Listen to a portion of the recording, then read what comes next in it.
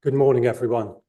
I'm Martin Millett. I'm president of the Society, and it's my great pleasure to welcome you all here today, both those of you who are in the room and those of you who are attending online. I don't want to take much of your time this morning. I just wanted, aside from offering you a very warm welcome, to say a little bit about the origins and the objectives of today. I'm myself an archaeologist, but one of the things that I think is most important to appreciate about our society is that it is much broader than archaeology. It covers the whole range of what I see as the material evidence for our past. It was founded, as our General Secretary will say a little bit later, in 1707, and in many ways it prefigures what today we call interdisciplinarity. We established these research days 5 or 6 years ago, initially to encourage young scholars, PhD students and postdoctoral students to appreciate the richness and the potential of our library and collections for their research, trying to encourage early career engagement with our important collections that you're going to hear about in a few moments. It emerged that there weren't that number of PhD students and postdocs who were really keen on this. So we decided that it was worth just experimenting by opening this up to a broader audience. And today we've got a very full house, both in the room and online, illustrating that there's a much broader potential audience for selling our wares, so to speak, the potential for research in this building. And I'm grateful to Anushka, who has put together today's program, which really, I think, exemplifies the breadth and depth of the interests of society. So I very much hope that you will enjoy today and benefit from it as much as I anticipate doing. And with that, I'll hand over to our General Secretary, Natasha McEnroe, to say a few words.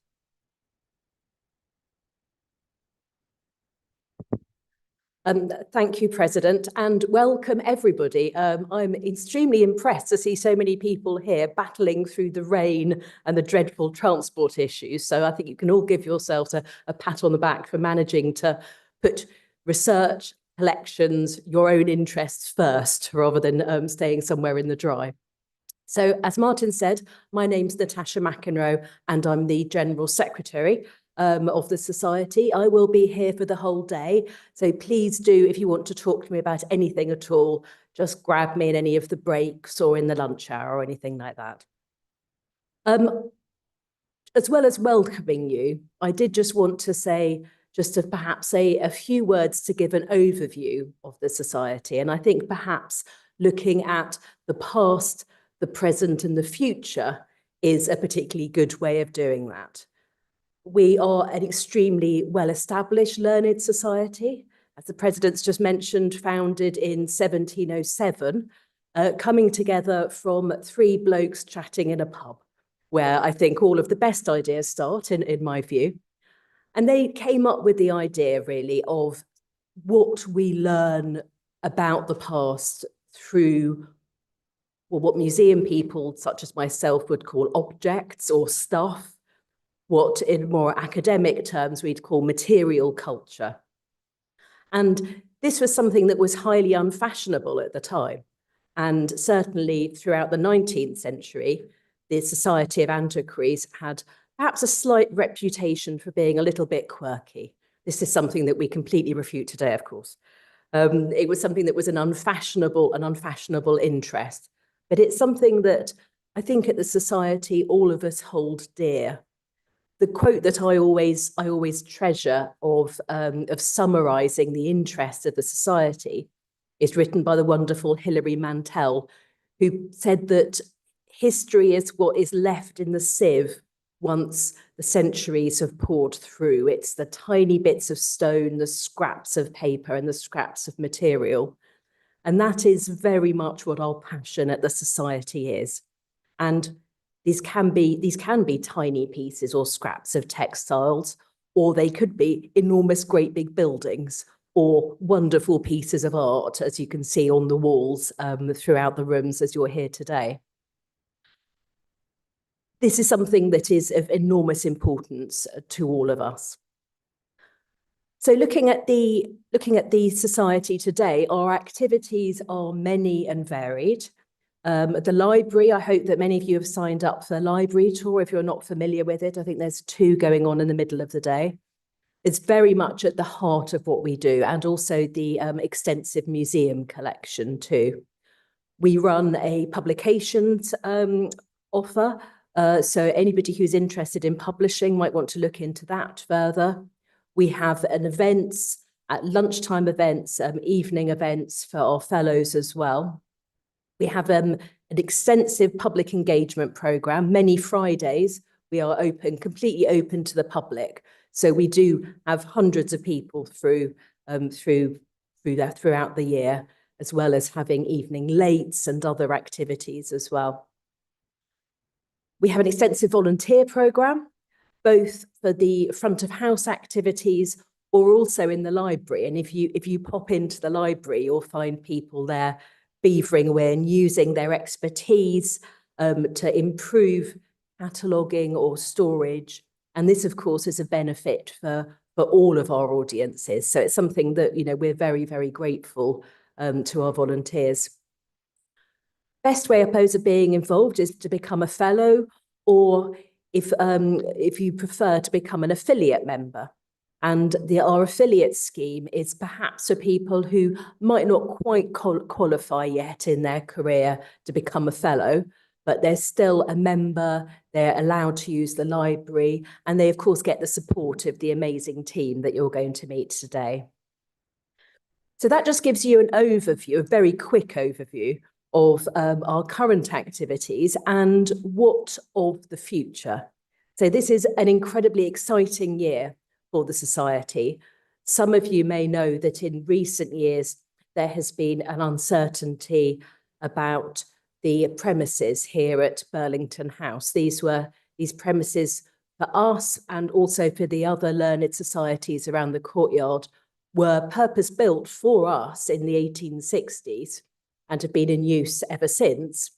And there was discussions with the government whether these should be sold for property development or some other brilliant idea, which obviously would have been extremely difficult for the Society. So I'm very pleased to report that the buildings were in fact sold this year, but luckily to all of the societies. So we finally signed on the dotted line this autumn. So this is an incredibly exciting time, not just for the Antiquaries, but for all of the societies in the courtyard, because we really, in effect, are joint landlords of Burlington House, the courtyard, working closely, of course, with the Royal Academy as well, who has a slightly different arrangement, being an earlier part of the building. And this is something that we're looking at, changing our governance, how we all organise ourselves, improving perhaps our expenditure, looking at sustainable energy, but also from our point of view, how we use this building. So it's something that we're really considering and looking at events such as today, how we can best use this building to best serve all of our audiences and for the use of a learned society in the 21st century. So the future is looking very exciting. A lot of thinking, a lot of hard work ahead of us. It's something that events such as today can very, very much feed into. So I hope that you'll all continue to be involved with the society. Please do throw yourselves into today. As always with these things, people get out of it what they put in. So chat to people in the breaks, have a look around the building. And as I say, do come up and chat to me at any time if you'd like to. Well, I will stop chatting away now, and I will hand over to Dunia, who is next up. Thank you very much indeed.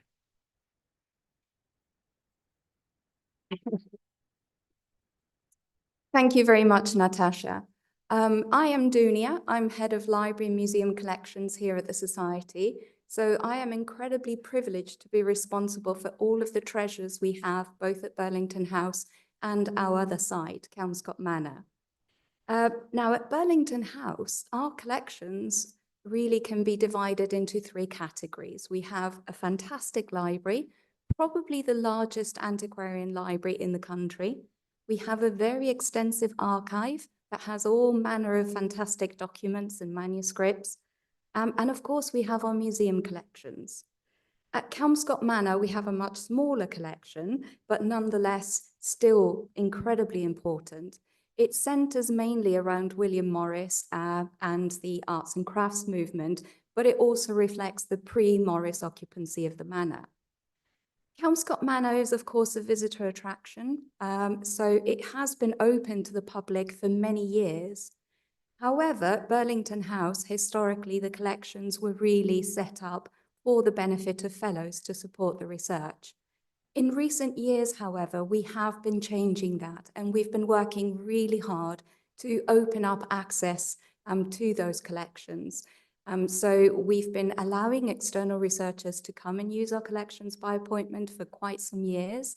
2 years ago, we set up the affiliate membership scheme that Natasha mentioned. We've also joined SocAntiquaries. So if anyone here is attached to a university, you can probably get access to our collections through the SocAntiquaries reciprocal access scheme. And of course, we recently set up our Sensing History project, which really aimed to open up both the building and the collections to the general public and has been incredibly successful. So over the next hour, some of my colleagues from the collections team are going to talk more about all of these wonderful projects that they've been working on to expand access to the collections. And first up, we have Becky, our librarian. Becky is the librarian at the Society and has worked here for just over 5 years. She is responsible for managing the Society's printed holdings from the 15th century to the present day, the electronic resources, and the library catalogue. Her particular areas of interest are incunabula, early English print and broadside culture, 16th century collecting and collectors, and the beginnings of antiquarianism in England. Over to you, Becky.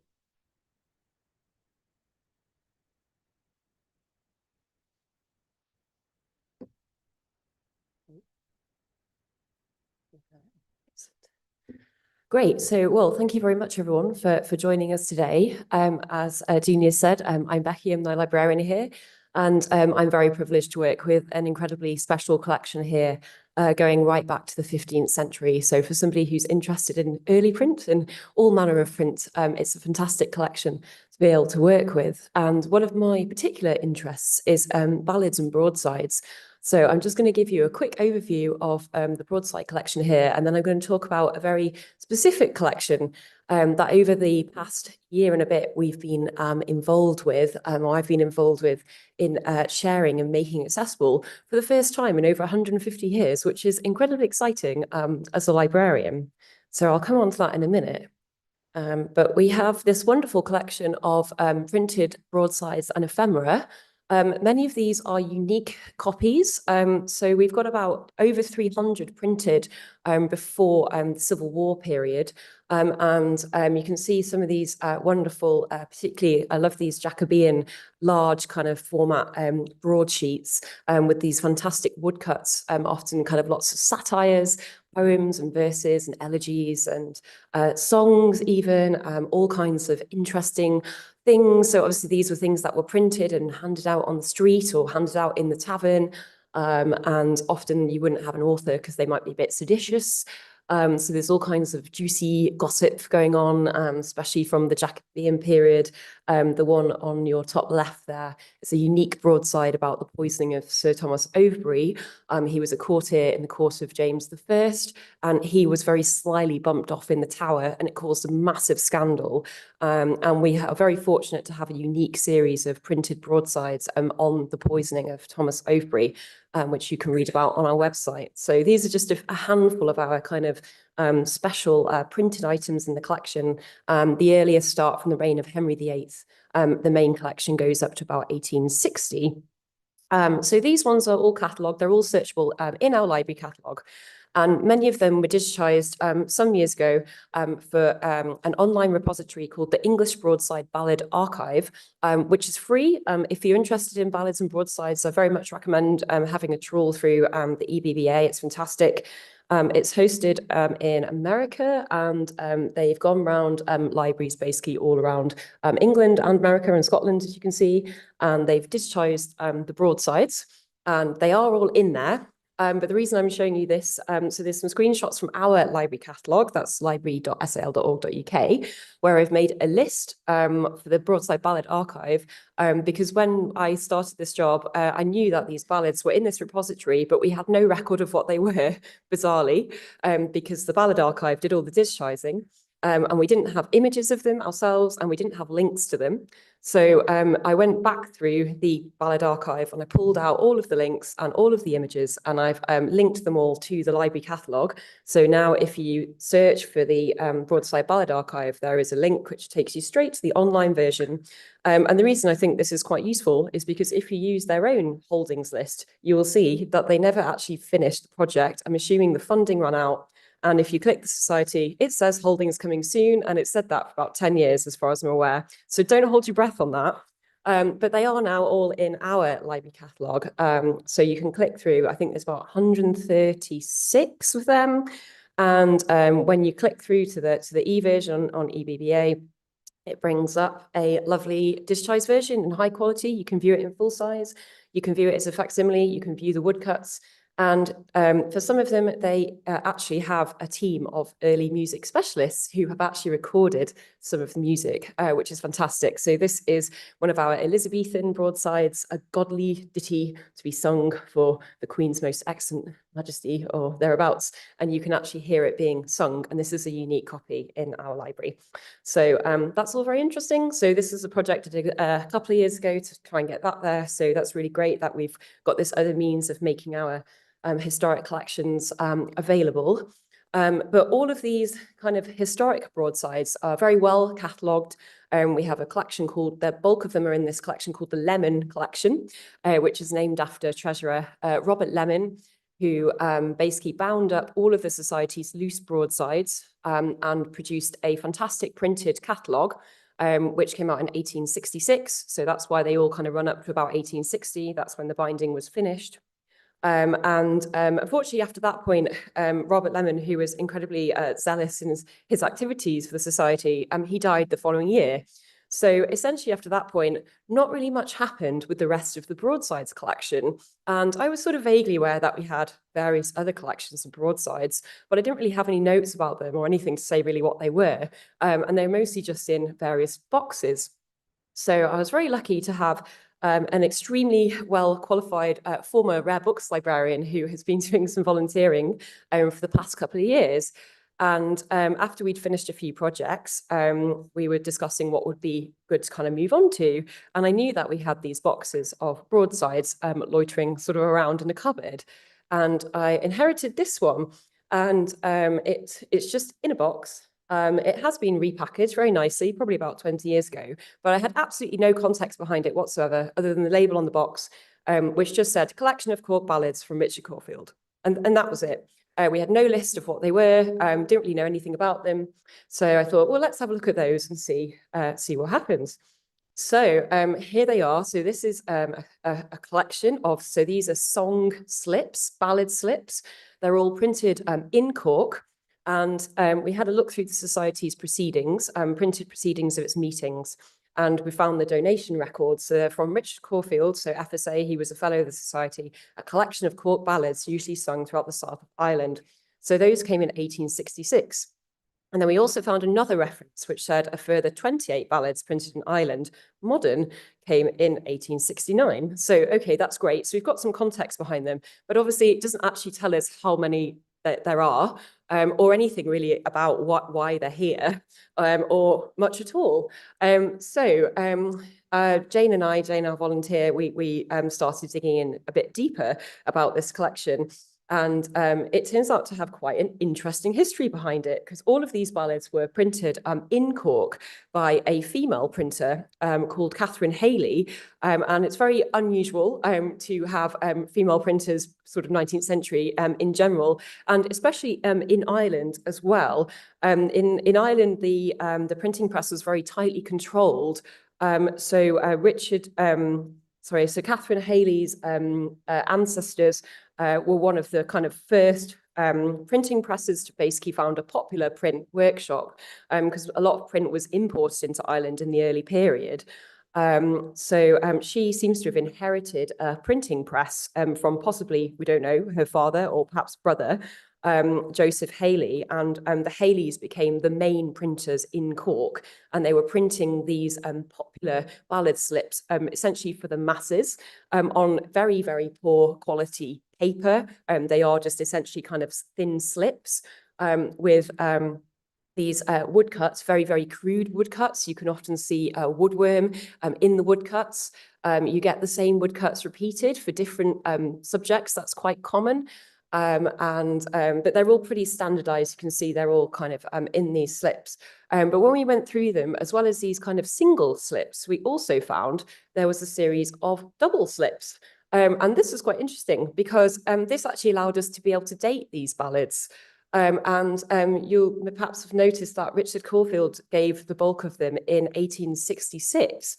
You can see that some of these were definitely printed in 1865. And the SS London there, this kind of news bulletin, that actually sank in January 1866. So these literally came to us hot off the press, which I think is kind of fascinating in its own right. So we have to assume that Richard Corfield must have acquired them from the print shop directly, because what's particularly unusual about this collection of ballads is that they are in absolutely pristine condition, which is very unusual for poor quality print, because as you can imagine, it's ephemera, it's usually chucked away or it deteriorates. So it's a fantastically well-preserved collection. So it came straight to us, basically, out of the shop, or so we think, which is fantastic. So it's all in amazing condition. And it covers all sort of manner of popular concerns, riddles and lamentations, and obviously actual kind of the hot topic news of the day, very sensationalized. Everything has got a verse attached to it. Everything is a song or some kind of drama. So we've got these 14 kind of double slips. And then, sorry, this is actually 155 because it's 169 in total. And then we've got the actual song slips, which are all kind of a very interesting window into 19th century Irish culture. And I have to say, I'm not an expert on this period by any stretch. But it's fascinating kind of seeing these kind of what was sort of people were picking up for, a halfpence off the street from their local ballad seller. We've got all kinds of things, biographies, lamentations, obituaries, tales of love and woe, tales of drinking. There's a lot of drinking, I have to say, and the perils of drinking thereof, marriage and, of course, religion. Emigration to America, shipwrecks and murder and execution, and silly songs like songs about a floppy hat and all these other kind of fun things. So they're a fantastic window into kind of social culture. I'll show you a few other examples. So I should say that the bulk of them are in English, but we did find about 4 or 5 which have at least some Gaelic in them. So there is some Gaelic, but on the whole, they are mostly in English. And you can see a lot of them are concerned with America, immigration to America. There's also kind of historical ones about Bonaparte again, and lots about races and hunting, so kind of sports and pastimes, very popular kind of street songs, I think you'd say, are songs that might be sung in the pub. With Jane's very dedicated assistance, we have added these to the catalogue. And normally for kind of printed material, we would make one bibliographic item. So that's one iteration of the item with a one record. But due to the sheer number of these, this was absolutely impractical. So what we've done is actually create the record is for the collection as the whole. And we have attached them they are written in the contents. Every single one has been given a location and a number, and they've all been added as individual items, which is a huge stride, because before we just had a massive pile of them. We didn't know how many there were. It would have been impossible to rummage through and find them, but now they're all numbered. And Jane, in her dedication, actually went through a number of indexes to find a citation for all of these ballads. The main one being the Roud Index. So this is a massive database of English folk song and English broadsides, founded by Steve Roud, I think in 1970 or 1975. And he still works on it today. And the Roud Index has about 250,000 entries for English language folk song around Europe. Essentially, it's the largest kind of database for that. And Jane also checked the Bodleian's database for broadsides, because the Bodleian Library have a massive database of broadside ballads, and Bodleian broadside ballads online is fantastic because they are all digitized, which is wonderful, and they've all got individual numbers. So we were able to give both citations for those, which is great. So what did we do? Well, once this was completed, obviously this did take quite a long time. We publicized it. Jane wrote something for the website. She did a lot of digging around the history, both of the collection and of Richard Caulfield, who is quite interesting in his own right, I should say. He was a fellow of the Society. He was a native of Cork. He was so interested in Cork that he basically dedicated himself to librarianship. He was a librarian of Queen's College Cork and the Royal Cork Institution until his death. And he came over to England to rummage through all different archives, the Bodleian, Lambeth Palace, Public Records Office. And he was researching for his kind of antiquarian works on Cork. And this brought him into contact with many other kind of eminent sort of Victorian scholarly antiquaries of the day. And that's how he kind of ended up being elected a fellow of here. And he wrote papers, he gave papers on Cork history and gave other books on Cork to the library. So he was very well respected kind of in his field as the authority essentially on Cork history. But clearly he wasn't just interested in Cork history, he was clearly interested in current Cork affairs, because these were contemporary ballads. And not really the kind of thing the Society would collect, because obviously we generally collect historic material, not kind of brand new items. So this is why I wonder if the Society just wasn't really sure what to do with them, but didn't want to turn them down, because he was such kind of eminent standing that essentially they just kind of got a bit neglected. So we kind of publicized this collection, and what was particularly nice is that I should say that only really one scholar has actually written about ballad history in Ireland, and this is a gentleman called Dr. John Molden from Ulster, and he is a folk singer and he's interested in the history of folk song, and in his 60s he wrote a thesis in 2001 on ballad history in Ireland. And he wrote all this stuff about the Haley printers, which is where we were able to get our information from. Without that, we would have very little. And we put this in the Society's newsletter called Salon. It's a public newsletter. And amazingly, Mr. Molden actually reads Salon, and he read this article and got in touch with us, which is fantastic because he must be nearly 90 now. And he was asking all these questions about the broadsides, and isn't it wonderful how more have turned up? And, oh, did we know anything about the collection in the British Museum? You know, because Caulfield apparently gave printing blocks from Haley's printers to the British Museum. So he is still very actively involved, and he has a very fun website if you look up Dr. John Malden about his history of folk singing in Ireland, it's absolutely fascinating. So I think that's a really kind of lovely example of how making these collections accessible touches in all these different areas. And he was very pleased that, you know, these kind of collections were becoming more discoverable, because I should say there are other collections of Cork ballads, especially in a few Cambridge libraries, and they are completely unindexed. So we know that there are more around. So kind of raising the profile, we think, was very important. But it didn't end there. So this was actually going back about a year ago. And then completely randomly, about 3 weeks ago, when I was rummaging through a miscellaneous box, I turned up another pack of Cork ballads. Surprise. So that kind of turned my mind to doing this presentation today. And this actually completely made sense, because if you might remember earlier, I said that Dr. Caulfield gave 2 sets of donations, one in 1866 and one in 1869. And we'd kind of assumed that they'd just been amalgamated together.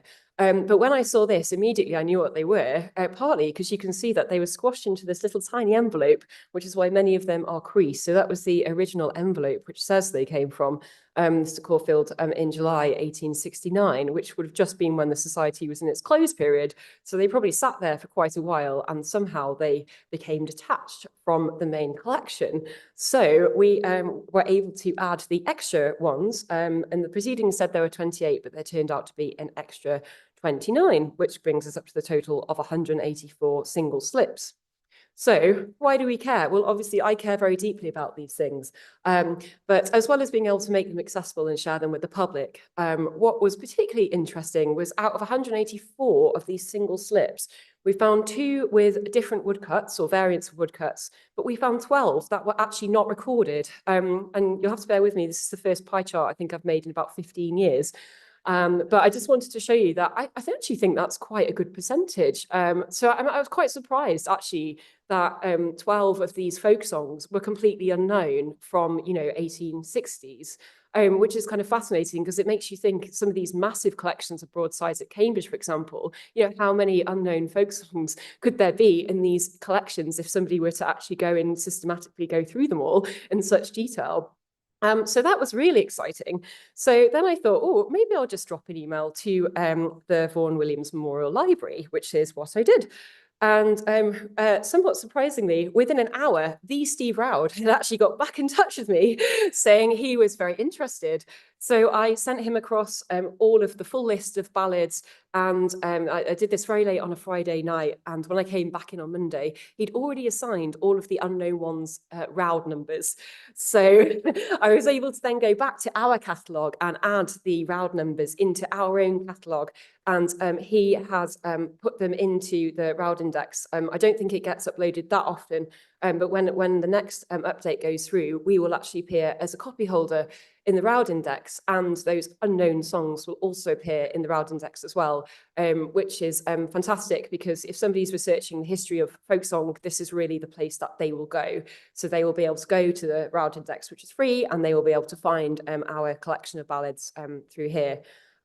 Which I think is a great outcome for something which has essentially been sitting unloved in a box for about 150 years. So that was just a bit of a roundup of one of our projects. But if you have any questions or comments, then please do let me know. If you want to talk about broadsides, I'm very happy to chat. So thank you very much.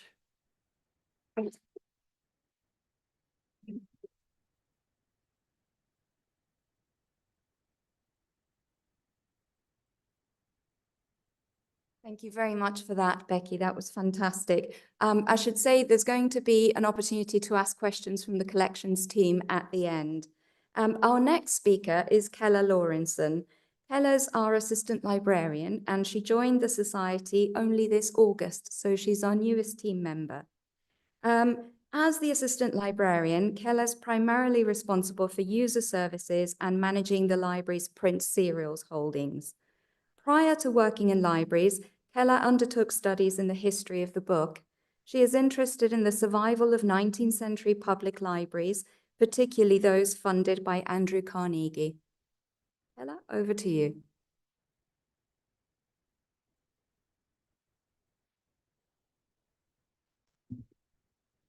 Thank you, Dunia, and Thank you all for being here. It's lovely to meet you all. So as Dunia said, I'm Keller. I'm the assistant librarian here. And I've been here since August, which, as I'm sure you can imagine, is not as much time as my colleagues to have been involved in these incredible large-scale metadata projects, volunteer projects that you'll be hearing about this morning. But the one thing I have had quite a lot of time to do in my short time here is work in user services. So I spend about half of my time at the library desk when I work here, and then I spend much more of that time doing the work to be able to send off inquiries, respond to emails, and interact with the people who visit the library, which hopefully will be all of you. So I wanted to talk you through a short case study of an interaction I had at the library desk that has led to collaborative working between myself, the library team, and also the researcher that I really think has benefited both their research and our library collections, and hopefully to encourage all of you that libraries are only benefited by interacting actively with researchers, and that I think it's such a wonderful thing for us to do. So hopefully I'll convince you of that. So I am being a little bit cheeky in that the case study of me as a librarian is something from our archives. So I should say that to get to the point where I'm having a conversation on the library desk, this has been catalogued, it's been well stored, it's had tremendous amount of work that I'm taking advantage of by being the person who gets to have the wonderful conversations with the researcher. But I've picked out this in particular. So this is an archival item. It's held in the correspondence and papers of Oliver Cromwell, which is MS 0138. These papers are almost entirely handwritten letters and papers of state that are addressed directly to Cromwell. But as you can see, this is a poem that's printed, dating from 1654. And the whole collection was found among the political collections of Mr. John Milton in 1743. So this was requested by a researcher through the archives, who again did all of the work to book in the researcher and have them come and visit externally to the library. And it is titled in the library catalogue Xenium, which I do not have Latin, so I may be butchering. And as you can see, that is what is written on the back and also in print on the front.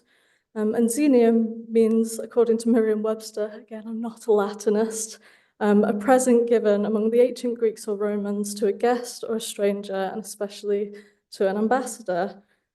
So I felt that that's quite fitting in that it's a gift, and that's really what I feel like has come out of this interaction that I was fortunate to have with a researcher. So, like I said, this, as a librarian who works in user services, begins with a conversation. The researcher came to my desk and they let me know that they had requested to see this item and they hadn't been able to find any other copies of it in their research. They thought it might be unique. They'd searched the English short title catalogue in its interim version at the moment, and they'd done some prior research before their visit and they just couldn't find any trace of it. So they just wanted to let me know that they thought that this might be a really special item. And so from then, myself and members of the team completed bibliographic research to try and confirm their suspicions. As librarians, we do have a whole bag of tricks, lots of research facilities, bibliographic knowledge that we were able to use, and we agreed with this researcher's conclusion that this is a possibly unique print. Obviously, we can't say it's completely unique. There's plenty of private collections, uncatalogued collections, but as of what we can find out, we believe that this is a unique Cromwellian poem. So that gave the benefit to the researcher that they were able to more closely confirm their suspicions. They had the research of a team of people who are vested in the idea that maybe we have something that's special and something that's unique. So they gained that from that experience. And then our familiarity with the collection has meant that we could provide some more context to their research and some more materials to explore the history. So our record of the collection was, you can see on the left here, The whole collection was published in part by John Nichols Jr., who was a fellow of the Society, in the original letters and papers of state addressed to Oliver Cromwell, 1743. But this poem doesn't feature in there. So what we were able to do on this researcher's behalf was search through this item that we knew about and we had in the collection that is to do with the history of the topic of their research, and say, oh, well, this has been published with the collection, but the poem doesn't feature. So they've now got more evidence as to why perhaps this poem hasn't been studied in as much detail. And then another thing that we were able to do that hopefully helped the researcher, is I published a short piece about it in Salon, the newsletter that Becky mentioned. And this, to be honest, was primarily for our benefit. It's to promote the collection, it's to try and get people who are interested. But I received a very lovely email after this went out that the researcher was able to use this as proof of the impact of their work. So they were able to save this and really benefit from it tangentially, because there's a piece of writing that went out that said, we have found out how unique this is with the help of the researcher, and they were really pleased with that. So that's the kind of thing that I think can really benefit researchers with us having this collaborative work and conversation. And then another benefit is the benefits that we got from that interaction as library staff and also as a library and scholarly community. So knowing about this that is in our archive has meant that we've started to create a library record for it as well.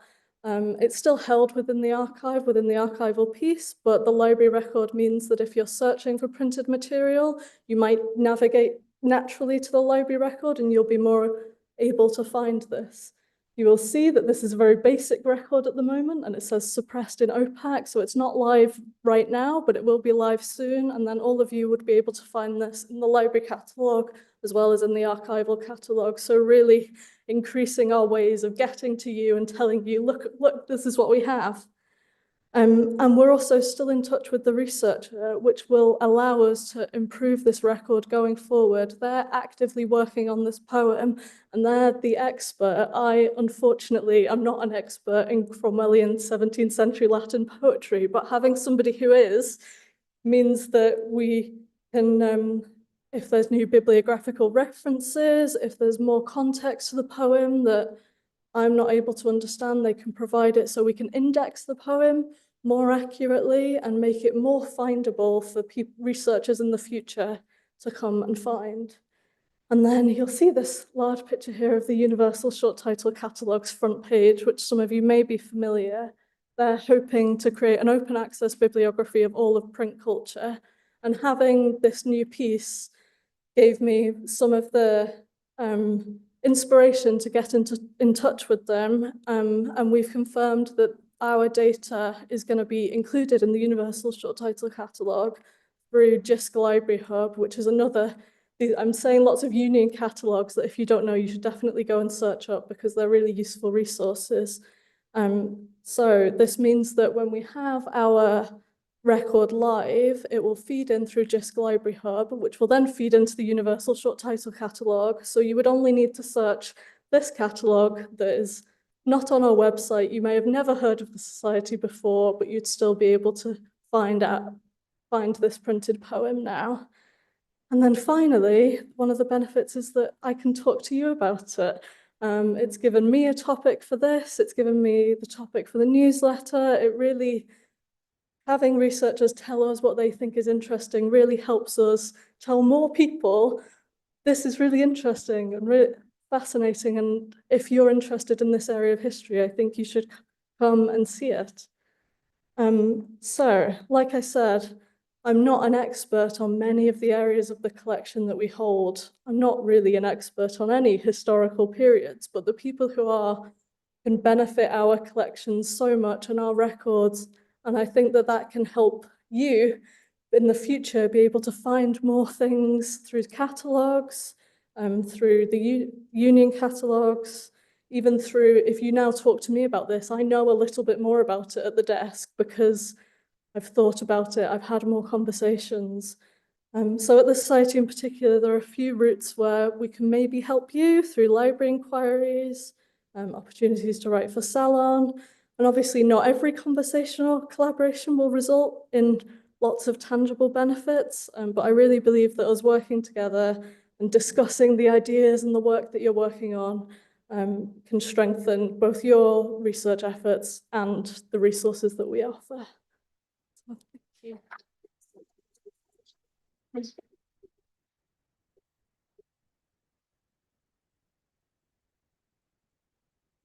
Thank you very much, Kella. Yes, I think it's a great message and a great thing for us to reflect on, the symbiotic relationship between libraries and their users and how they benefit each other. Our next speaker moves away from libraries into the realm of archives. Kat Peterson is our archivist. In fact, she's the Society's first professional archivist and has been here nearly 4 years, tackling a 300-year backlog, no less. Kat has accidentally specialized in working in institutions that have never had an archivist before, and her interests are consistent metadata and working with volunteers.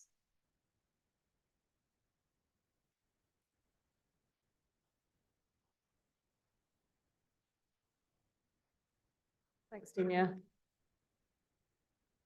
I'm not going to yell about my backlog, I promise. I'm just going to talk about it politely. This is some of it. As Dunia said, I'm the Society's first professional archivist, which was a bit of a surprise to me when I discovered this, but also a nice challenge. I think we had 270 years of backlog when I started because we've officially been legally allowed to own things since 1751, and I started in 2021, so that makes it exactly 270 years, which is still a lot. It's not that we didn't catalogue anything at all. We haven't just completely ignored everything, but nothing was catalogued to archival standards. We didn't have an online catalogue, which in 2021 is kind of a big gap. We had a printed catalogue from 2000, which contained some of our archive and manuscript collections. Everything had a manuscript number, which is kind of wild, even things that were very much not manuscripts, but typescripts from the 1960s. So that's one way of doing it. And then we also had lots of uncatalogued collections. So anything that looked vaguely like photographs, people were clearly just like, oh, no, we're not doing that. And we also completely ignored the Society's own collections. So while they were here, they weren't really being made accessible and they weren't included as part of these collections. So we have 270 years of backlog and we have only one of me, or strictly speaking, we have only 0.8 of me because I only work 4 days a week. So the obvious solution is to get other people on board. And by other people, I obviously mean volunteers. Okay, side note, there is a massive ethical issue with using volunteers in the heritage sector, and I am completely aware of that. I don't think here and now is the time to talk about that, although I'm happy to talk to people about this later, but also practicalities are what they are, and you have 0.8 of an archivist plus 270 years of backlog. So unless you're willing to wait another 300 years, needs must. So I introduced different kinds of volunteering. We've had volunteering on site, so people come in and actually work with physical material. We've had online volunteering. In fact, we still have online volunteering, and I'll come on to that. People have been experts or qualified in archives. People have been experts in their field. I've used people who wanted to become archivists, so either straight out of undergraduate or because they're doing a career change and they just want to gain the experience that they need, or maybe they actually want to see if they enjoy working with archives, because sometimes people come for a couple of weeks and then they realize actually archives are really boring and they probably don't want to do this for the rest of their lives, which can happen. They're wrong, but it can happen. People who just love identifying buildings, like they take it as a kind of detective challenge to look at faded photographs and say, oh, I know where this is, or maybe I can find out where this is. People who just want to practice reading 18th century handwriting. Now, people come to this for all kinds of reasons, which is great. And when I first started using volunteers, so about 2 years ago, I said yes to everyone. Everyone who expressed a vague interest, I was like, yes, come in, try it out, see if you like it. If you don't like it, no hard feelings. And I just needed as many hands and eyes and other useful body parts as people were willing to provide. And specialist knowledge and interests, which are obviously more useful than somebody just looking at things and being able to copy down what it says sort of appeared serendipitously. One of my favorite collections where this happened, swan marks. Does anyone here know what swan marks are before I? Okay, great, some people know. Basically, people used to carve different marks into swans' beaks to show who owned them, because all swans were owned by specific people. This is definitely not done anymore, and I think the swans probably strongly objected. But we completely accidentally, and by accidentally, I mean, we never said no to any collections that anyone offered us. I think this also reflects on the cork ballots that Becky was talking about. People said, would you like this? This is vaguely historical. And we always just said yes. So we have the collection of Norman Ticehurst, who was a world authority on swan marks. I saw this on the shelf and went, I don't know what this is. And very luckily, Susan Sloman, who is a fellow, came in and said, I would love to help with the archives, and I would also love to look at your collection of swan marks, because I know everything about swan marks. I said, well, you're not cataloguing 19th century correspondence, you're cataloguing the swan marks collection, because conveniently, you actually know what this is about. And I see Claire, hi Claire, who was happily cataloguing something else in the collection, which I now can't remember. Claire is an archivist and a fellow, and I got out a box of deeds for another researcher, and Claire was in the general vicinity, and I think her ears pricked up when she was aware of the existence of deeds. So now Claire is helping me catalogue very early medieval deeds, which I also know nothing about. So that's been extremely useful. Other volunteers learn about their subject as they go through. They might read into it further. Some of my volunteers are kind of coming back to me and saying, oh, did you know this about Roman pottery? No. But also because we have a really varied and eclectic collection here. You might spend a couple of weeks on somebody who likes Roman beads or military architecture in Malta, and then you will never see this again. So I wouldn't say this is necessarily one where you can really heavily specialize in anything. So we have, that's the kind of people coming in using our collection side of volunteering. And then we have 3 major online volunteering projects which tie in with digitization projects. So you obviously need to have digitized material before people can look at it online. I'm going to tell you a really fun fact. Digitization in and of itself is completely meaningless. That's an actual fact. I have a lovely volunteer who has digitized about 15,000 glass slides, and they are called glass slide 1, glass slide 2, glass slide 3, glass slide 4, because I don't know what they are. And when the images come off the camera and they're called JPEG 1047, I really don't know what they are. So I've even had to renumber them. So they're actually called glass slide, and we know what they are, roughly. So I think, as previously discussed, I am one archivist, or 0.8 of an archivist, and I am now looking at 15,000 glass slides on top of my 270 years of backlog. So there's increasingly less and less of me to go around. So online volunteers come into this. Luckily, a lot of these glass slides actually have a label that says what the location is, and that's great. And the basic requirement for my online volunteers on this particular project is to tell me what it says on the label. And also if the slide is maybe broken, or if my lovely camera operator has put his hands on top of the slide while taking a picture, and it's therefore not a picture of a glass slide anymore. A lot of people do that, and that's great. And we can still just get through. And I can now say, great, but I have 15,000 glass slides, but I know that 108 of them are of Gloucester Cathedral. So that really narrows things down. And then obviously some volunteers are, I don't want to say they're better than others, they just maybe have more time or a more specialist interest.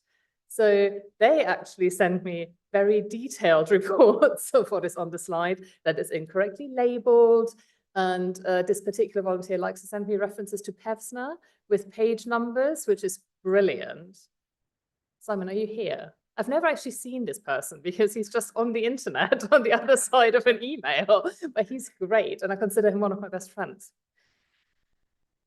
So if you're here,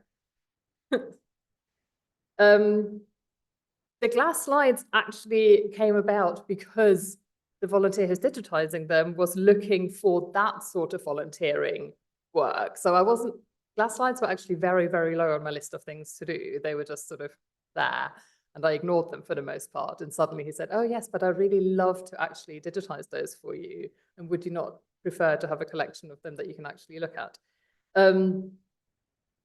A bit more planned, we digitized the Society's minute books because they are one of the really heavily used collections. They're extremely valuable for the history of the Society, for the development of sort of antiquarian studies, the birth of archaeology, 19th century Britain, how all of that changed. So we digitized all of our minute books, about 40 something volumes from 1718 to 1921, which is, I think, over 5,200 weekly meetings, which is a lot. So again, same problem, lots of images of lots of pages with handwriting on, beautiful. I don't know how many images we actually had, but lots, thousands. Yeah, and is that useful? No. We put them on the catalogue by date, which is a little bit more useful. So if you know what people were discussing on the 4th of August, 1737, then you can find it. Is that actually useful for people? No. You can maybe narrow it down. You maybe just spend like 8 hours going through various minute books, seeing if you can find what you need. What was really infuriating about the minute books is that they had actually previously been indexed. I think in maybe the late 90s, early 2000s, by volunteers, but because they were done by volume and with page references, they were now kind of useless because we now have digital images. And also, if you have an online catalogue, people would like to search the catalogue to find the content that they need. And they don't want you to say, oh, well, we have a printout of a Word document in the library, if you'd like to ask me what you're looking for. Some of the terminology was a bit more of its time, shall we say. And sometimes they clearly couldn't read the handwriting, or they didn't have the cross-references that they need to identify certain individuals. So it was good, but not great. And obviously, in the context of having the minute books digitized, it was then kind of not very helpful. So I've turned this into another online volunteering project because apparently there's a lot of people out there who just want to spend time looking at minutes from the 18th century, which is great.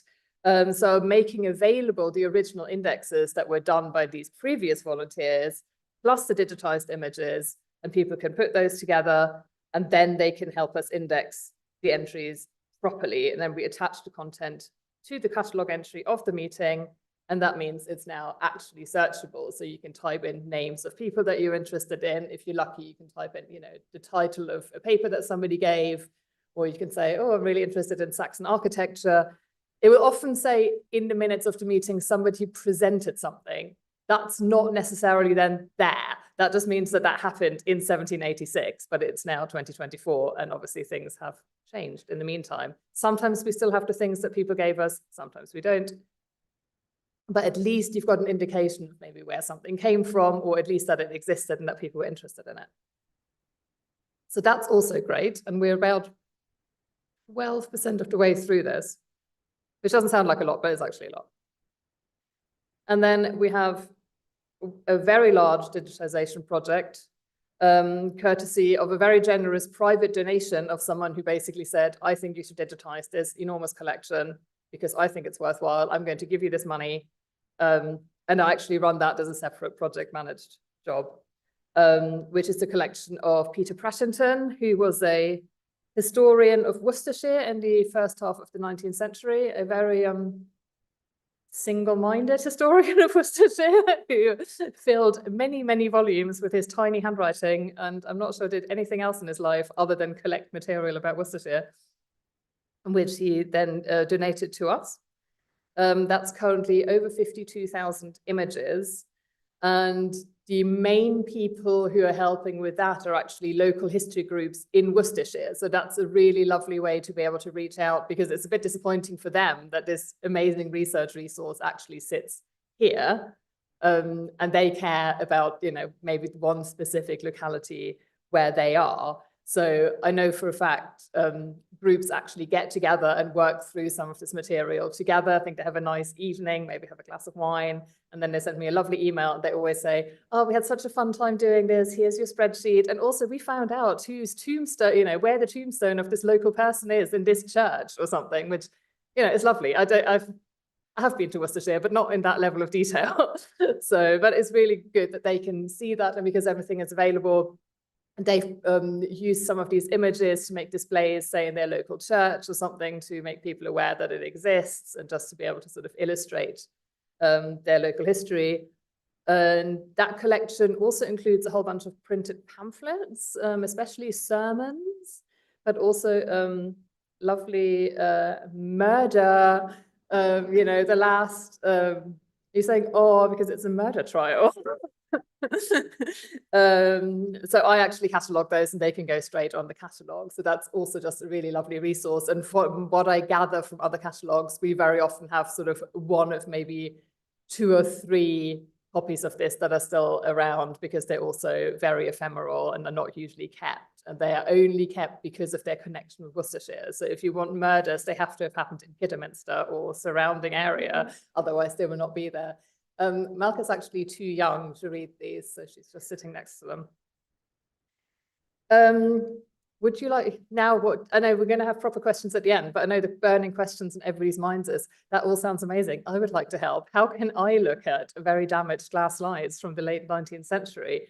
You can email me, or you can email me and send Malka some fan mail. She would love that. Yeah, more questions later, and I will hand over to somebody else.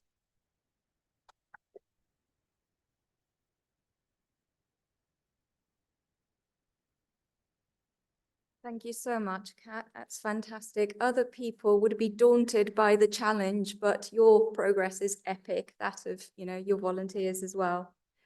Our next speaker is Michelle. Dr. Michelle Johansson joined the Society as the Learning and Outreach Manager in January. Her role is to open up the building and collections to new audiences as part of a 2-year lottery-funded project called Sensing History. Michelle has a PhD in the biographical aspect of public library history. Her findings have been published in the London Journal, Cultural and Social History, the Library Journal, and elsewhere. She is an Associate Fellow at the Institute of Historical Research, a team member of the Raphael Samuel History Centre, and a trustee at Mass Observation Archive.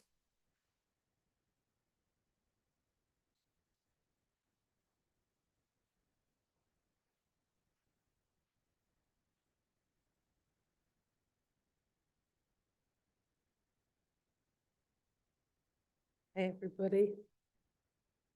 Let's speak into the microphone, hadn't I? Hello, welcome, everybody, and welcome to me. If I'm changing it over, do I just click onto the next? Yeah. Excellent. So I can see my slides with these, but I can't see you, so I'm going to look rather glamorous like this at your... Having seen Kat's cat, I'm annoyed that I didn't include my cats in this, because my cat's much cuter than Kat's cats. And no one can prove otherwise, because I haven't got any pictures of them. But I'm going to be talking about old collections, new audiences, sensing history at the Society of Antiquaries. I'm the Learning and Outreach Manager, as Dunia said, and I've been here since January, opening up the collections for new audiences. The project Sensing History is funded by the National Lottery Heritage Fund, and it's a 2-year project, which I picked up partway through. So I want to say a big thank you to Rhiannon Litterick, who did start off the project, put lots of policies in place, because she had to work from ground zero. She had to set up everything, safeguarding, all that kind of thing, because our building hadn't been open to the public very much before the Sensing History project started. So she did a fantastic job of putting the foundations in place, and I've come along and stolen all of the glory. So nice for me. That's Rhiannon calling now to complain. So the idea of the Sensing History project is that we run around 30 open Fridays a year. It's a very simple idea, the open Fridays. We just open the front door. We, like Kat, have a team of volunteers, but slightly different volunteers. I'd say a bit more extrovert, potentially, volunteers, who deal with the open Fridays. So we open up the front door of the building most Fridays, apart from in school holidays, and then anybody can just come in and explore the lower ground floor, enjoy the paintings, the portraits on display. The Bosworth Cross outside in the main entrance is a particular attraction. And we're really fortunate because it's always such an unexpected surprise and treat for people. Mostly they're on their way to the Royal Academy, and our volunteers commandeer them and bring them in before they can get to the Royal Academy. And always they say, I've walked past you thousands of times and I've never been inside. And so their expectations are incredibly low. And you imagine you walk into this building expecting nothing and you see these amazing treasures on display. So everybody leaves happy and they're a huge success. So yeah, 30 open Fridays a year. That's one of the things we're meant to do as part of Sensing History. Also 2 workshops a month, and those workshops are aimed at schools and community groups, but mostly school groups. Then we've got 2 late events a year. One of them happening this Friday night, and is it completely sold out? We've opened up again, it's nearly sold out, but if you do want to come along, I'll speak about this event a bit later on, and that's to celebrate our 150th birthday of being at Burlington House, and it's called Back to the 1870s. And in fact, I'm glad that Becky showed those slips with the ballads, because we're going to be creating odes to antiquaries on the night, and that is going to be a found poetry workshop, and we're going to be using extracts from poems and odes in our collections, including those ballads. So if you wanted to get a closer look at those, we'll have copies on hand in the poetry workshop on Friday night this week. And then finally, we've got these 20 volunteers who are completely invaluable to the work that we do with Sensing History. So what we do is we try to create workshops and sessions that directly link back to our collection. So that's why I'm here involved today in a collections and research day. There's no point us doing something that doesn't relate to our collections. And there's also no point us bringing school groups in with all of the paperwork that entails, the effort that entails for teachers, if we can't give the students something that they wouldn't experience in the classroom. So that's something that we really try to make an effort to do. So we've created these 3 workshops that directly link back to our collections and our building. So one of them is Discovering the Romans. And what that workshop does, it's not looking specifically at the Romans, it's more looking at how the antiquaries have thought about the Romans over time. So the workshop is almost like a dialogue between past and present, and also the distant past and the more recent past. So for example, the students will go on an I Spy tour of the building, and they'll be looking for Roman clues around the building. So the obvious thing, of course, is the pillars, but also the Romanesque arches that you can see in the main entrance. And everything that we do with the school groups in particular is meant to have as low an impact as possible on the collections and my colleagues in the collections team, while also making use of the collections. So that's why we like to use the building a lot in our workshops, because we can do tours of the building that only require me to get involved. And also we can bring the students into, for example, this room and the council room opposite, and we can show them the amazing Tudor portraits on display, for example. So Discovering the Romans is one of the sessions that we run. And in this image, you can see on the my right and your left, this is a teacher's CPD, or continuing professional development workshop, that we ran in tandem with London Museum earlier this year, because we wanted to make sure we were delivering something that really was of value to teachers. So we ran the session for primary school teachers, first of all, as a pilot, and then we got the schools involved, and we've run the session since for primary and secondary school, and the feedback has been wonderful. So we're going to continue to run the Romans workshop as a kind of ongoing workshop as part of our offer for the next year. Behind the Brand is a curious workshop, but it came to us through the schools who wanted to do something for business students and art and design students.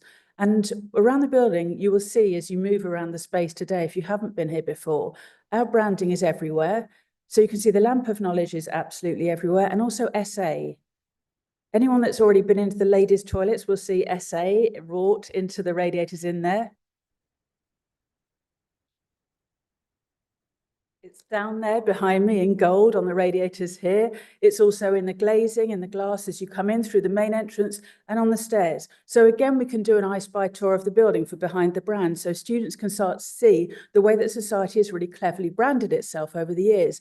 And why I particularly like this is that we tend to think of branding as being something quite modern. So we'll think of the 1980s, we'll think of the McDonald's arches or Nike, whatever, but the society has been branding itself really cleverly, almost from the start.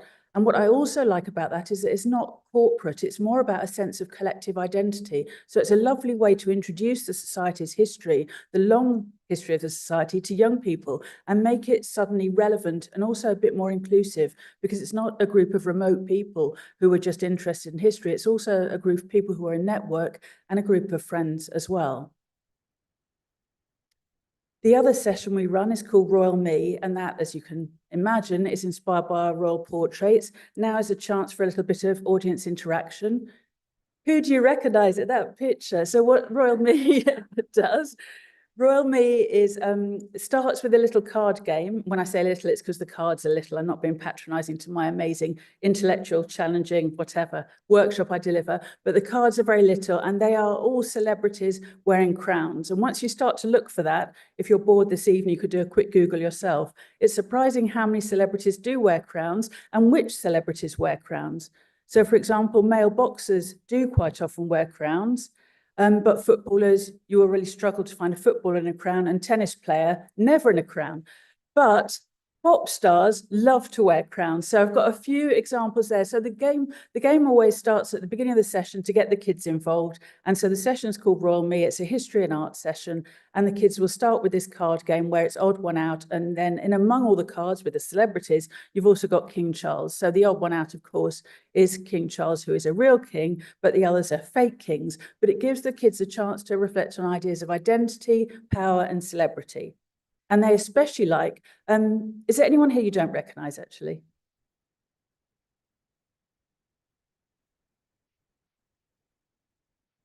Well, that means everyone, so you all know who Notorious B.I.G. is? Are you sure you do? Are you sure? Everybody knows. Well, Notorious B.I.G. there between Harry Styles and Katy Perry, who you may know, Notorious B.I.G. was wearing this plastic crown for his last album photo shoot. And after his death, the crown sold on to other people and eventually was sold at Sotheby's first hip hop auction for about $500,000. And it's a basic plastic crown. Of course, that story, the kids love that, and that gets them very engaged. Well, I like to think, because I like to think the kids love me and my story of Notorious B.I.G. But it does talk about celebrities that they recognise and are excited by. And then the session moves on to them thinking about their own identity, how they would present themselves in a royal portrait. And it ends with a collage session. But also in between times, there's some intellectual content there, because I do talk to them about our Tudor royal portraits as well. And that session can happen on or off site, but of course, when it's on site, it's wonderful because they get to enjoy the portraits we have around the space. The most recent session we ran was last Friday. We took part in Kids in Museums Takeover Day, and Kids in Museums was set up in the early 2000s as part of an attempt to bring more young people into museums and galleries and help them to feel more comfortable and at home in those spaces. And one of the things that they now run is this thing called Kids in Museums, happens every year. And we had a group of 20 sixth formers come into the space and they took over the building. So they were divided into 4 teams because the theme this year was careers. So they got to discover careers in the cultural heritage sector. They were divided into teams doing operations, marketing, programs and collections. And they took over all those things and then started to, for example, had a budget to buy things for their day. And as you can see from that image there, they went to town with their fancy dress and they put on an extraordinary display in this space inspired by the Richard III portraits. They acted out the Battle of Bosworth. It included the lights dimming. And if we'd had a bigger budget for today, I would have had them coming in and reenacting that moment from last Friday, because it was really wonderful. But they did get very much involved, and it brought a fresh perspective onto our collections and also brought new audiences into the building. So we had around 80 people coming in for that day last Friday, which was Takeover Day. So we've now run over 20 learning and outreach workshops with over 1,000 participants. The gentlemen you see here are from a group called the Geezers, which is a group set up in East London aimed at trying to diminish isolation among older men in particular, because women tend to keep their friendships going through life. Men tend to get a bit isolated. So the geezers have regular trips to different museums, and they came in here and got very excited about the hats, which they put on, but also the drinking that Becky mentioned earlier. My colleagues got out a few items on drinking because some of them used to run pubs. So they're all alcoholics, but no, they're not alcoholics. They like drinking culture. And so they were very interested by the stuff that we had on pubs and so on. So they had a brilliant day, and they were our favourites, and they're coming for the late event as well next week. So we've had 3 late events so far, attracting around 730 visitors to the building. This is from our most recent late, which was a Tudor event. So you can see Henry VIII there. He was incredibly fierce. A very lively personality, quite feisty. He was a great addition to the night, made it very dynamic. And then we also had a crown making workshop, and you can see that on the left in a gazebo outside, and that was using recycled materials. And then again, to get the proper historical authenticity and that link back to our collections, we had a display upstairs in the library, which was really well received on the night. So our late events are always very dynamic. As I say, we've got one this Friday as well. There's live music involved. We will have a poetry making workshop. We've got a talk on the Burlington Arcade, and we will have a display in the library upstairs. But thrillingly, Fortnum and Mason, our neighbours, have donated 3 magnums of champagne. So if you want to dress up, there's going to be a prize awarded for the best outfit every hour. So last chance to get your tickets for Friday. Our late events are free, and that, of course, is thanks to the lottery funding. We couldn't do those events without their support. So Open Fridays, as I've mentioned, we've done nearly 40 of those, and we've had over 5,000 visitors. Sometimes in the summer, we get nearly 300 visitors on a typical Open Friday. It's quite extraordinary, the level of footfall in the courtyard, and then they come into the building. And we either do basic Open Fridays, which is just opening up the apartments, people come in, explore the building, chat to the volunteers, maybe have a tour up to the library and then leave. Or we do some themed Open Fridays. So what you see there on the left is we had William Morris Day last year, which was when we made very apparent the link between ourselves and Kelmscott Manor, which was the summer residency of William Morris and his family in Oxfordshire, and which we now own. And so we got a couple of volunteers from Kelmscott Manor came here for the day, and we had a display of materials which were from William Morris's own collection and own library as part of that day. And then who you see on the right there is a couple of Canadian tourists, extremely excited about our very cheap blow-up crowns, dressing up and taking selfies. But what's really lovely about the Open Fridays is that because of where we're located, tourists come streaming in. So we have people from literally all over the world here on Fridays. So we've had people from Japan, China, India, America, Canada, Boston and Lincolnshire, Bradford, all the glamour spots represented at Open Friday. So it is a really lovely day. And as I say, it's always a surprise for people that come in because it's so unexpected for them. It's very rare that they come along because they were expecting to visit. The days are advertised on our website, but most people come along just by chance. So old collections, new audiences. Since April 2023, when the Sensing History project started, we have attracted more than 7,000 new learners into the building. And that is a wonderful achievement, and the feedback has been very positive. And I'm not taking the credit for any of this. It's the strength of the collections, the amazing building that we are in, and just the fact that we are now making an effort to open the door and be more inclusive to everybody. So that's where I want to end, because I know that you'll be desperate to ask questions and have a cup of tea and coffee in a minute. So I'm going to step aside and let Dunia come up here to chair the questions.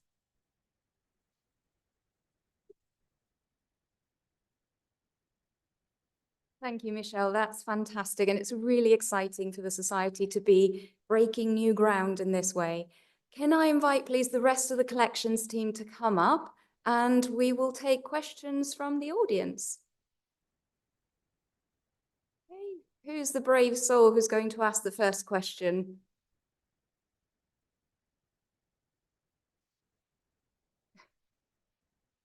Have we? Oh, there we go. Got a mic here. Okay, sorry. Who your volunteers usually are? Do they have background, or they just would like to do something different? Okay, so as Kat and Michelle have mentioned, we've got sort of two kinds of volunteers at the moment, those who work with the collections behind the scenes and those who work front of house on our open days mainly. So I think I'll let you both answer that in turn. So Kat, if you'd like to answer first. I'll use this one. Really a range of people. I think there's generally, so people who are on site have a pretty strong interest in archives already because they've sort of usually sought us out and they're looking for somewhere to work with archives. Whereas the people who are doing my online projects, to be honest, I don't really know because I've never met them and I don't see them. And I think it's from the emails that they send me, it can be really varied. They just want to sort of dip their toes into saying, you know, maybe they're first year history undergraduate. They just want to sort of see, it's an easy way to look at historic documents without getting too involved, or, you know, maybe people are scared to literally touch these minute books if I gave them to them in person, but they're looking at images of them and that kind of gets them quite close to what they're doing. In terms of people who come and volunteer on site, literally I have retired archivists who probably are better archivists than I am, or I have people who've just finished maybe an undergraduate degree and they're thinking about going into archives and they just want to see what that's like as a career. So it really spans the whole range of everyone. And the really nice thing is because there's so much that we need to do, I can actually find projects for those kinds of interests and abilities. So if you've been working archives for 40 years, great, you get the complicated things. If you've never really seen an archive before, you can look at some relatively straightforward collections and just get a feel for what it's like to work with historic documents. Yeah, for the sensing history volunteers, they fall into two broad camps. So on the one hand, you've got older retired people, and one of those referred to himself as a serial offender. And I think he is actually correct because what he meant by that was that lots of our older volunteers volunteer at multiple sites across the week. So they come here to do the Open Friday, then they might be at some other site in North London on a Tuesday, whatever. They go all over the place. And then we also have younger volunteers who are coming to gain experience. So they might be doing a master's degree in museum studies and they want to get some experience working front of house here. So then they come in to support. So it's that kind of mix of older and younger. Do we have any other questions? No? Yes?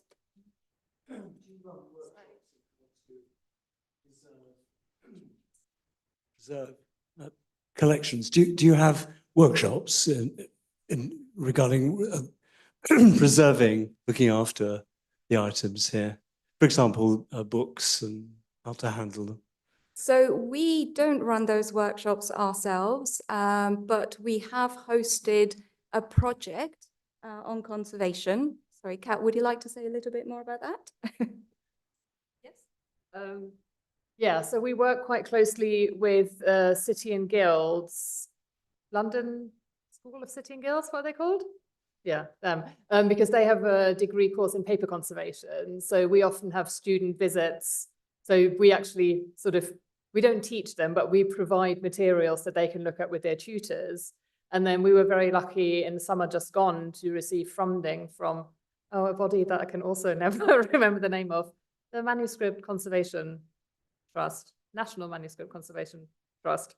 And we actually employed students from City and Guilds to work on the project, again, sort of helped by or instructed by one of their tutors. So they got practical experience in paper conservation and we got a complete collection looked at. I know that's not quite what you're asking. I mean, we don't do the sort of, you can come in and we say, here is how you handle certain things. Although actually Kate and I did run that session once for students who were at Sotheby's, maybe.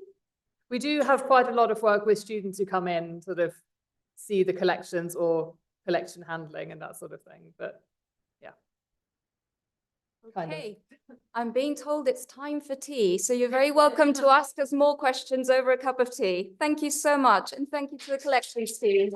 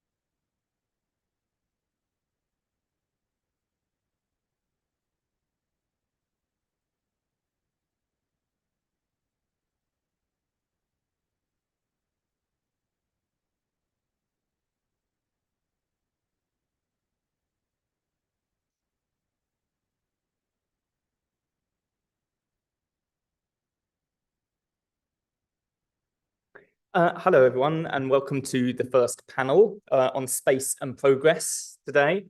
I'm sort of joking that these are, I guess, two works on progress papers maybe that are coming up. I'm going to introduce each speaker first and then hand over to them and then the second speaker. And what we'll do is we'll take questions at the end. So we should have a good 15 or 20 minutes or so for questions about this panel. I also wanted to start off, before I introduce our two speakers, with a nod to the Henry VIII on Tour project, because certainly our first speaker is attached to that project, but a number of other people, I believe, in the room have some connection with the Henry VIII on Tour project. And this is including Lauren Shaw, who's one of the conference assistants here, waving at the back. Hello, Lauren. It's a project that's led by the Historic Royal Palaces in collaboration with the Universities of York and Newcastle, that is really studying the logistics, purpose, and performance of Henry VIII's progresses, including creating an itinerary, a full itinerary for his reign, which I believe is something that our first speaker is leading on. And examining in detail 4 key progresses throughout the years, as well as communities and venues visited by Henry VIII. With a number of partnerships. So I think they have a rather excellent project website that's worth checking out on that. And we're going to hear a little bit more about the specifics of the work this morning. So our first speaker is Keely Hayes Davies, who's an early modern historian who specialises in Henry VIII's royal progresses. They're really tied into this project, who's in the final year of her PhD at the University of York. She has been doing lots of work with the Henry on Tour network, as well as this specific project, and has had a recent publication out on progresses and personal monarchy in the reign of Henry VIII. Her paper this morning is titled Pageantry, Propaganda or Pastime, Reframing Space on Progress in the Reign of Henry VIII. Keely.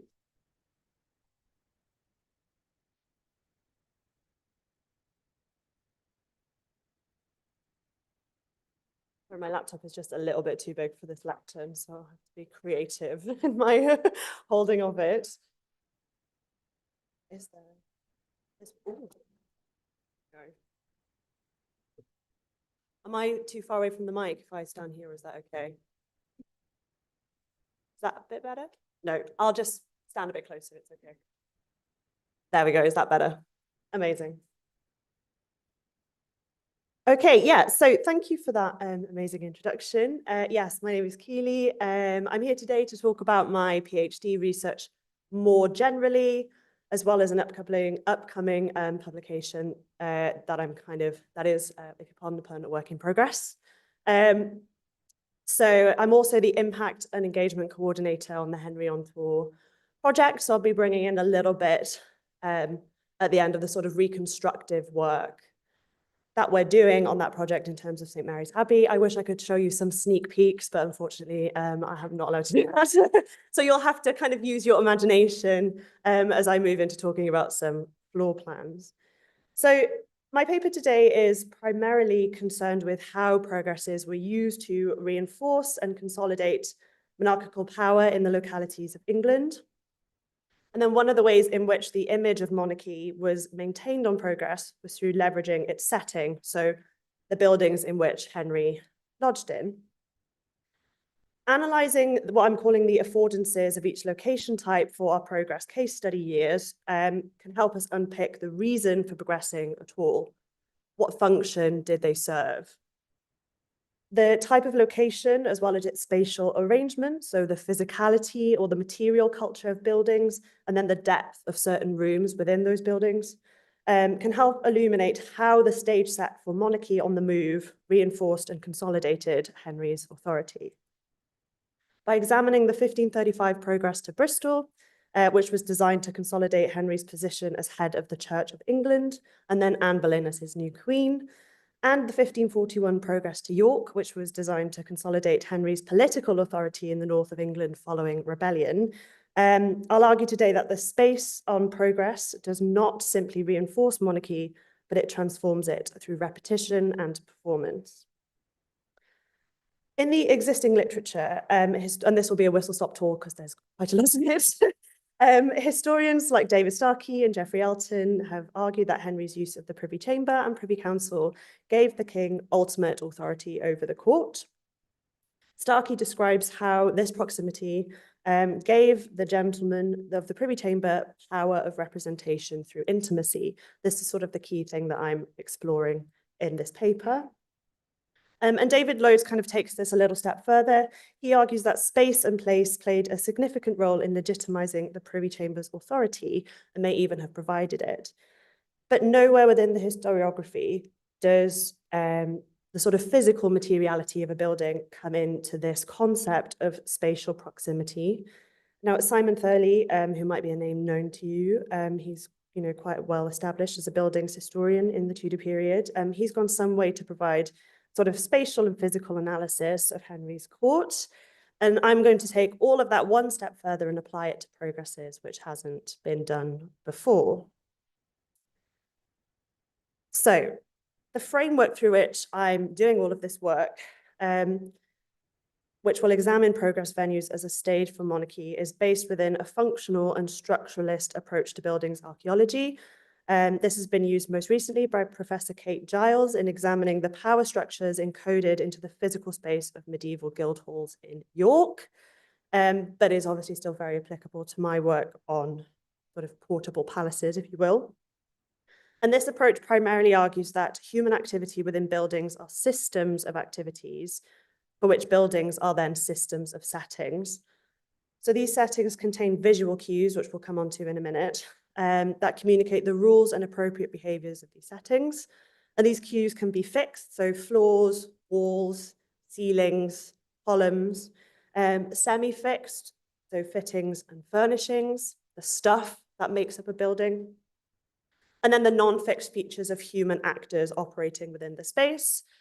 Because I only have 20 minutes and not 5 hours, I'll only talk primarily about the first one, and then we'll come on at the end to the sort of furnishings of spaces. But all of this is to say that buildings and space, together with material culture, are all active in the construction, maintenance, and reproduction of kingship. Space does not simply reflect monarchy, but transforms it through social practice. This is particularly true on progress. Much of my work is based in Giddens' understanding of structuration theory and Bordeaux's theory of habitus. This is sort of no novel concept, especially in sort of social anthropology and more recently archaeology, as I've just mentioned. And historians like Kevin Sharp, Simon Thurley, and Maurice Howard have also examined the relationship between the spatial arrangement of buildings of Henry's principal residences, so Hampton Court, Tower of London, Palace of Greenwich, to his projection of monarchical authority. But this dialogue has not yet been extended to the experience of space on progress. And I think that's a really missed opportunity for understanding the projection of monarchical power during the reign of Henry VIII. So to bridge this gap, I have used structuration theory with a very crude diagram there that I did myself, as you can tell. But this posits that the social structures and hierarchy within them are reinforced through repetition of social actions across time and space, kind of the long and short of it. If you'd like to read 100,000 words on that, you're more than welcome, but that's the kind of keynote takeaway. So rather than being seen as an arena or backdrop against which social life unfolds, space is rather understood as a medium through which social relations are produced and, really importantly for my research, reproduced over time. So the spaces within which kingship is performed cannot be separated from the performance itself. Giddens puts forward the term locale to conceptualize this. And these locales are then zoned into different regions, so front, back, public, private. So connecting the physical structure of buildings with the social practices that occur within them, and then the human recognition of its meaning, allows us to consider not only how kingship was reinforced on progress through the places hosting the king, but highlights patterns in the king's itinerary. Does Henry seek out familiar locales with similar spatial arrangements? And if so, what might that tell us about the affordances of each site along the progress route? Now, my PhD and Henry on Tour kind of working together in synergy to create an itinerary for Henry VIII for the very first time, which is a very exciting thing to be working on. My personal itinerary has over 13,000 individual data entries, so I can tell you where Henry was every single day of his reign, which is an amazing claim, and it's taken me 4 years of solid archival research, but I've done it, so I can say it. And I'll break down a little bit of how I've done it very quickly, and then we'll go through some data together to think about these patterns that I've just mentioned. So these are the types of sources that I've been looking at to build an itinerary. So we've got warrants for the delivery of various goods to Richmond Palace in 1535. We've also got papers related to the King's horses, which is held in the National Archive. Then obviously you've got your more widely accessible records like exchequer accounts, wardrobe accounts. I think my colleague Kirsty Wright at HRP has tracked the Queen's movements through their provision of milk for their greyhounds. So that, you know, it's really scattered the types of sources, which is probably why this has never been attempted before. We just went crazy and decided to do it ourselves. So it's a really scattered record class, but when you pull everything together, some really interesting patterns come out of the data. So for an example, for our case study years, I have also not made a pie chart in about 10 years. So here it is, the default PowerPoint theme. But we can see I've broken down each location by type. So we've got bishops' palaces, so archbishops' residences, the residences of you know, more local bishops, monastic sites, so abbeys, monasteries, colleges, and priories. Courtier houses, which is kind of does what it says on the tin, the estates and houses owned by the people in Henry's court. And then, of course, Henry's royal residences, which includes his principal sort of London residences, as well as ones that he comes to own sort of gradually over time. So what we can see from 1535 is that Henry spent 15% of his entire reign, so this is for the whole year, staying at monastic sites. Consistently before the dissolution, Henry lodged in religious houses. The 1535 progress was no different. So he stayed in a monastic site in 1535 for 39 nights, which is a 31% of the number of nights spent on progress. So that's from sort of the end of May, beginning of June to the end of September, which is then 15% of his entire reign. Courtiers' houses and estates also make up, it's the second largest proportion of Henry's lodgings during his progress. Interestingly, it's almost, you know, I've rounded up a little bit here for kind of ease of visualizing it. It's just a little bit, is sort of 0.2% more than monastic sites. When going into this research, I expected courtier houses to take up a much bigger chunk of his later progresses. It's interesting that that's not necessarily reflected in the data. So we're unpicking as part of the project why that might be. And I'll talk a little bit about that in a minute. And then, you know, coming down to that massive chunk, Henry spends 67% of the year in his royal residences. And those are usually Greenwich, Richmond, Hampton Court once he comes to own it, and then also Whitehall before it burns down in a fire. So what does that look like on a map? So for 1535, this is the Google map that I've pulled together. It's interesting, the sort of loop he tends to do. I will caveat this and the next progress with the sort of disclaimer that these are exceptional years of progress, 1535, 1541. So this is not necessarily reflective of the entire year or the entire course of Henry's reign, but it's interesting sort of snapshots within sort of key flashpoints of Henry's reign, which is why I brought them along, I think, and why we're studying them for Henry on Tour. So this is the sort of physical representation of where he went. Now, in 1541, Henry goes to York, and this is what the breakdown of 1541 looks like. Again, challenging my assumptions, I'd have thought monastic lodgings would be very small in 1541, obviously, after the dissolution. but it's still sort of on par with courtier houses here in 1541. I think that's personally for two reasons. One is purely logistical. There aren't very many places between London and York that can house Henry's court, which is upwards of 600 people during this time. And also it plays into that whole post-dissolution pilgrimage of grace narrative that I'll expand on in a minute. Bishop's palaces is down to 1%. He only stays in one bishop's palace, that's Liddington. Bishop Longland's palace. Monastic sites, Reading Abbey, and also a big bulk of that is the fact that he spent 2.5 weeks in St. Mary's Abbey in York waiting for James V, who never turned up. So he's kind of lingering in St. Mary's for so long, and that's why that monastic chunk is so large. Also 11%, again, a sort of similar number for courtier houses. All of these courtiers were somehow involved in the Pilgrimage of Grace. They'd either helped manage the response or they're sort of slightly on the wrong side, but have kind of thrown themselves upon Henry's mercy. So that is that kind of turning up, he's kind of turning up on their doorstep to be, I haven't forgotten what you did, and now you're going to bankrupt yourself hosting me.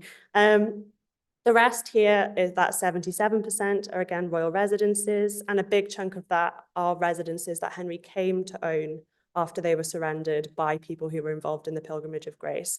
So it's a very big response to rebellion theme coming out of both of these itineraries, and the data kind of reflects that overall reason for progress, which is sort of that consolidation of monarchical power. He's staying at places that he has, you know, taken from people he's executed for rebellion. So there's that big sort of power theme going on. This is what the progress to York looks like. This is again a breakdown for the whole year. So he does go down to Calais earlier in the year, then he returns to London and then goes north. This is by far the longest in distance and in time Henry travels in his entire reign. That is reflected in the snapshot of my spreadsheet that I have brought for you to look at. This is just Henry's progress. So it's sort of June to October. And yeah, this is what my sort of laptop struggles to open. This is part of that 13,000 unique data entries. But you can see, you know, just the sheer amount of stuff that we, you know now about Henry's lodgings. So we think now this kind of gets us to think about what was necessary for a king. Why did Henry stay in the places he stayed at? Again, what were the affordances of these sites? And what can that tell us about, you know, things like personal monarchy and the sort of reinforcement and performance of kingship? One of the ways we know sort of how people prepared for the king was this manuscript in the British Library. It's wonderful. It kind of summarizes, it's sort of instructions for hosts. You know, like the Chamberlain, the King's Chamberlain will go ahead to the site and will, you know, sort of whip them into shape, set everything up for the king's arrival. There's this lovely quote here that I've picked out, which helps us think about sort of where Henry stays and why. So, and the queen shall have as many chambers as the king hath, or more if they may be had, and where the king and queen be in one house, the king's pleasure is that the queen shall have the fairest and largest rooms, for the king will always resort unto the queen's chamber for his comfort, pastime, solace, and disport. So make what you will of that, but it helps us think about sort of not only how spaces were gendered, but it helps us piece together where specifically the king stayed. And that's really important for us to think about arrangement of rooms.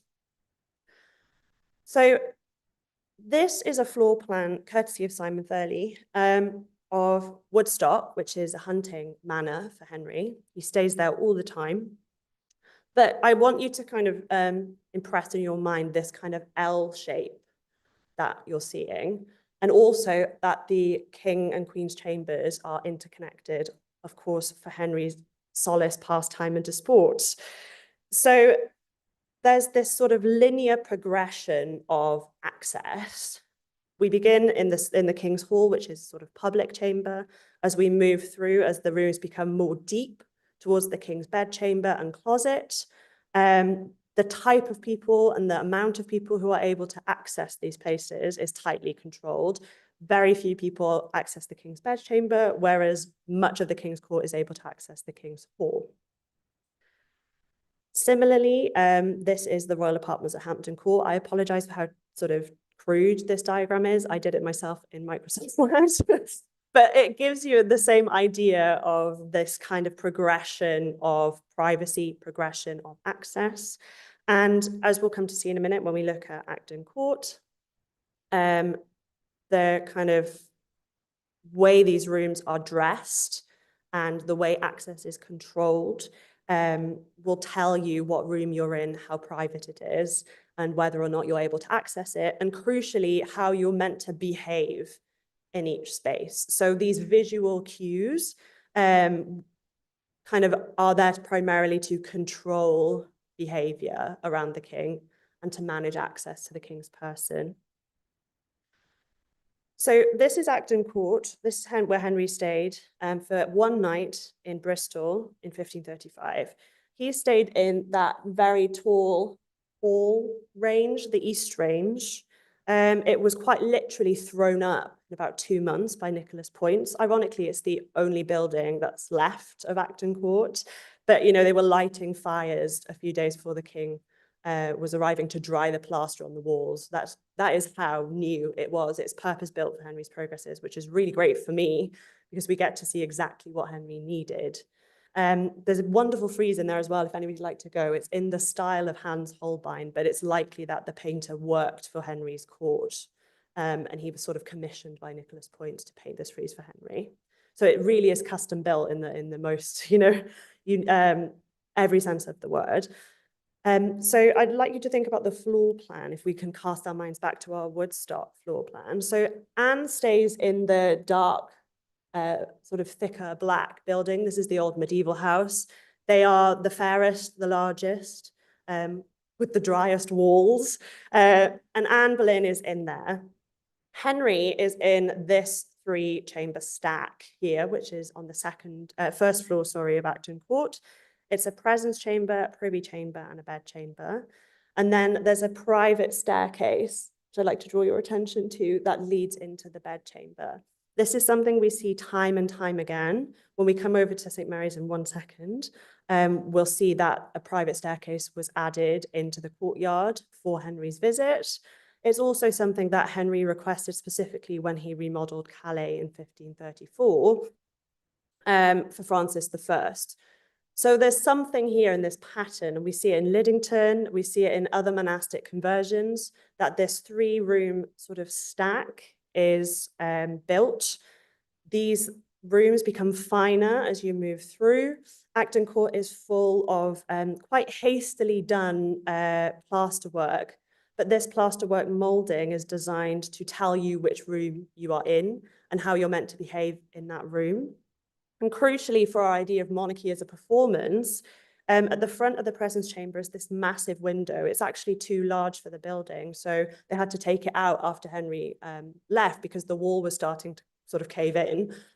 But if you go there, you see these grooves in the walls, and there was actually a stage built for Henry to sit on and sort of command over the dining hall when members of the court and the members of Bristol locality sort of descend upon the king to eat with him. He's sort of backlit in the late afternoon by the sun, sort of streaming in through this golden window. Literally, backlit as this sort of saint-like, holy figure. It's just that invocation of that divine authority of kingship. And this is, again, the most public room. Probably, I can't imagine trying to fit 600 people. I don't know how they did it, but they did. But, we get this idea of that the kind of, this presence chamber is custom built to be a literal stage for Henry to, and for Anne as well, who would be sitting beside him, as the kind of pioneers or the shepherds of this new religious reform, which is taking off through England, not particularly popular. And Nicholas Points is a very strong reformer. So again, this idea of consolidating this new change where Henry is turning up and displaying himself on a public stage as, you know, the new head of the Church of England, and Anne is unquestionably his queen. We also see the same thing at St. Mary's, as I said. There's this lovely survey which talks about where Henry stayed. So for a long time, people assumed that he stayed in King's Manor, what's now King's Manor. But Christopher Norton published in the Society of Antiquaries journal in 1994, this survey that tells us that actually he didn't, because the rooms in King's Manor are too small. So if we measure out what's in here, we can tell that Henry actually stayed in the cloistral buildings of St. Mary's Abbey. Now, we'll have to imagine the splendor, but in a few months' time, we will have a full digital reconstruction of St. Mary's Abbey as Henry would have seen it as part of the Henry on Tour project. So keep your eyes peeled for that. I have seen it. It looks amazing. But again, we can see that kind of layout of rooms. So that little tiny square on your right, in the middle of the circle, is that private staircase that was added for Henry going up to his private chambers. And then we see this sort of line running along the Daughter where Catherine Howard stayed, which Christopher Norton and the Henry on Tour team think might have been a sort of private gallery connecting the King and Queen's chambers. So again, this idea of sort of visibility. Henry wants to be seen only in certain moments, and the architecture of the buildings helps us kind of pick apart what those moments are and why they're significant. So as I said earlier, these rooms were then dressed. So we get an idea of the king's sort of why magnificence is important. It's mainly to show the king as a sort of rich, powerful person. But we see that in the inventory that's held here at the Society of Antiquaries, the jewel and plate stuff, which is an amazing inventory, and you should read it if you have the time. But it mentions some tapestries here, as you can see. And this isn't the exact one, but it is a similar story that's being told in the tapestries. That Henry, and we know Henry owned this one. This one's at the Royal Collection, Hampton Court. And we know that he brought those tapestries with him. So these are the types of things that would line the rooms. To me, again, if we're thinking about the reason for progress, the reason for Henry going to all of these places in terms of consolidation and control, fitting the familiar into the unfamiliar, I think is a big part of why these buildings exist in the way they do. And bringing things from the court to the localities to project magnificence is a really important thing for Henry, I think. Bringing these tapestries, bringing the chairs, the beds, the cups, the plates. You're fitting massive, more is more courts into buildings that aren't meant for it, just to really slap people across the face with, this is, Henry, he is the king, and you are all to do his will, I think is the main takeaway from all of this.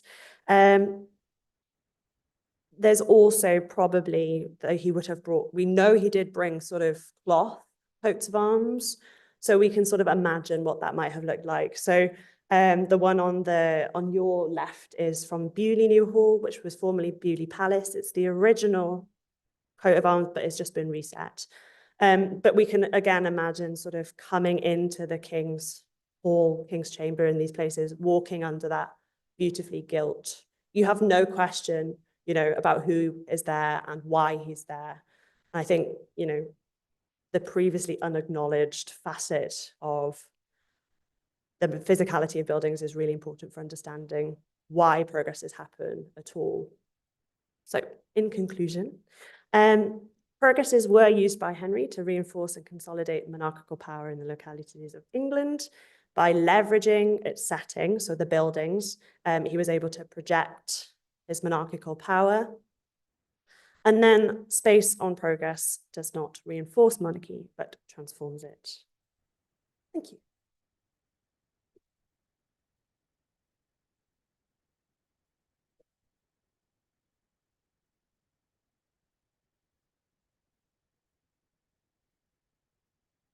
Well, thank you very much for that. A fascinating bringing together of all these different kind of evidence types to tell us a little bit about the architecture of these spaces.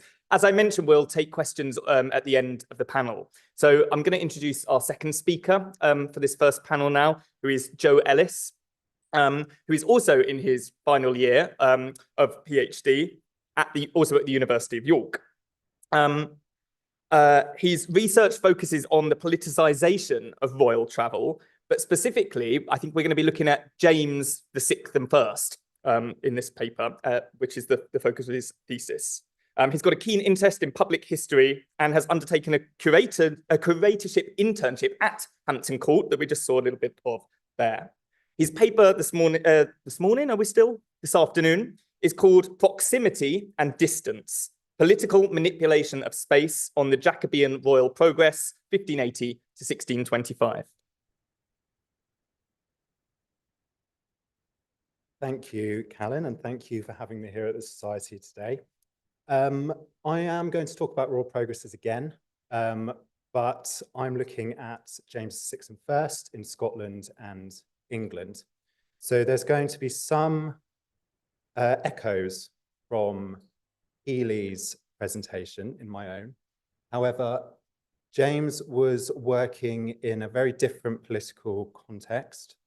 He was King of Scotland before 1603, and after 1603, he was essentially a foreign king in a foreign land in England, and he was also presiding over a multiple monarchy of the three kingdoms.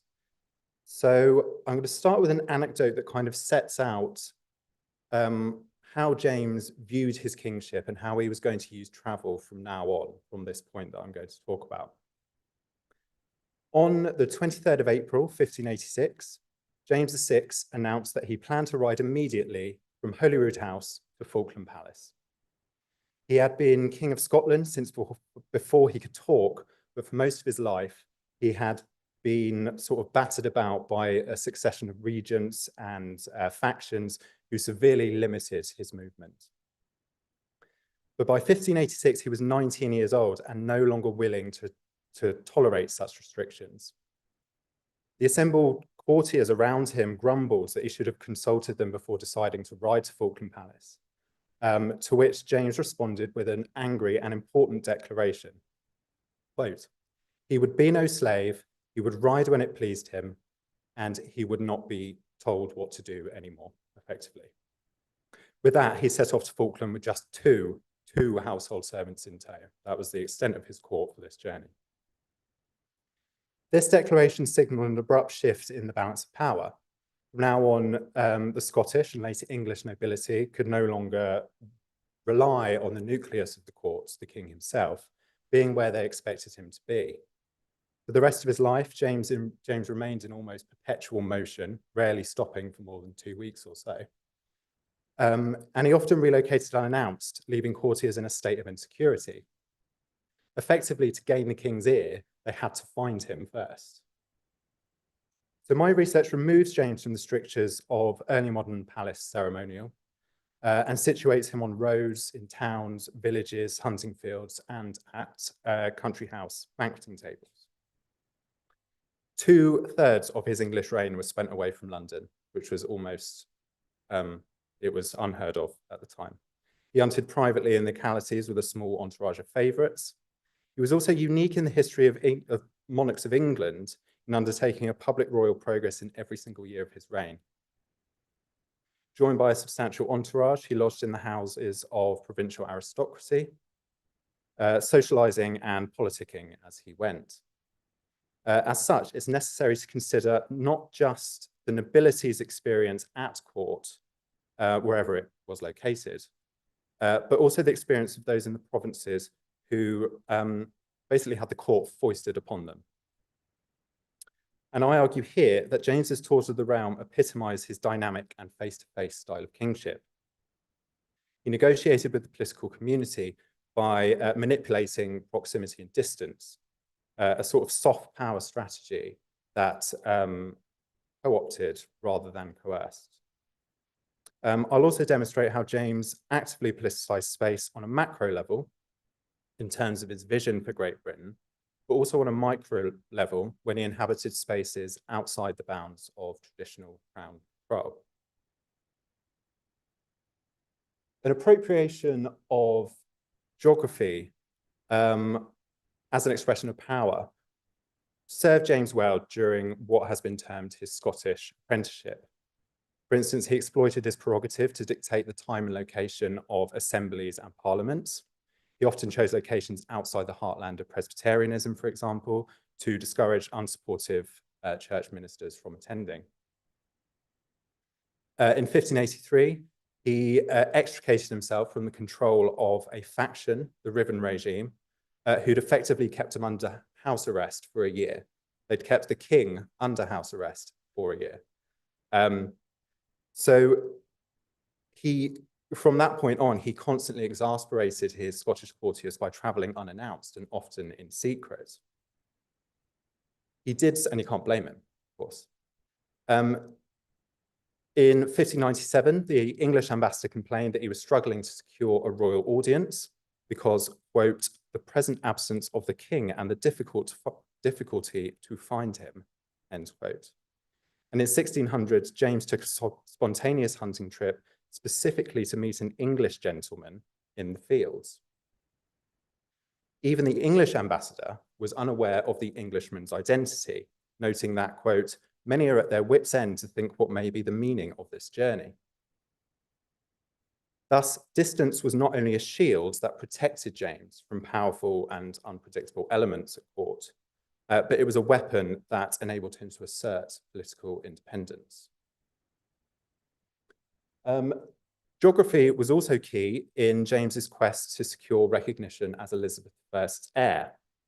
In 1588, an English border warden reported that the Scottish court, very briefly, crossed the border and landed on English soil. And when I say briefly, I mean very briefly, probably for about half an hour. However, any foreign prince crossing the boundary into a neighboring realm without specific dispensation was a very, very brazen act. Usually, and of course, to make matters worse, James had a very strong claim to the English throne, so this was perhaps a bad idea. Usually, such behavior would have been viewed as a diplomatic faux pas at best, and at worst, as an act of aggression. Yet, remarkably, the incident gained little comment in England. This is probably because Elizabeth's government was looking actually towards the south of England and the approaching Spanish Armada, which was probably a bit more, stressful at the time. But they may have also chose to overlook the indiscretion because of the brevity of James's visit and the fact that the border at the time between Scotland and England was pretty porous as it was. Moreover, the relationship between James and Elizabeth was particularly fragile at this time due to Elizabeth's recent execution of James's mother, Mary Queen of Scots. Most likely, Elizabeth was looking towards the Spanish Armada, but James's willingness to take a risk at such a time suggests that he was testing his support base in England, especially amongst those on the border who would be instrumental if his eventual accession was ever contested.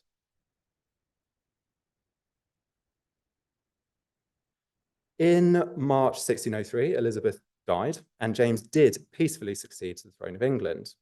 But the English establishment and his new subjects soon found that the Tudor style of monarchy had been replaced by a very, very different beast. The English wanted a static ruler based in London and within easy reach. What they got was a Stuart monarch who would rule through perpetual motion. Likewise, the English conceived of a centre and a periphery, whilst James saw the centre in Scottish terms. Basically, it was wherever he happened to be. Anxiety in England was, of course, immediate. As James made his progress from Edinburgh to London in April 1603, the centre of power was literally shifting down the Great North Road, or as we probably know it, the M1, effectively. Upon announcing his new royal style, King of Great Britain, James evoked the geographical concept of contiguity, quote, "The isle has none but imaginary bounds of separation, making the whole a little world and mind," end quote. Although he understood the importance of London as a stage set for royal display, He preferred to spend as little time there as possible. And in the years that followed, and in the face of strong opposition, he kept on the move. And indeed, there was strong opposition. James's councillors believed that any positive derived from progresses were vastly outweighed by their financial cost. His elite companions constantly complained of the exhaustion caused by the king's constant movement. In 1607, the Earl of Dunbar wrote from Beaulieu that, quote, "Being in the saddle by 8 in the morning and hard hunting until 4, we have all become wild men wandering in a forest," end quote. Although none of James's official portraits show him on horseback, he is depicted in motion on many other examples of material culture, such as coins, engravings, and his Great Seal, such as this impression here, which is held here at the Society. Ordinary provincial subjects were also quick to complain that the travelling court consumed regional supplies and basically trampled their crops. James's response to such complaints give us a kind of insight into the kind of king and character that he was.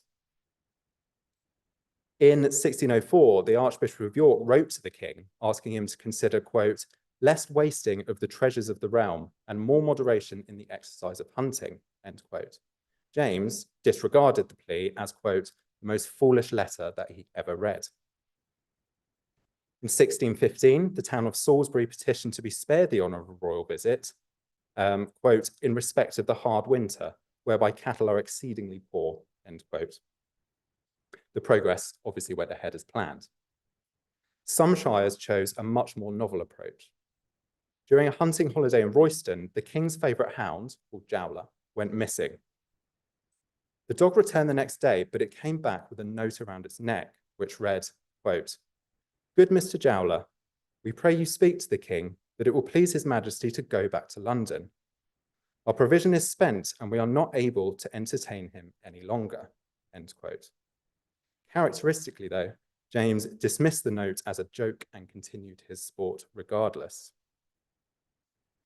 This is not to suggest that all experiences of the court in the provinces were entirely negative.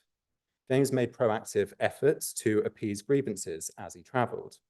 He entered into a cycle of reciprocal benevolence, whereby his hosts offered material gifts in return for the honour of being seen in proximity to the king.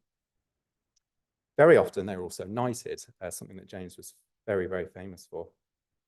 The scramble for royal favour inevitably resulted in competition between hosts. On the progress of 1619, Sir Henry Yelverton had entertained the court, quote, "very bountifully," which only made the Earl of Northampton's penury more disliked. The multitude that lined the roads as the king passed also suggests that James's progresses were a great success. Perhaps the burden of the few was eclipsed by reward for the many, i.e. a sight of the king himself. It could also be politically advantageous for James to keep his distance from the capital. When his favourite, the Earl of Somerset, was found guilty of murder in 1616, James left London to go hunting. Likewise, during negotiations for peace with Spain in 1604, he spent most of the summer on a lengthy progress in the Midlands. The visiting Spanish contingent was, of course, irritated by this, but his absence was probably well judged. The king's presence would have likely caused a slowing down of the course of negotiations. In 1607, when James realised that his plan for parliamentary union between Scotland and England was effectively dead, he took the threat of extremity to its extreme. He threatened, quote, "to dissolve Parliament in London and summon another in York, which being incommodious, will make you all dispatch the business the quicker," end quote. To illuminate the experience of those at court, it's crucial to consider James's approach to access, informality, and intimacy. Hunting, for instance, acted as a catalyst for intimacy between James and the local elites, who may not have had access to the King's Privy Chamber in London. Through recreation, they were brought into the fold of central government. James ate, drank, and gambled with them. Playing at cards and dice had the effect of relaxing the social hierarchy because they were inherently reliant on luck. In these moments, the hosts could woo him with flattery, local gossip, and theological debate. There was no better atmosphere in which to ask the king a favour. However, on progress, restrictions of space often meant that only his closest courtiers were able to lodge directly with him. Proximity to some naturally resulted in distance from others. At Bagshot Hunting Lodge, for example, rooms with direct access to the king's apartments were only provided for his favourites, all of whom were Scottish. No English courtiers were allocated permanent lodgings there. Restraints on space also allowed James to enjoy a level of privacy that was almost impossible in a palace environment. The king's favourite, the Duke of Buckingham, reveals just how private it could be. In a letter to the king, he recalled that on the progress of 1615 at Farnham Castle, quote, "The bed's head could not be found between the master and his dog," end quote. It's unclear whether this alludes to a sexual encounter. It likely did, and rumours of this were rife at the time. And either way, it's very clear that progresses inhabited a sort of liminal space between overtly public and semi-private. There were chances for the king to escape and also be seen by his subjects. Foreign ambassadors also experienced James's manipulation of access. Depending on the political climate, they might be welcomed into the king's social circle, but they might also be shunned, excluded, or passed over in favour of their counterparts. The early 17th century was a period of increasing animosity between France and Spain, and James sought to capitalise on this. 3 weeks after the Spanish ambassador had joined the 1603 progress, he had still not received a private audience, and impatiently complained of, quote, "the French ambassador being continually at court." Although a contingent of foreign diplomats were invited on progress every year, James seemed to have retained a personal aversion to their presence. Their accommodation was usually allocated near, but not too near, the king's own.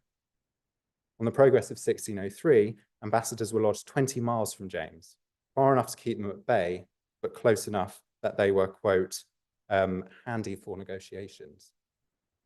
If James had no desire to converse with certain ambassadors at all, he deployed the fine art of absence to avoid them altogether. After travelling 40 miles to visit the king on the 1616 progress, French ambassador complained that, quote, "His Majesty had never had the curiosity to stir out of his house to see him," end quote. But when it was politically expedient, James granted ambassadors a level of proximity that was usually only afforded to his inner circle. On the progress of 1613, the Venetian ambassador reported that the king arrived for an audience in just his jacket, as if he was in his private chamber, and he was received as a particular and dear friend. Indeed, progresses were rare occasions when James allowed regulations of physical access to be somewhat disregarded. Across the social strata, for the majority of subjects, the only chance for proximity to the monarch was when he came to them. It was noted that lower-ranking citizens tracked the king's movement, suggesting awareness that he was most accessible when he was on the road. On his first ever progress in 1580, James encountered a piper and a drummer who received a small reward, and further payments were made to 3 young boys who brought the king a hawk. Poorer subjects caught the king's attention by offering him cherries, which were his favourite fruit. During one encounter in 1602, Jonet White, a poor widow, was given the opportunity to elicit sympathy from the king, and she was granted a small sum to support her children. James also administered the royal touch, believed to cure scrofula, whenever he was on progress. The ceremony offered his subjects the hope of a cure and a unique opportunity to interact with the king, but it also promoted the royal body as a site of sacred kingship. Although initially squeamish about this kind of physical contact with his scrofulous subjects, James went on to touch far more people than most of the Tudor monarchs. By embracing a practice that was entirely foreign to Scottish culture, James demonstrated a commitment to English forms of royal theatricality. For a generation of historians, it was kind of a shibboleth that James was unconcerned with the royal mystification that had characterized Elizabeth I's reign and to some extent Henry VIII.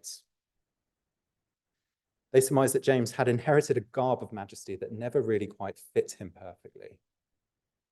Towards the end of his life, there was certainly a downward trajectory in his ability to endure public scrutiny with any kind of grace.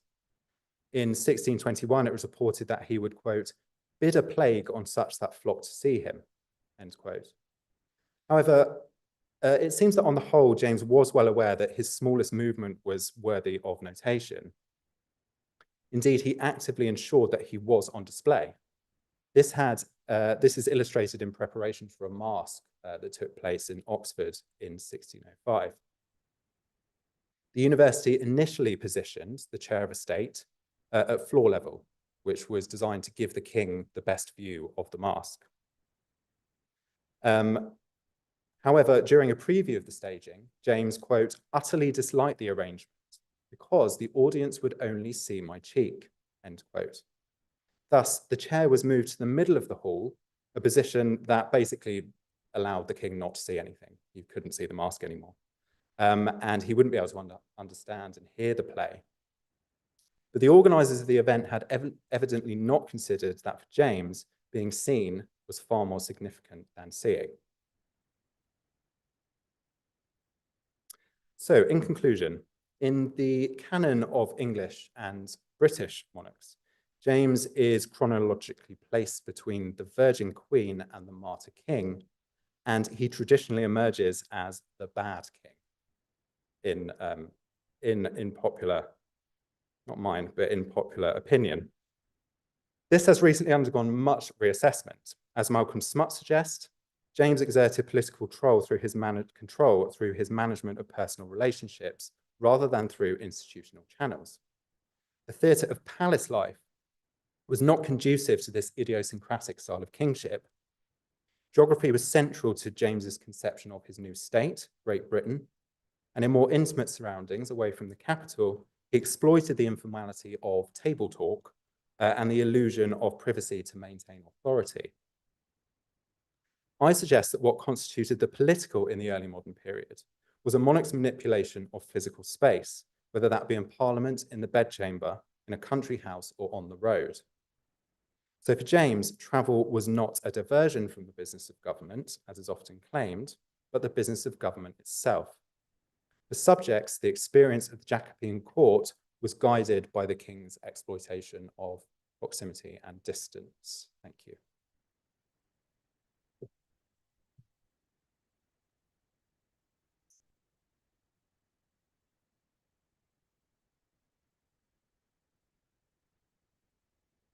Well, thank you very much for that as well. I'm in the middle of teaching King Lear this week, and those two papers have really clarified why his daughters might be a little anxious when he says, oh, by the way, I'm coming around your house on a progress next week. So yeah, there was a bit of motive behind that. Can I invite the two speakers to come up maybe to the front? And I'm going to open questions straight away to the floor in the room or indeed online if we have any. Oh, well, there's one straight away at the back. Anushka.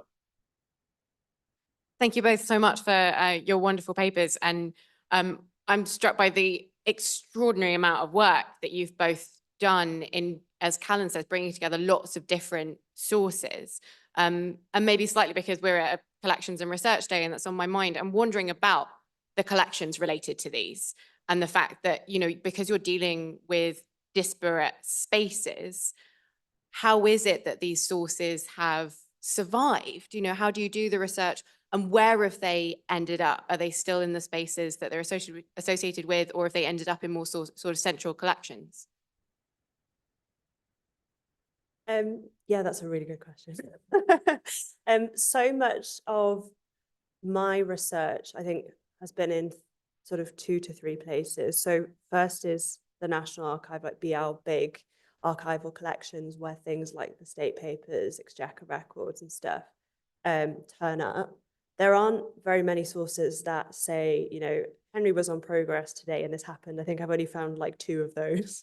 So much of it is just picking through like the minutiae of government business that's then signed, you know, in this place, which then is used to build an itinerary. And another place that we've used a lot of on the project and also in my research is local archives. Sometimes those are more private archives that I've been lucky to be able to access through the project, which I would not otherwise have been able to look at. But for example, a lot of our work on Collie Weston has only been made possible by the incredible archivist Rosemary at Liddington, like Burley Archive, who, as often is the case, is just a personal bank of just so much knowledge that every time she speaks, I just sit there and I'm like, I should be writing every single thing down. But yeah, so much of it is piecing together things like corporation records, civic records in local archives. So for Henry's progresses, it's just spread everywhere and it's not ever been collected. And I think that's the biggest reason why there's no itinerary for Henry, because the sheer amount of legwork it's taken a team of us 3.5 years to do an itinerary that we've not finished. And there's over 13,000 entries, and all of those have 4 or 5 documents each that inform those locations.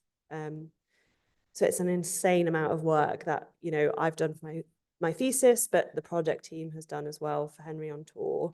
I wish that there was like a nice collection somewhere, but that's kind of the goal of the Henry on Tour project, is to have that itinerary tool where you can type in, a location or a day, and it will pull up where Henry stayed, who he stayed with, and then how we know what we know. So working with partners like the National Trust and English Heritage and yourselves to kind of link outside collections to that searchable itinerary tool as a sort of resource for historians, researchers, but also heritage professionals and members of the public.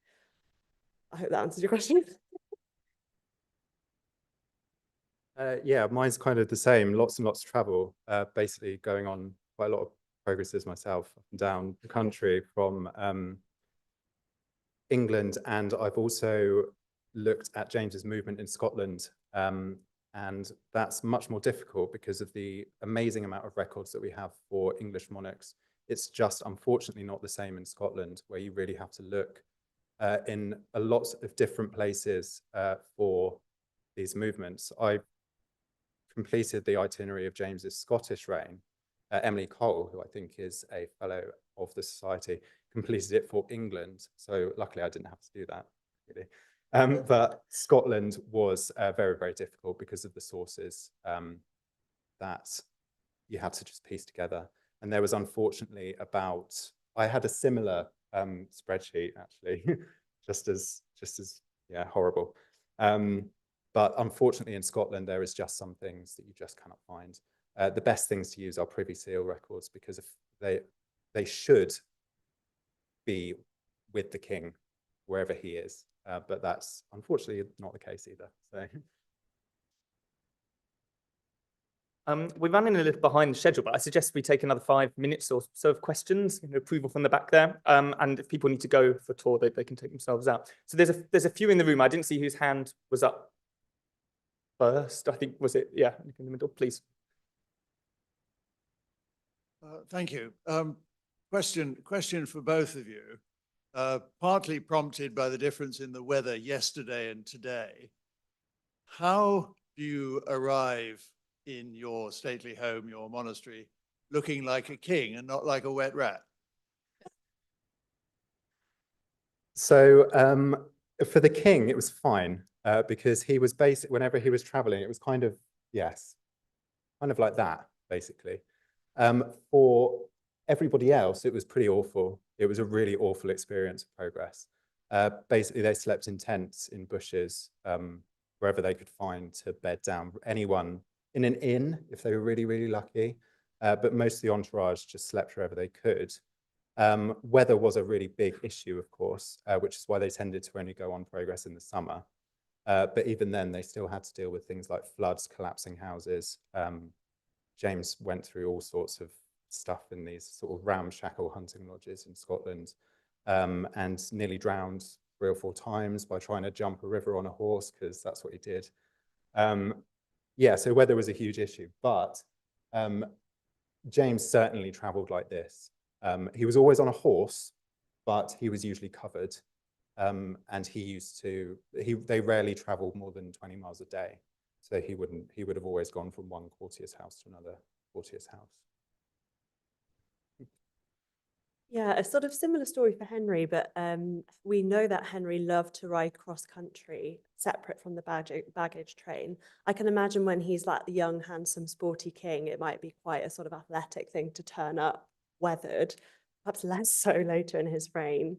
But yeah, similar to Joe, I mean, Henry seems to have a more structured approach to housing courtiers and things. So even though the journey was miserable, he tends to choose progress locations that have courtier houses nearby where the court can lodge, or places that have villages. So for example, he chooses Ewham because it's very close to Chelmsford, which is full of inns and other courtier houses where the courtiers can sleep.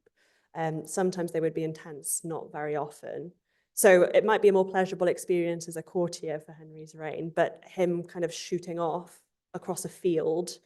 And we know, for the 1541 progress in York, they were delayed significantly in Grafton for about a week and a half because it was raining too much for them to travel. So even though he only travels sort of 9 miles at max a day, sometimes they will just not go if the weather is too bad. But yeah, it must have been, even for Henry, pretty cold and miserable. And you would just turn up looking very weathered. I know there's one more question in the room. Is there a question online? No. Okay, great. We can make this the last question over here. Yes, thank you both very much. What I've got from both of your pieces was that access allowed influence, and control of access was very much a question of power. You talked certainly about James, about him allowing access to certain people, but presumably that access was managed by his courtiers and people around him.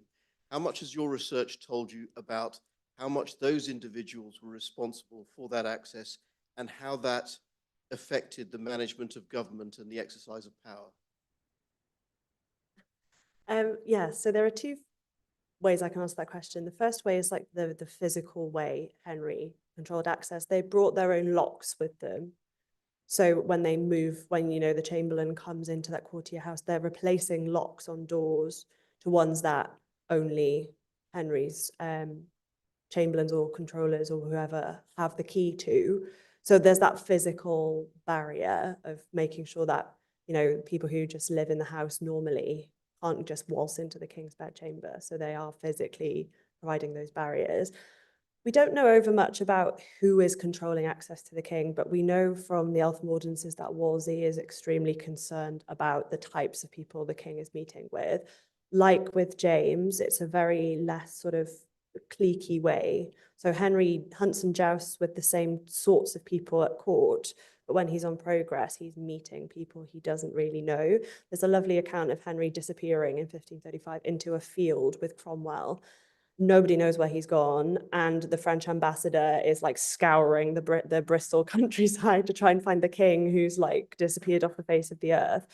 So it's kind of that fleeing from people, but also, at least for Henry, the host, I think, is the most important way that the types of people that get that intimacy with Henry is provided. So he's staying with the types of people that he wants to influence or that he wants support from. So Nicholas Points, for example, before Henry stays, he's not anybody. He doesn't have position in the royal household. Most of the records of him are of him being sued in the Star Chamber for assault. He's in a very big legal feud with the Berkeley family who live in the big castle next door. He really shouldn't be a host, but he knows Richard Rich, and he's probably slid, the equivalent of a tenner across the table to say, yo, can you please put me on the guest list for this progress? And then afterwards he's knighted, he becomes a gentleman of the body. So it's, I think, interpersonal connections for Henry that I wouldn't say controls access as such, but kind of provides that step up the ladder, if that makes sense.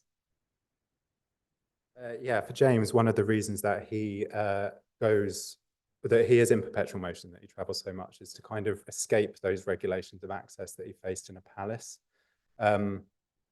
So moving away from that environment enabled him to control who had access to him himself. One of my thesis chapters is directly related to access. So I've got too much to say, so it's probably lunchtime now. Thank you. Well, with that in mind, people in the room can catch the speakers, of course, at lunch now, and online, I think you will have seen their contact details. So just remains for us to say thank you to the two speakers for two fascinating, deeply researched papers. So thank you.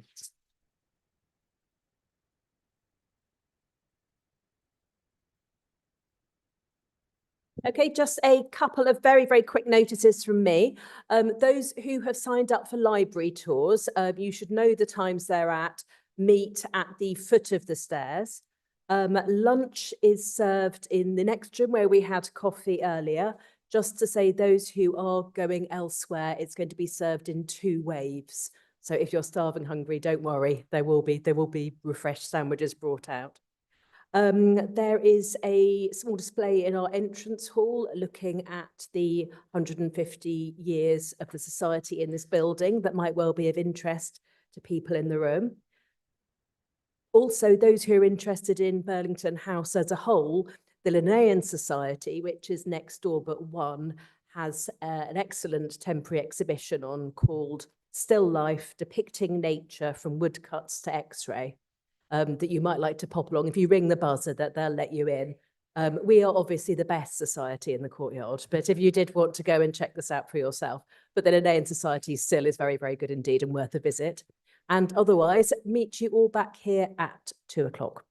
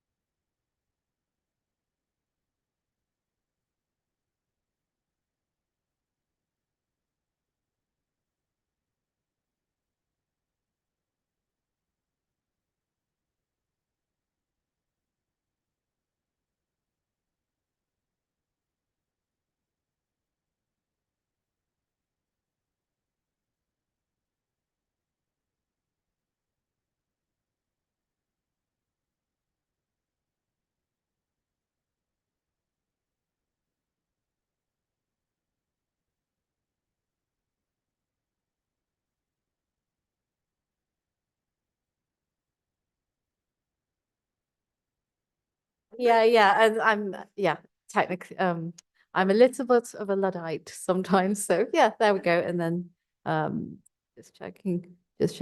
Great. Okay, thanks. Yeah. Maybe I'll just give it a go as well. So it's okay. Yeah, okay. It's going to be great when Hannah has to go on right after. Is that all right? Okay, okay, perfect. Thank you so much.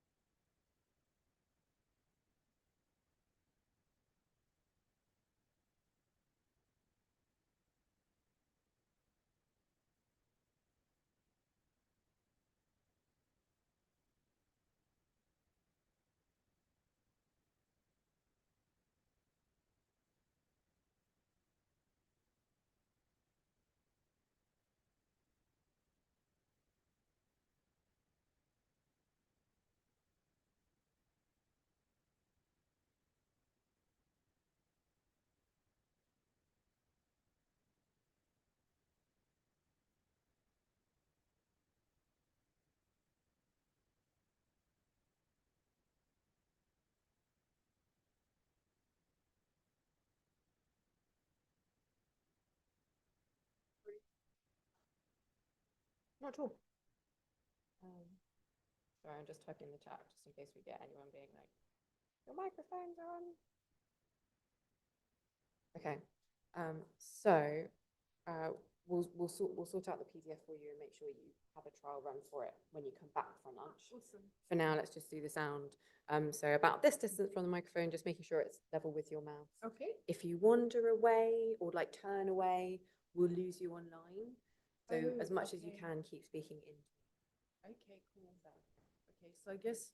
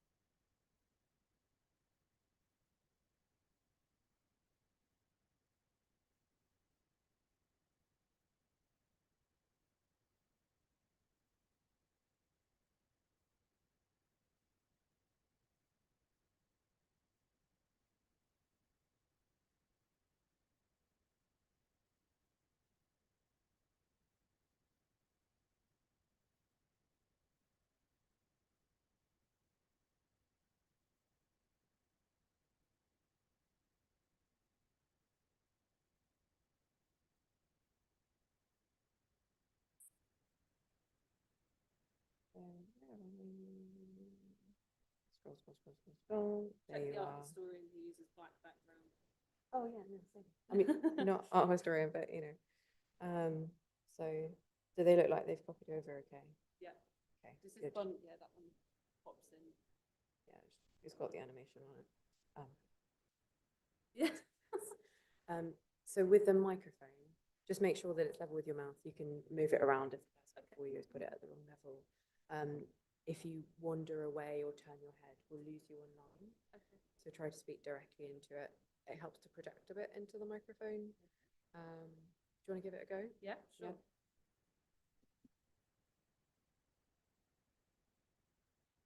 Can you hear me okay? Does that sound all right? Can you hear me okay? Can you hear me okay? Fab. Should I stop there? Yeah. Fab. Okay, great. And then I can do that, like, and I can click to move my slides, yeah. We'll all have moved anyway.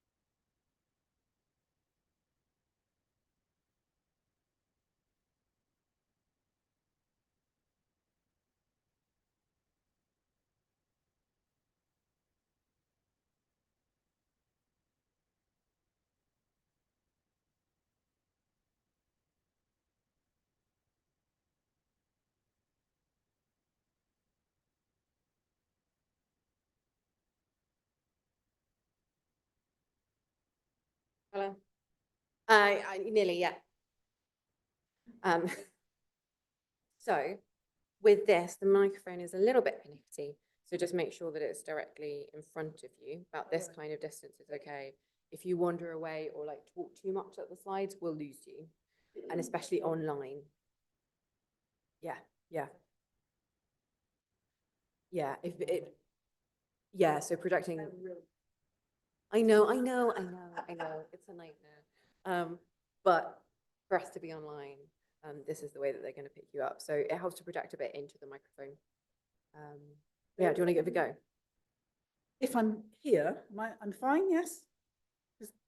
I need to be more in front of it. So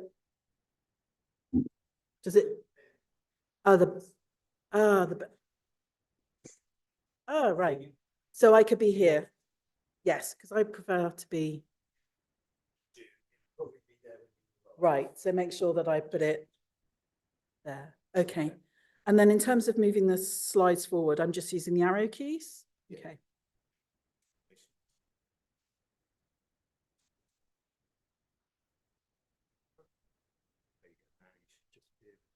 Amazing. I don't know whose slides they are. They're not mine. They look much nicer than mine. Oh, they're mine. See, mine look like shit. There we go.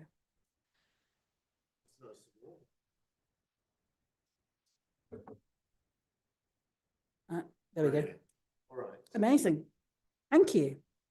All done?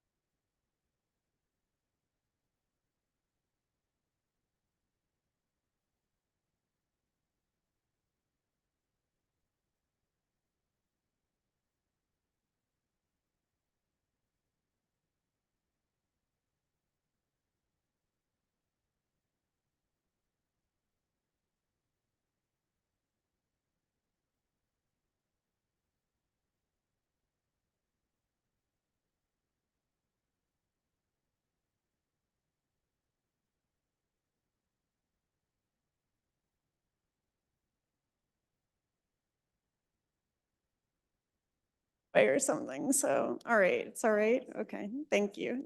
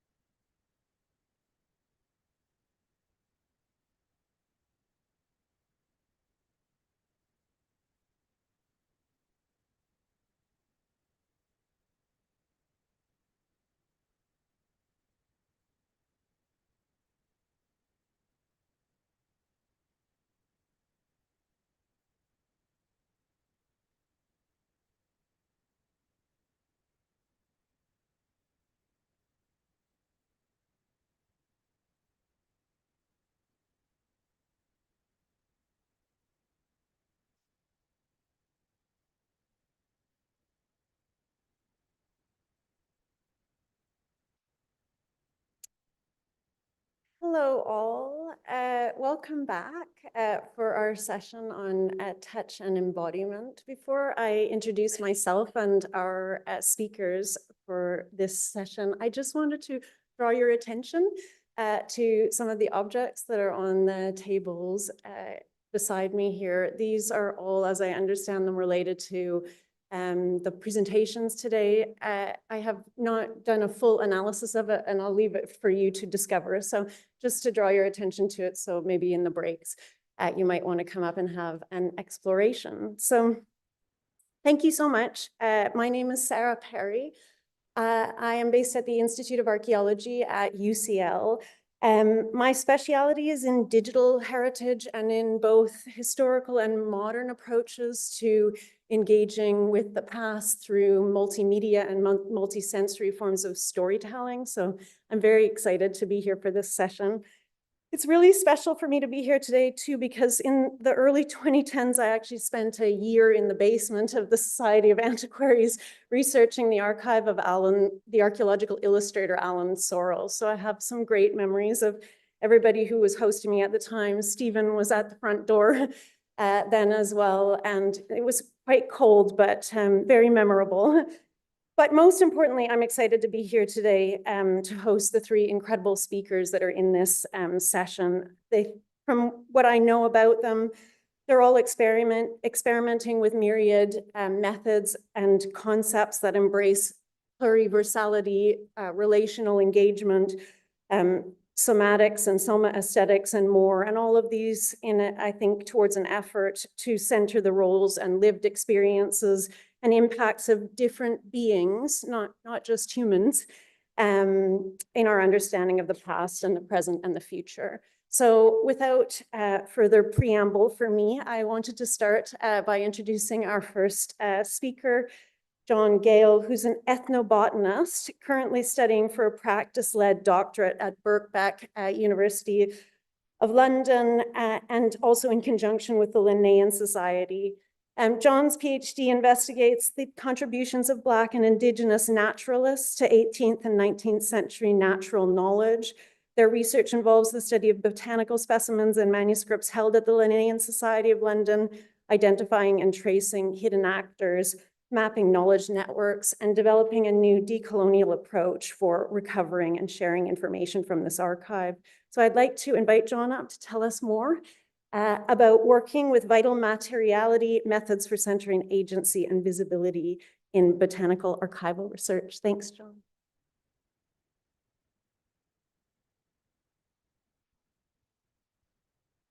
Thank you for a lovely introduction. It's amazing to be here. And just to warn you, this is going to be quite a different presentation to the ones we've seen today, but I'm really grateful to be part of this day. And yeah, I would love to tell you a little bit about how and why I'm using kind of experimental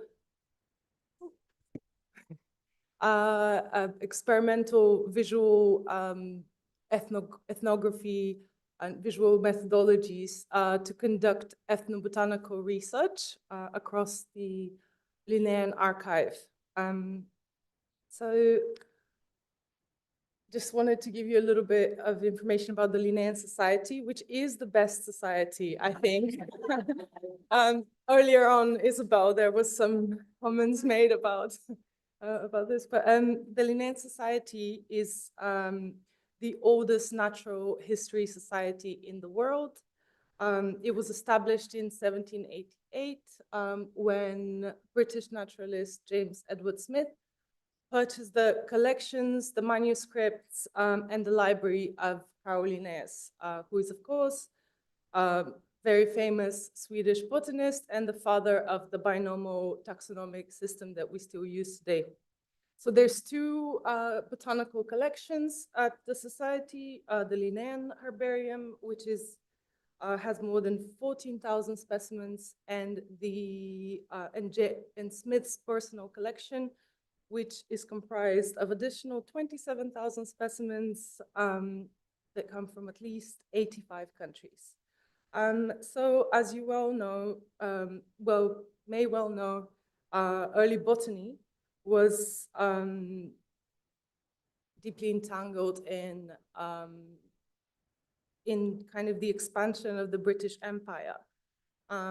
So these early botanical collections are really unique opportunity for us to kind of get a sense of the motives, the interests, but also like the ontological structures and beliefs that were guiding imperial science.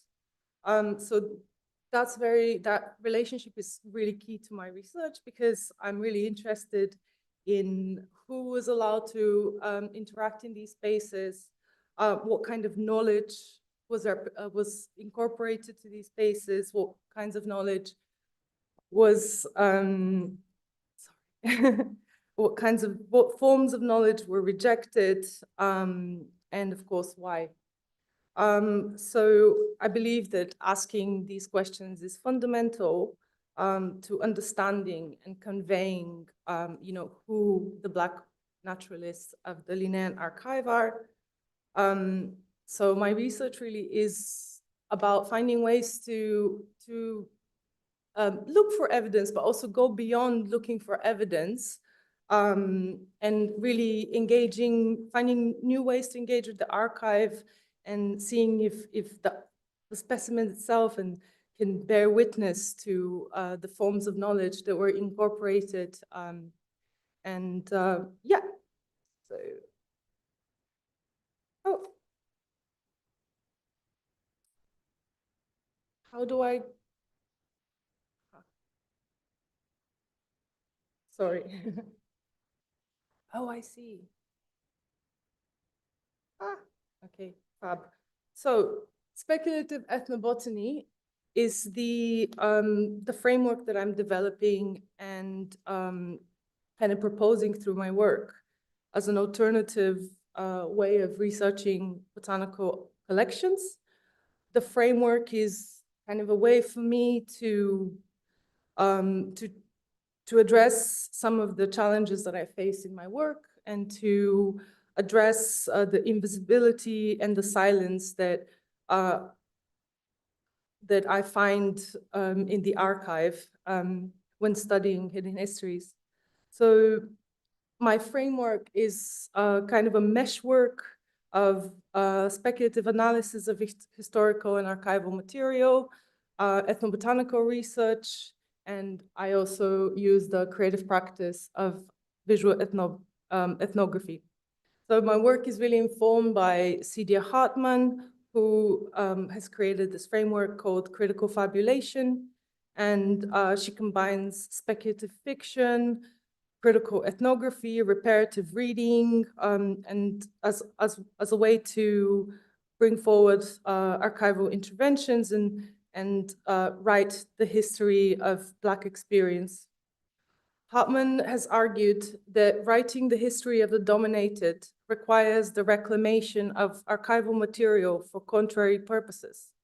And her method of reading and writing against the grain relies on foraging, disfiguration, raiding for fragments upon which other narratives can be spun, and deforming the testimony of historical accounts.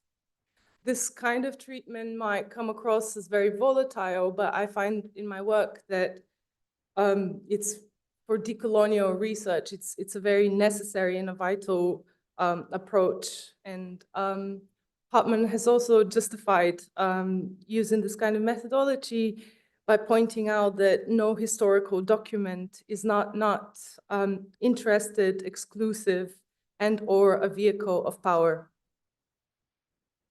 Sorry. So my research at the Linnean is focused on material that was collected in Sierra Leone during the 18th century.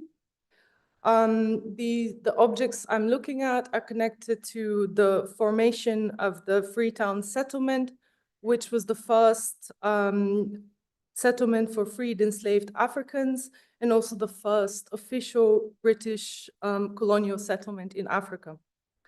I'm looking at specimens that were collected by Yorkshire naturalist Henry Smeedman, and also specimens collected by the Swedish Linnean apostle Adam Afzelius. So in the 1760s, Smeaton spent 4 years in Sierra Leone collecting specimens. His main contribution to natural history is in entomology, and he's quite well known for his essay on termites, particularly in the giant termite mounds of Sierra Leone. And he actually was very inspired by the termites and by this idea of like mechanical sort of like cultivation and anyhow, so he created this whole idea of like a rude and cultivated nature, and upon his return in England, he really wanted to go back to Sierra Leone and continue his work, but he was also very interested in kind of abolitionist movement, in the abolitionist project, and he published this pamphlet, Plan of a Settlement to be made near Sierra Leone, which gained a lot of support from the British abolitionists and also the Parliament. And even though Smeaton was set to go to Sierra Leone with the first group of freed Africans, he died before, literally on the eve before he embarked. Avzelius, on the other hand, did end up going to Sierra Leone and being part of the settlement.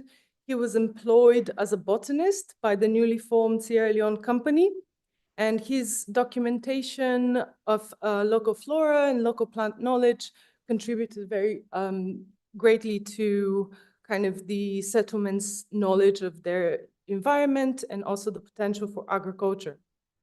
So researching the specimens of both of these naturalists is one way for me to investigate this complex relationship between early botany and slave trade, but also abolitionist movement, but also colonial settlers, British settler colonialism. So both Smeaton and Avzelius expeditions are part of a history that produced a whole new set of diaspora meanings and led to many different forms of traditional knowledge and practices being instrumentalized into colonial expansion. So my use of visual ethnography kind of developed out of my work on digitization, where primarily I was working as a photographer, and every day I would handle numerous objects. So I just started to kind of like note the activation of a particular kind of resonance and kind of an exchange when handling, arranging and photographing the objects. And I started to think about ways of capturing that, but also understanding and articulating it. So I would take separate images on my phone, and they were starkly different from sort of the images on the right, are kind of the very sort of structured catalog images you see usually. And then this was another one I took, which tried to kind of capture sort of the more haptic and sensorial experience I had when interacting with this object. So as part of my PhD, I was quite interested in whether sound and visual media can be used and how it could help research that's sort of focused on knowledge that's anchored around the embodied and tactile. So the following slides that you will see will show you screenshots from the first part of the visual ethnography that I'm making. The complete piece will be 5 different parts with like 5-minute long films. So aside from kind of allowing me to attend to the more multi-layered and embodied and sensorial elements of botanical research, using visual practice for me is a way to seek or experiment with methodologies that can can allow more horizontal, multiverse, and kind of process-focused collection practices. This is also a way for me to kind of center the agency of objects themselves and ask whether or not they can help us tell these lost and hidden histories. Ethnography at its core is a practice-led methodology where the questions often come out of process. And by this definition, the visual practice I'm using will serve both as a way to navigate work and one of its principal outputs. Oops. Sorry. So by evoking Heidegger's concept of handleability, Estelle Barrett has argued that the emergent properties of practice as research demonstrate that knowledge is both derived from doing and from the senses. But in the context of botanical collection, a sensory focus practice like my own is what Barrett would call a new species of research. But I believe that this kind of approach can help us expand the frontiers of natural history and do so by allowing us to draw on the subjective, the emergent, and the embodied forms of knowledge.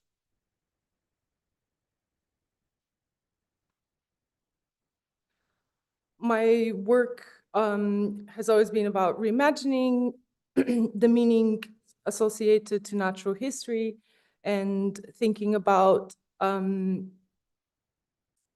how new definitions can emerge through visual process.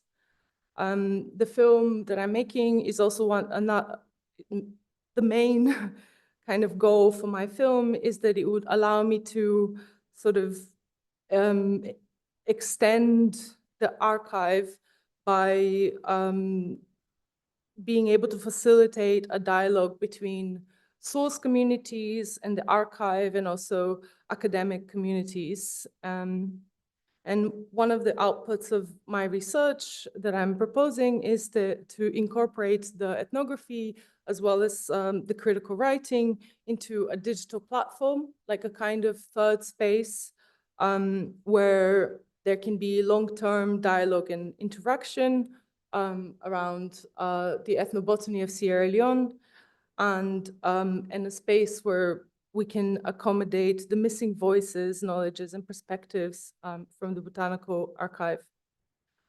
This transitional space was inspired by the idea of the ecotone that Wallace came up with. And the ecotone, of course, is a transitional zone between two ecosystems where there's a great level of diversity and adaptability. And of course, a place where horizontal dialogue, for me, a place where horizontal dialogue and negotiation can take place. So the visual ethnography I'm making is a kind of visual diary too, that will be composed of different chapters.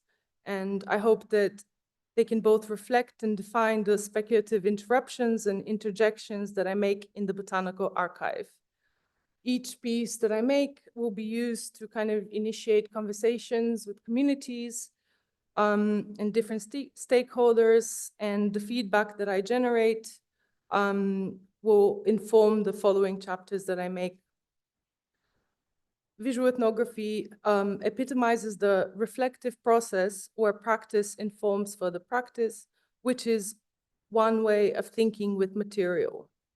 In the interplay between practice and critical text, there's also a chance to generalize more embodied forms of knowledges and to allow them to come into a dialogue with existing practical and theoretical paradigms. Reframing botanical histories through the visual practice allows me to extend the question of who the Black naturalists of the Linnean Society are to people who are not often asked that question. So people like African healers and other traditional plant knowledge keepers. And most importantly, I hope that this will provide me an opportunity to do what Ghislaine Perry calls community writing based around expression, in a process of catharsis which maintains the potential for empowering communities regardless of or whether or not what is written leads to a product of commercial, artistic, or academic merit. So the opening chapter of the visual ethnography is an orthoethnographical essay that I made in the context of the Linnean Library. In this piece, I attempted to capture the particular kind of affect that is evoked in that space for me, and kind of to represent the beginning stages of my research, but also to reflect on how conducting the research is mediated through my relationship to the histories that I'm researching, and allows me to kind of to explore the subjectivities that I'm bringing to that work.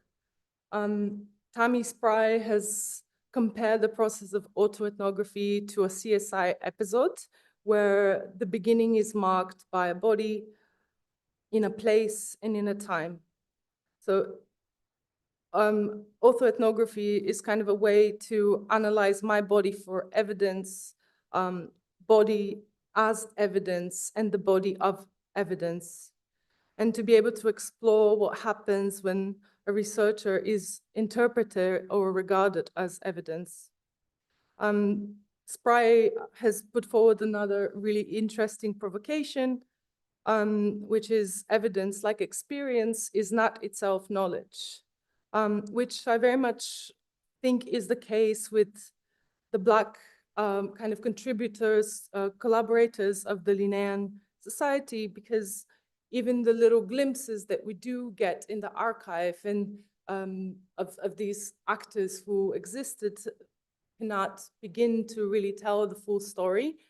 So for me, my work is very much about making sense of that space that cannot, and that which is lost.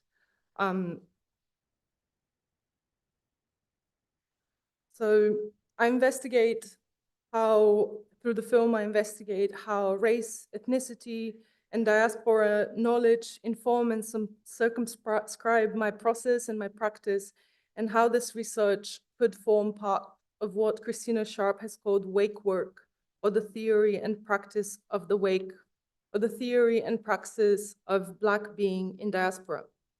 The title piece of the first part of the ethnography is they too have their particular haunts.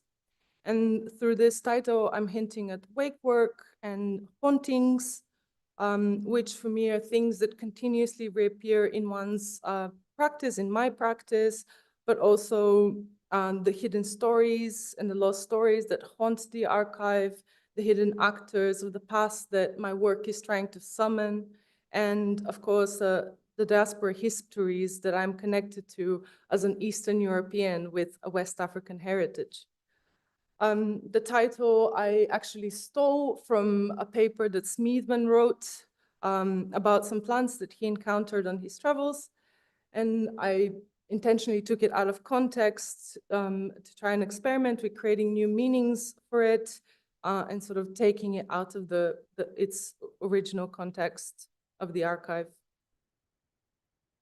One of the major haunts in my practice is invisibility.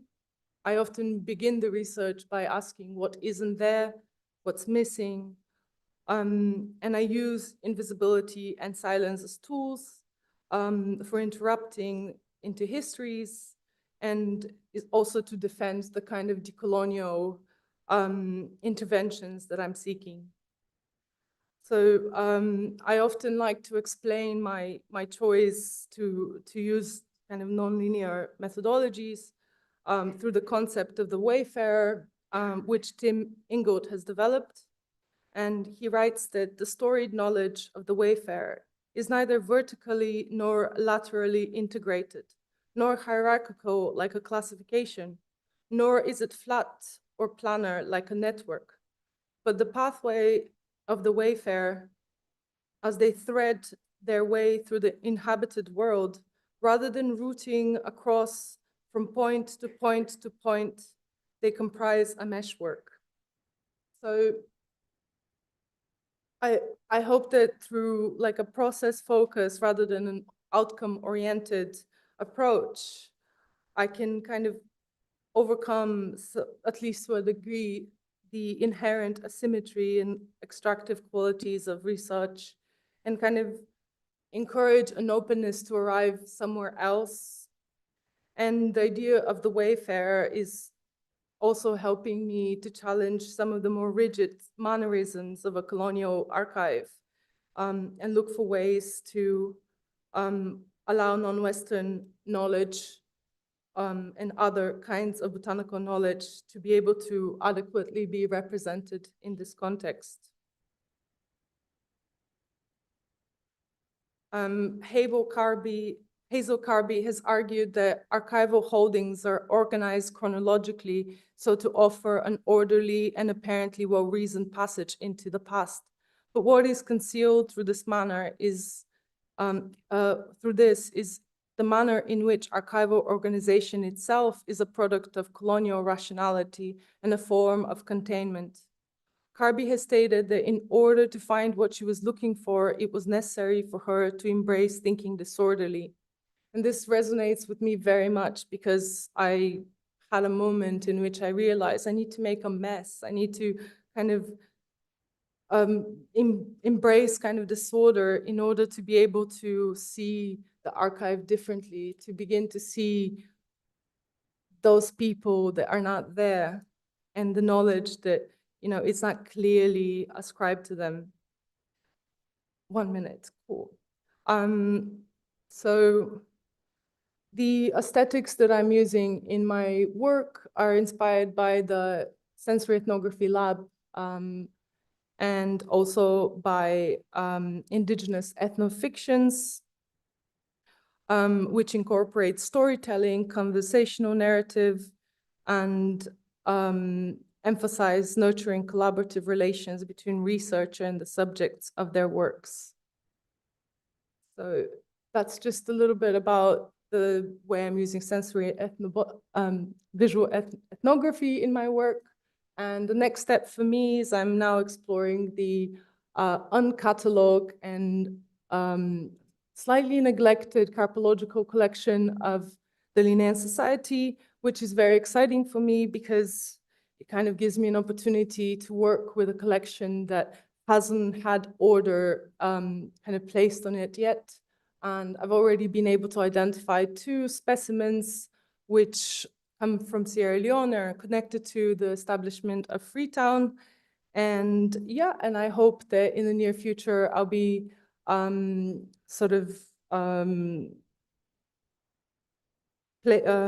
uploading the film and some writing to the digital platform and begin kind of to have more constructive, collaborative elements take shape. Anyway, thank you.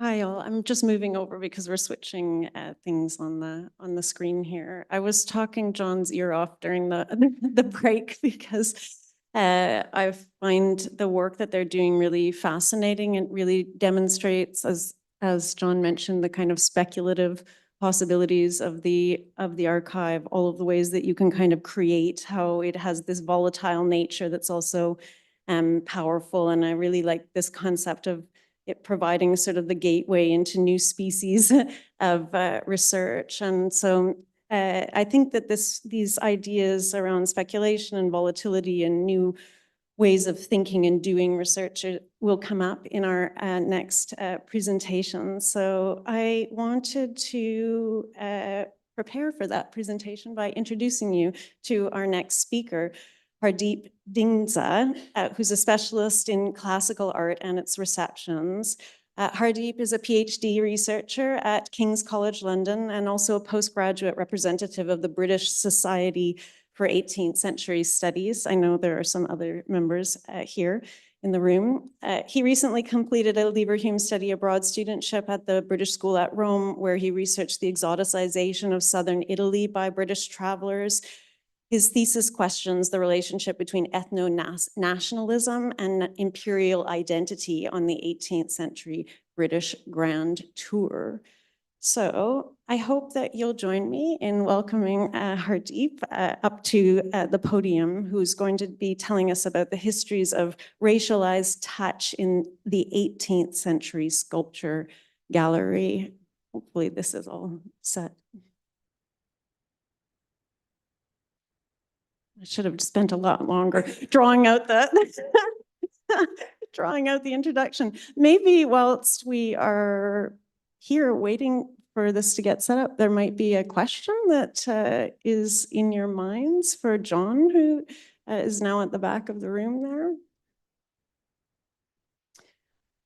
One thing that I might ask John, I don't know if you're okay to use the other microphone for John to respond to a question while we're waiting. John, I was really I'm really interested in the experimental approach that you're taking, and I was reflecting on whether or not you have experienced any resistances from those that are overseeing the archives that you're using. And if not, what are some of the most kind of exciting or surprising angles of support that you've seen from different archivists and other professionals that have been working with you or supporting your work in one way or another?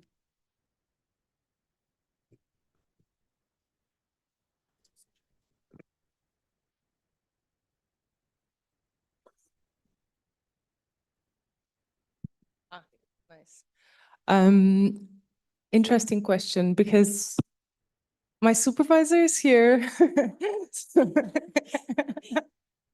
No, I think it's quite interesting because I come from like an art background and then anthropology and ethnobotany, as I've told you, and my supervisors come from very different disciplines. So I feel like sometimes I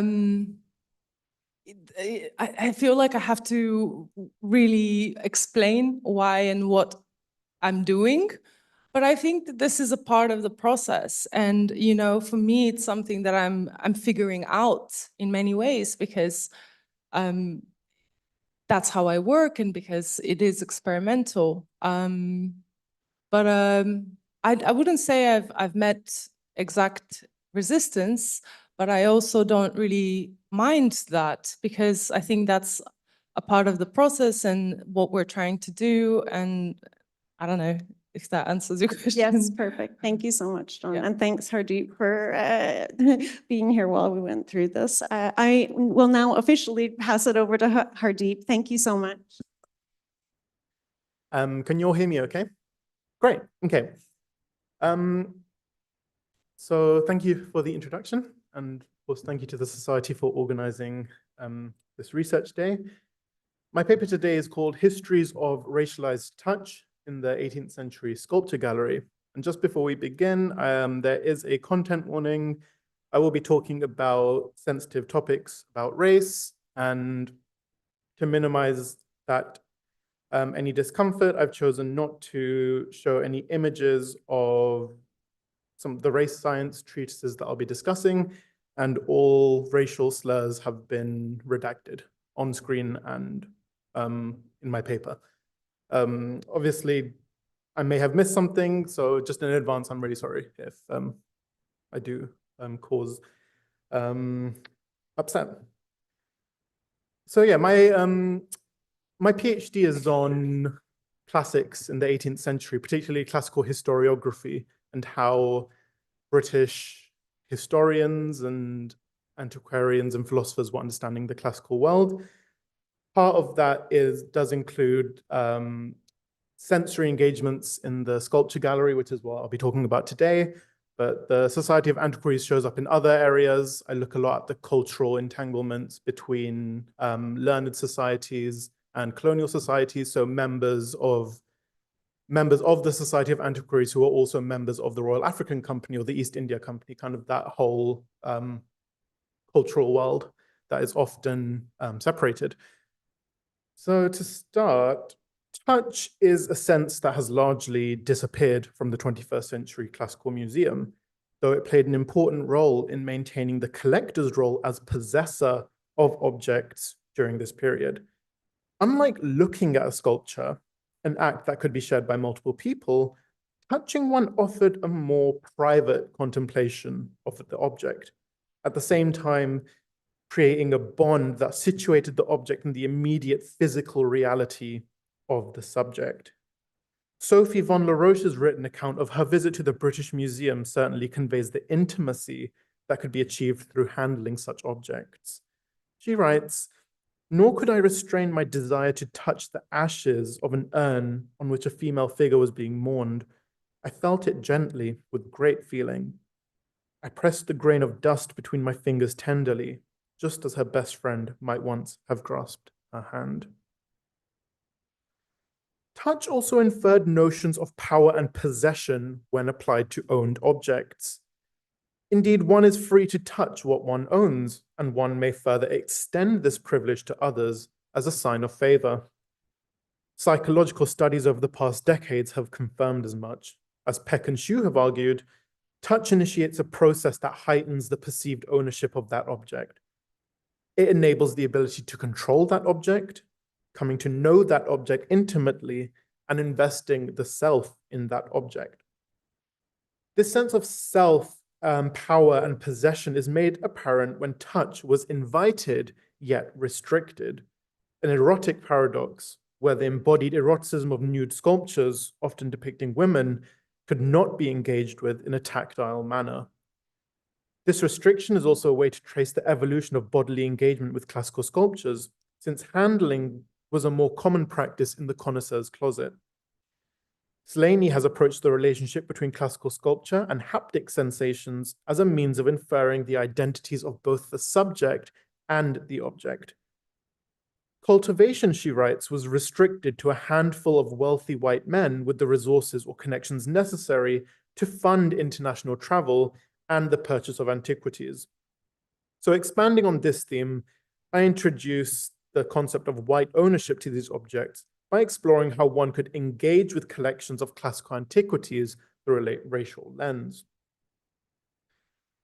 Although Enlightenment philosophers differentiated looking at a print of a sculpture from looking at the sculpture in person with regard to the amount of pleasure it could trigger, there did not exist this tiered sensory experience when it came to touch. Indeed, by virtue of touch, we are potential experiencing and conscious subjects. Without touch, we would be ignorant and incapable of experiencing. We can see and learn about the world around us with our reason because the sense of touch, and thus our body, situates us in that particular time and place. Here, touch is understood through an Aristotelian lens. In his De Anima, Aristotle identifies touch as the dominant sense. Touch can identify difference, subverting Platonic hierarchies of the senses, which prioritized sight and would influence the optocentric quality of Western philosophy from the 18th century onwards. Interestingly, Aristotle's theory regarding the thickness of the skin and sensory perception can be used to better understand the racial relationship between touch, whiteness, and pleasure. In Aristotle's own time, thickness of the skin was a class-based form of discrimination. He writes, "This is confirmed by the fact that it is to differences in the organ of touch and to nothing else, that the differences between man and man in respect of natural endowment are due. Men whose flesh is hard are ill-endowed with intellect, men whose flesh is soft, well-endowed." The implication here that people with tender skin were suited for thinking is that enslaved people and metics during Aristotle's time must have had thick skin. This, of course, can be understood as ancient ethnicity-based discrimination and related to the class of manual laborers. In the 18th century, there was much scientific discussion on the composition of skin as a method of differentiating between human varieties. John Mitchell, for instance, believed in 1744 that dark-skinned populations appeared as such because either the mucous membrane under the skin carried different substances, or their skin was so thick that the pale mucus visible in white skin became invisible. Voltaire further proclaimed that, quote, no curious traveler ever passed through Leiden without seeing part of the reticulum mucosum of an African, end quote, highlighting the ease at which travelers could access such scientific discoveries. So could it be then that touching classical antiquities and experiencing some sort of emotional bond with their beauty was a way of affirming the whiteness of the toucher? The only classical body that could be touched was made of marble, so physical touch alone would not be enough to recognize the body as white. But in tandem with the eye's judgment and the power of the mind, could a relationship emerge between bodily transformation and racial recognition? Edmund Burke explicitly equated smoothness with pleasure. He writes, all bodies that are pleasant to the touch are so by the slightness of the resistance they make. Resistance is either to motion along the surface or to the pressure of the parts on one another. If the former be slight, we call the body smooth, if the latter soft. The chief pleasure we receive by feeling is in the one or the other of these qualities. And if there be a combination of both, our pleasure is greatly increased. Now, these descriptors of skin are also found in descriptions of classical sculptures. Winkelmann prescribed the beauty that could be found in sculpture through the soft undulations of the surface, resulting in a body that, quote, has no abrupt or broken parts, end quote. This is evident in Tobias Smollett's reaction to the musculature of the dying gladiator on screen. Smollett remarked that, quote, the marble actually emulated the softness of the flesh, end quote. So comparisons between skin and marble also appear in literary works. For example, when Yariko first laid eyes on Inkel in the popular play, we are presented with the image of a sculpture rather than a man. Yariko writes, his skin, like polished marble, did appear. Herder's theories on touch in relation to sculpture and aesthetic contemplation offer the same comparison, describing beauty as not a visual but tactile concept. He writes, the beautiful line that constantly varies its course is never forcefully broken or contorted, but rolls over the body with beauty and splendor. It's never at rest, but always moving forward, creating the flow and fullness of that delightful, gently softened corporeality that knows nothing of surfaces or of angles and corners. There's also the argument that sculptures were considered pleasurable to touch, were made to be even smoother through this repeated tactile exposure. The erosion that evened out delicately carved features only increased the pleasure, carving out a cyclical form of engagement that was self-fulfilling in nature. Now, it's form and texture rather than color that Winkelmann identifies as an inferior characteristic in African bodies. He writes, an African might be called handsome when the physiognomy of his face is handsome. Texture also plays an important role in his understanding of beauty, implying that touch, or imagined touch, could identify the white body from the black body. In his description of classical busts made from basalt and other naturally dark materials, he believed that the color of the material had no effect on the bust's beauty.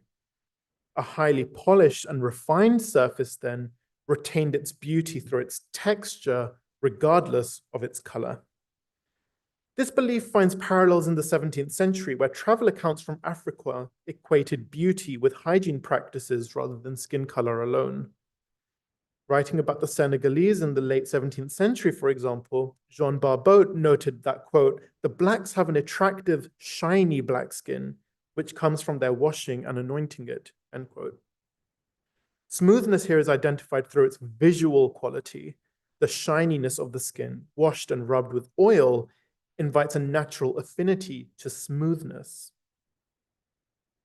Here we find an implied understanding of cultural whiteness, a kind that is defined by its assimilatory potential. In other words, a visual impression of smoothness could be complemented by the tactile impression of its smoothness. Though this argument is not drawn along racial lines, through the above examples, there emerges a clear sensory relationship between racialized skin and marble.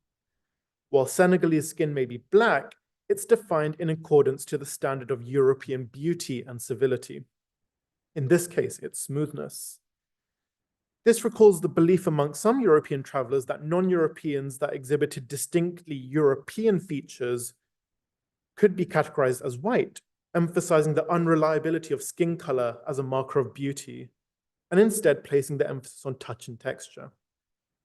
In comparison to this, Buffon employed vivid imagery that invited imaginary touch over the skin of a Hottentot, which rendered it rough, since, quote, they perpetually daub their skin with dirt, end quote. Hair is also cast as an inherent marker of whiteness, and once again, aestheticians employ the language of their imperial brethren to better understand classical sculpture. Herder wrote the following: "The sense of touch must never encounter the hair as a bush, but always as gentle, pliant masses that infinitely entwine.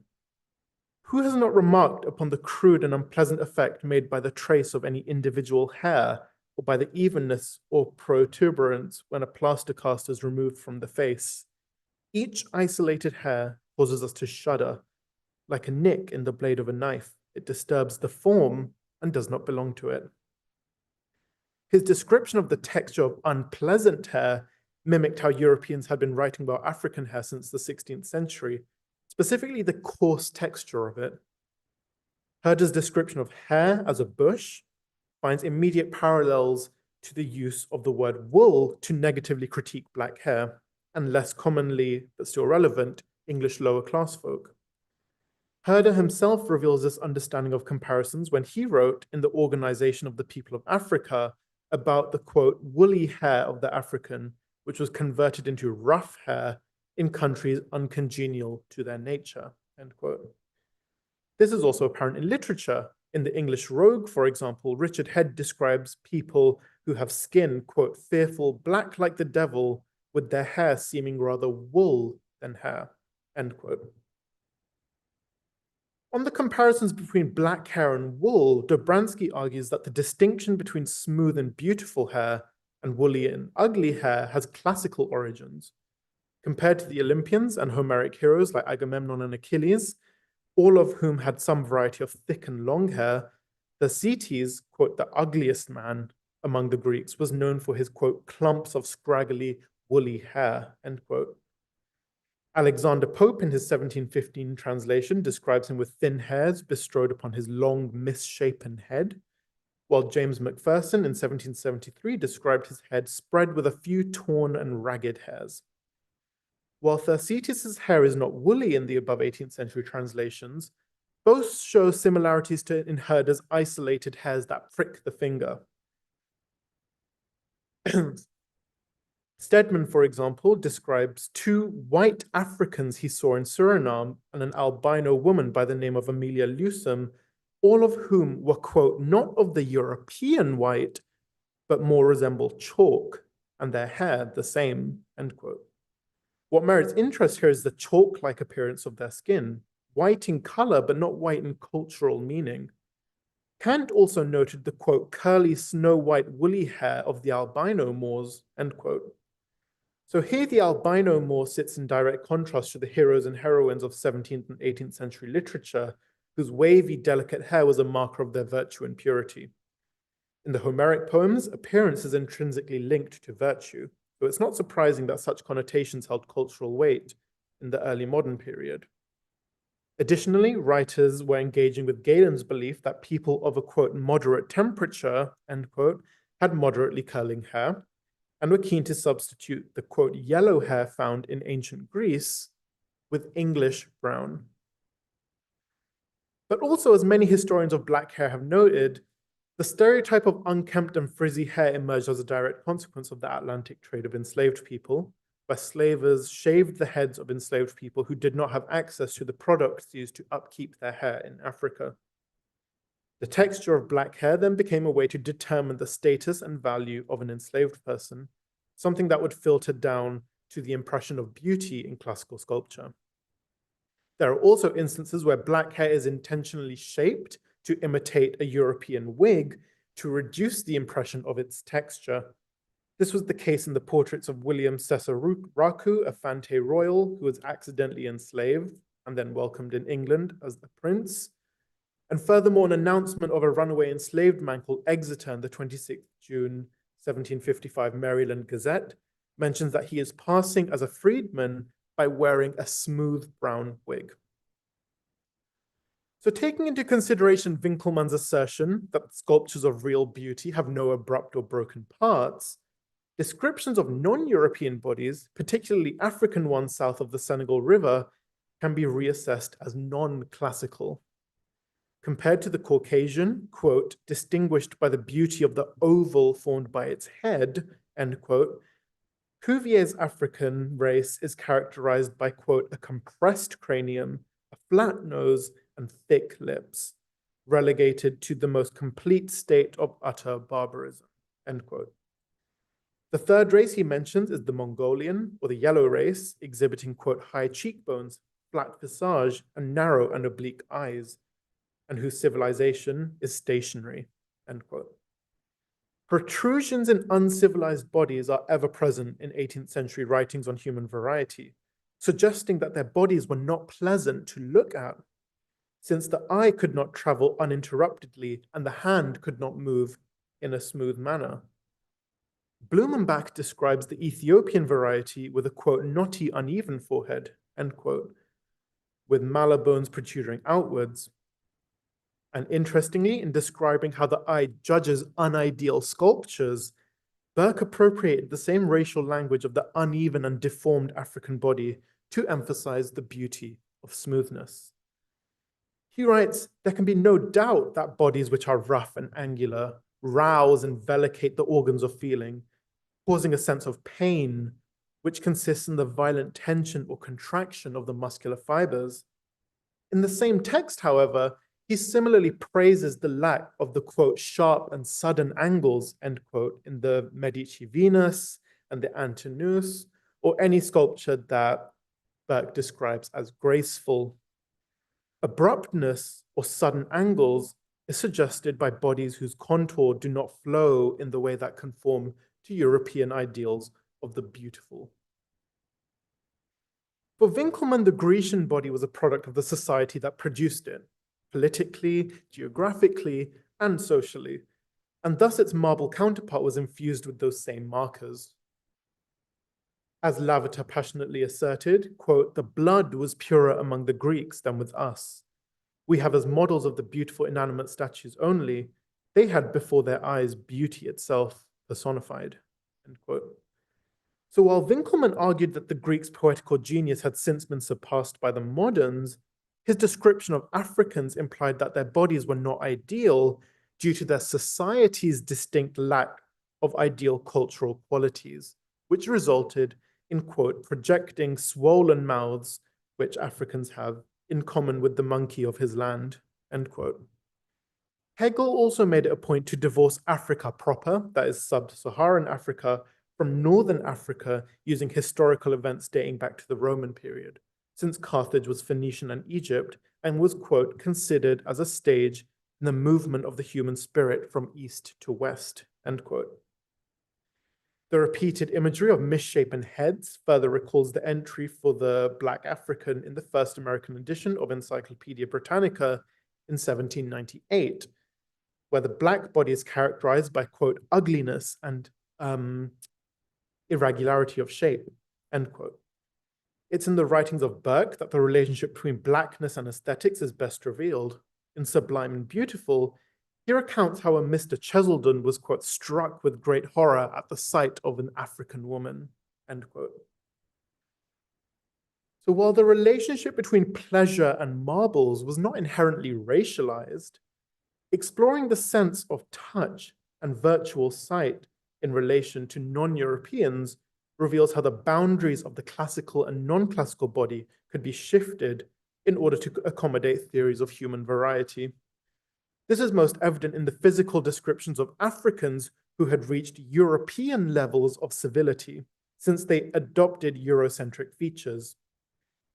Ben's description of a statue of Orinoco is one such example. His nose, he writes, was rising and Roman instead of African and flat. His mouth, the finest shape that could be seen, far from those great turned lips, which are so natural to the rest of the Africans, end quote. Likewise, Friday, the enslaved boy in Robinson Crusoe, who accepts servitude in a grateful manner, has a, quote, round and plump face with a nose that's small, not flat like the Africans. Buffon's infamous anecdote in his Natural History also points to the influence of religion and climate in this transformation. A Dutch-raised Hottentot baby, he claimed, quote, soon became as white as any European, end quote. The conflation of non-European bodies, Roman statuary, and the European morals is indicative of a racialized understanding of external beauty, whereby internal perfection overrode pre-existing external appearances. Touch became the sense through which these physiognomic transformations were able to take place, and Europeanized bodies could be admired and praised through expressions of pleasure. Thank you very much.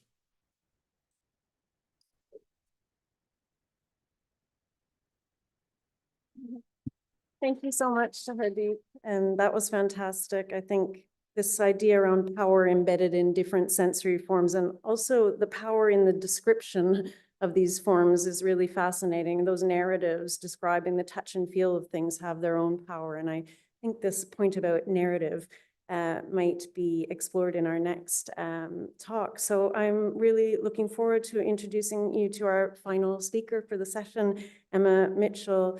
Emma has an incredibly dynamic career as a performance artist and creative practitioner working across comedy, circus, burlesque, and writing, as well as being a former teacher and brand strategist. Emma's currently a doctoral researcher at Brunel University London, whose thesis focuses on Georgian sex workers, and she draws upon archival research and experimental literary forms and practices to reclaim the voices of marginalized women from history. So I'm keen to pass over now to Emma to familiarize us with a path to Mother Ludlam's whole folklore, antiquarianism, and somatic storytelling. Thank you, Emma. Thank you. Am I right there? Yes? Yes, good. Thank you so much for having me today, for inviting me. It's an absolute honor to share my work with you. I'd like to make an apology for the lack of cat pictures, but hopefully there'll be enough in here for you. This is practice-based research. Essentially, it's a creative piece. Feel free to close your eyes. I know we're in the post-lunch slump, so. Forward. I don't talk about my mother much. As a child, I mostly hated and feared her, doing all I could to stay out of her way. As an adult, before she died, there were long stretches of no contact. I tried not to think about her, and when I did, it was usually with anger. After she died, after watching dementia turn her into a small, lost, and biddable child who would never have to say, "I am sorry," the anger was pierced by pity. I still live with her legacy of damage, an unruly tumble of fear and shame, carefully corralled into a 2-up, 2-down terraced house to be archived from the world. The never solid ground of my childhood engendered a love of stuff. Material objects offer certainty. Owning, holding, collecting objects connects me to this world and not the bleak struggle of my nightmares and losses.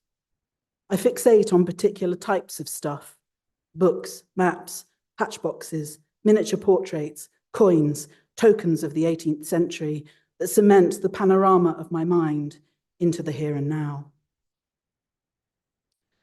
I love eBay. As displacement activities go, it is immensely effective. I consider eBay our ordinary person's archive, a quotidian repository of the dead's keepsakes sold to the highest bidder, devoid of context, but held, looked upon with love, passed on or passed over. Whole days can be occupied searching for mid-century art glass, or 1940s utility china. I return often to the search for objects from the time frame of my novel, 1745 to 1762, a way of connecting to the work when I feel overwhelmed by the work, reviewing listings, adding items to my watch list, making mental calculations about affordability, all offer the illusion of useful labor, all help, for a few hours at least, to suppress the grief and the fear that sit beside me. It is during one of these searches that I find Mother Ludlam's Hole. On offer, an original, i.e. not a later reproduction, antique print, Mother Ludlam's Hole, near Farnham, Surrey. The print has text describing the view below the picture and continued on the reverse, offered with hand colour. Date printed, circa 1790. The view was originally drawn in 1761, date given in the text, and engraved in 1773, dated on the view, and printed 1787 or soon afterwards. Drawn by Francis Grose and engraved by Samuel Sparrow, active 1770 to 1806, published by Samuel Hooper, Ludgate Hill, London. Provenance. This print was published in the Antiquities of England and Wales by Francis Grose.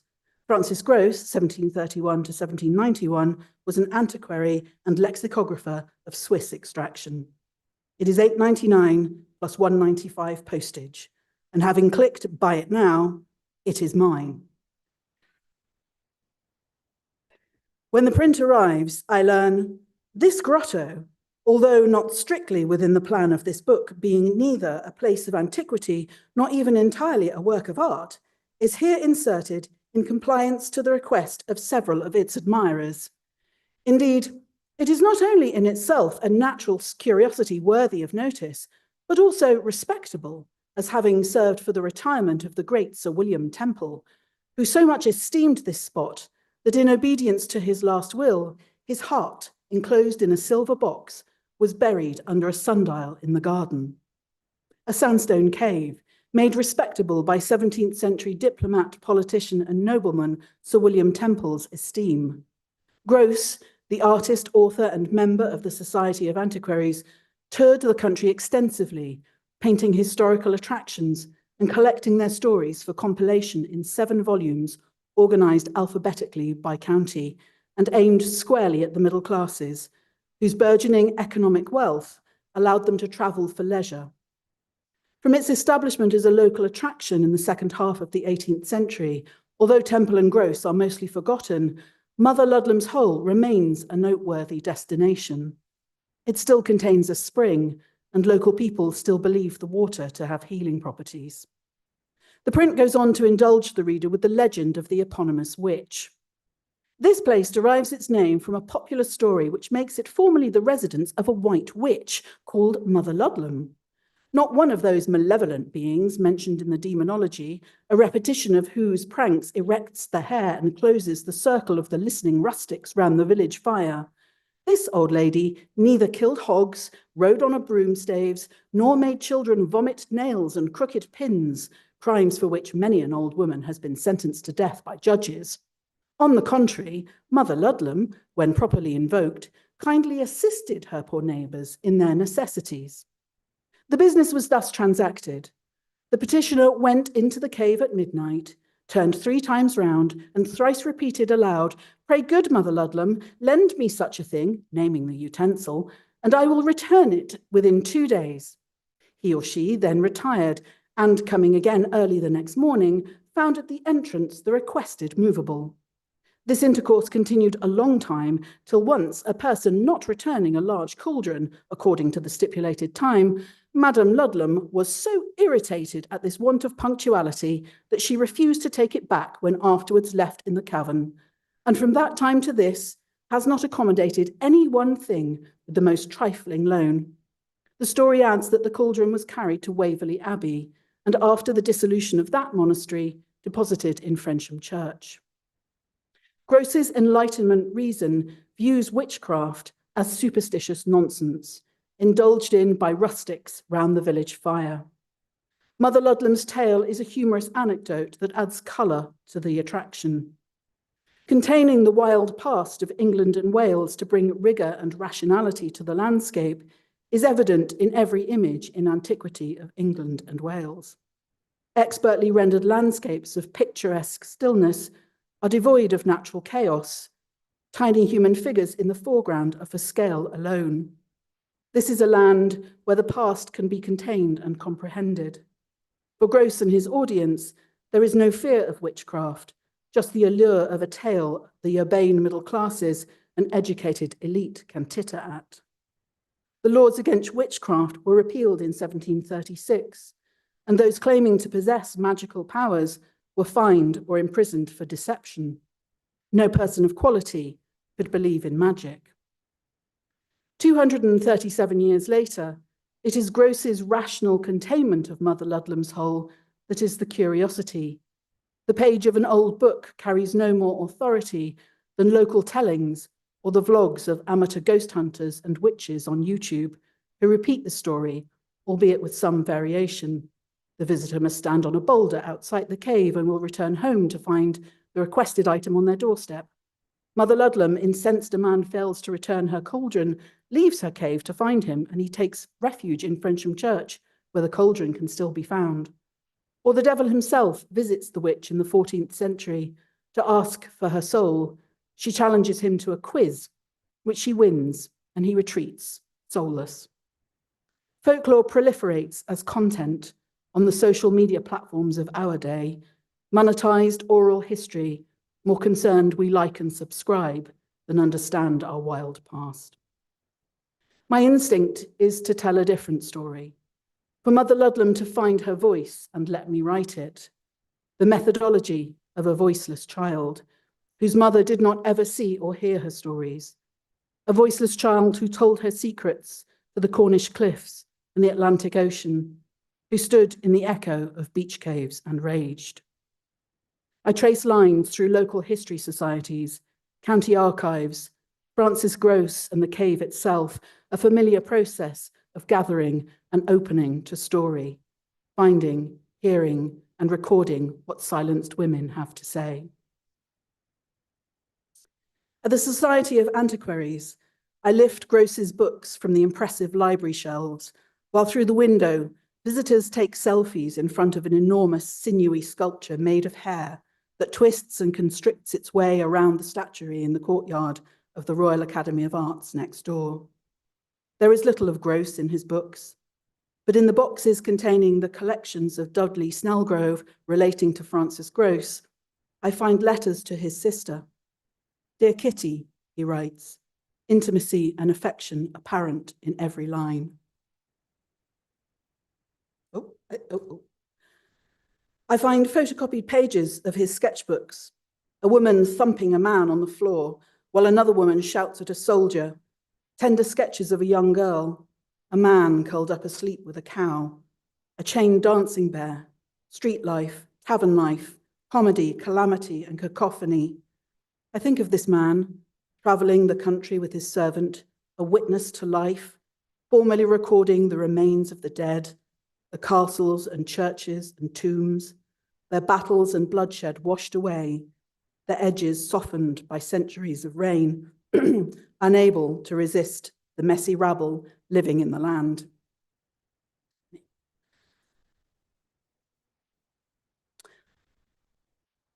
I email Farnham Town Council about a site visit. Weeks later, the cave's current owner contacts me. We agree a date and time. My supervisor asks if I've completed a risk assessment.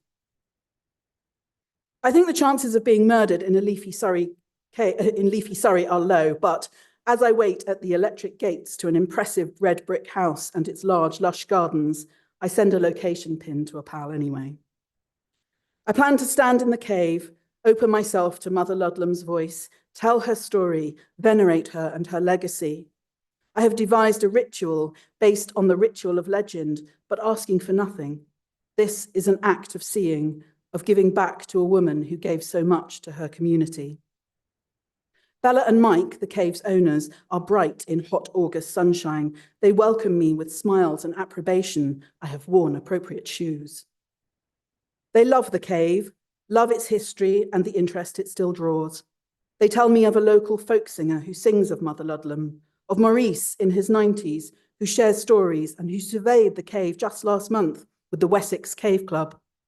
In turn, I tell them about my work, and as we descend the steep slope of laurel and bramble-fringed path to Mother Ludlam's hole. The mouth of the cave is now a man-made archway of flat sandstone bricks, sandstone even, thought to have been constructed in the late 19th century. Offerings have been placed in the gaps between the bricks, green ribbons and corn dollies tied to the ivy that hangs down and to the wrought iron gates that now protect the cave entrance and the bats that nest there. Mike unlocks the gates and shines his torch inside to light my way. The floor is wet, sand, the spring running through and pooling around the remnants of old brick and pipework. It is said the water was first tapped in the 13th century by a monk named Simon to provide water for Waverley Abbey. There is peace in the cave, the trickle of spring water, beams of sunshine diffused by the leaves above the hole in the roof, and the bright green of the grounds beyond the gates. Mike and Bella offer to go for a walk. I appreciate the kindness and ask for 10 minutes to perform my ritual. It seems rude to ask for more. The walls of the cave are soft and dank, grainy to the touch and scored with initials of visitors past. Where the cave narrows sharply and bends to the right, the cavers found more carvings in the walls, estimated to be from the 18th century at least. I step into darkness, jumping unsteadily onto the furthermost sandbank and placing the things I have brought with me onto the wet ground, grateful for Mike's torch. I open the circle, invoke the goddesses and the elements, lay offerings and ask for blessings and wisdom, rose quartz and a sprig of rosemary for the goddess of the north and the element of earth, a collared dove feather from my garden for the goddess of the east and the element of air, a tea light anointed with rose oil in a glass holder for the goddess of the south and the element of fire, and a small blue glass of water from the cave spring for the goddess of the west and the element of water. I feel self-conscious and hurried and too much in the mind, but I proceed and read aloud the invocation I have written. Pray, good Mother Ludlam, I ask nothing of you. I restore to you such things, the knowledge of and wonder at the magic of this land, the respect for and honor of the matriarchal line, the eternal love and profound healing of Mother Earth, and the reverent witnessing of all you gave to your community.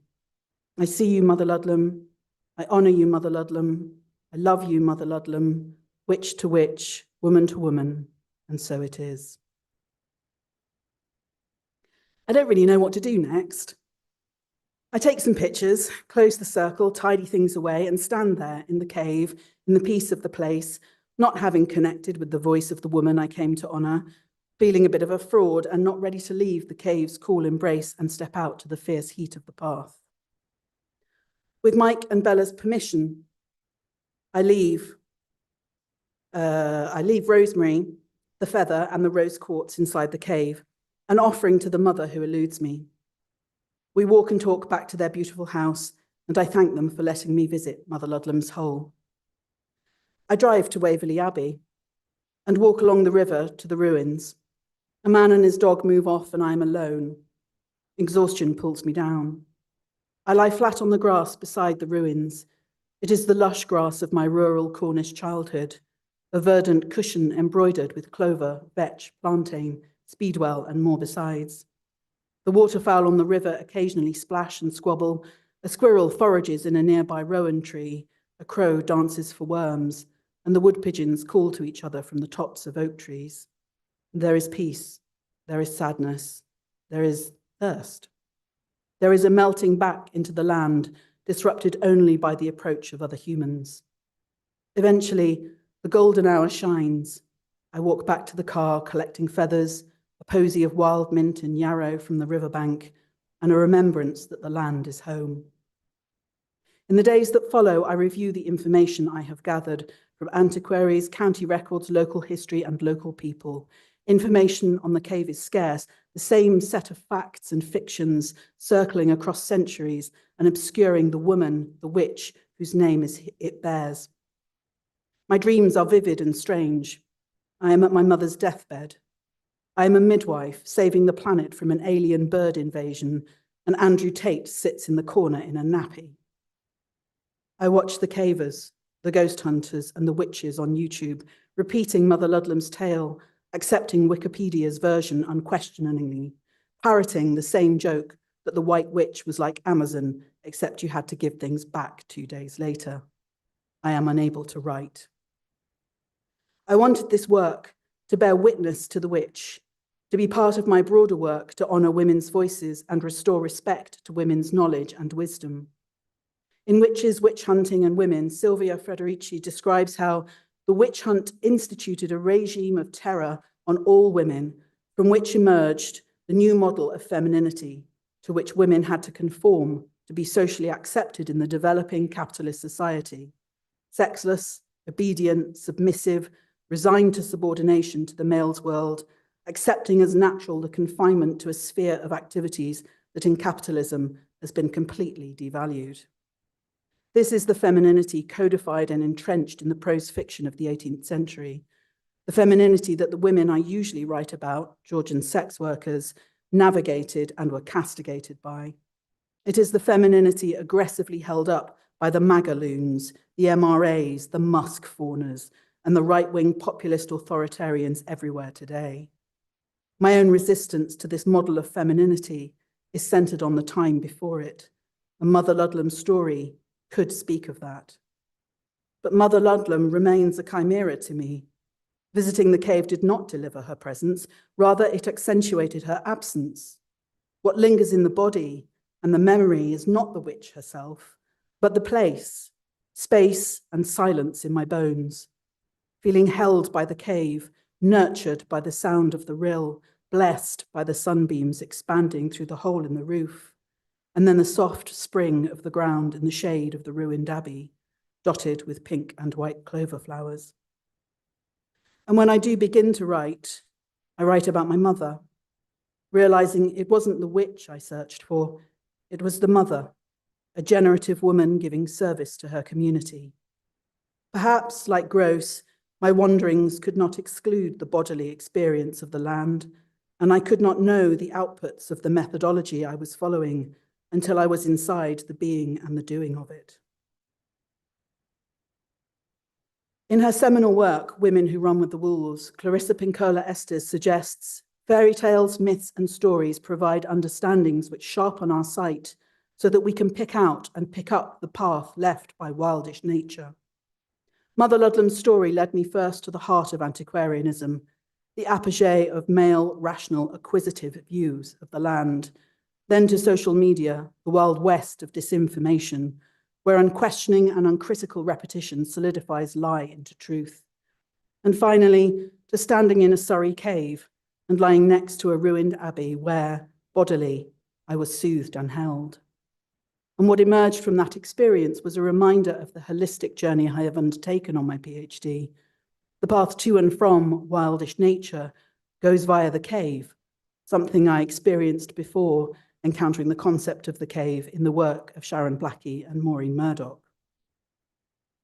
In Blackie's If Women Rose Rooted, caves are the black chasmal mouths of the otherworld, the gateways to transformation, the night-filled fecund womb places of the earth, and out of them we are reborn. This rebirth is at the heart of the heroine's journey. It catapults us into new ways of seeing, new ways of being in and out of the world.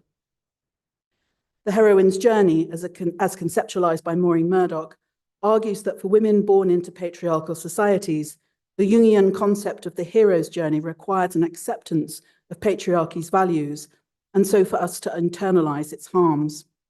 The heroine's journey thus begins with a separation from the feminine that enables women to walk the hero's path, striding out into the world in search of externally measurable success at the expense of ourselves. We try to please and achieve. Success, however, does not bring fulfillment, and often at midlife, life begins to disintegrate, creating an opportunity for initiation into a new way of being that begins with a descent to the goddess. As Blackie says, it is this descent in which we go down and face the dark goddess in the otherworld, which destroys outmoded forms of being and prepares us to develop the wisdom we need to give birth to our most authentic self, the self that can begin finally to act from that place of solid, grounded rootedness. Our descent starts with disillusion and ends with dissolution. Descent, darkness, and dissolution accurately describes my return to academia shortly after my mother's death. A burrowing was my word for it, born of multiple bereavements, perimenopause, PTSD, and a complete inability to make myself do the work in the way everyone said I needed to do the work. The darkness required surrender, an unraveling, an unlearning, space to listen to the quietest parts of myself and honor what they had to say. Blackie tells us, when we descend into the dark, we find ourselves literally losing the plot. We find ourselves between stories. All of the stories we have told ourselves about who we are have begun to disintegrate. As I stepped into Mother Ludlam's hole, the plot of this paper and of my methodology crumbled. My reaction, beyond initial puzzlement, was to trust and give space to what needed to be written. This paper doesn't do what I initially believed it would, but by trusting my embodied experience at the cave and the Abbey, it translates information into feeling and knowing. It connects my practice and experience to that of Francis Gross, a man who could not contain the land in the pages of his greatest work. It reminds me of the power of the cave, be it a physical space or a state of mind, and it reinforces my belief in the value of somatic experience. Embodied action has a power that challenges the illusory control so beloved by the egoic mind. It also makes me love eBay even more. Murdoch states, for a woman to be whole, she must reclaim the dark mother within herself. I went to Mother Ludlam's hole in search of a witch and her story. I did not find them. Instead, I stepped into the earth and was held so that I could remember the gifts of the cave. When I reflect upon my time standing there, then lying in the grass, thinking of the small, motherless child who felt safer in the fields and woods than at home, giving myself space and time to find my way back, I understand this as allowing the wisdom of the Dark Mother to operate, as a step towards wholeness.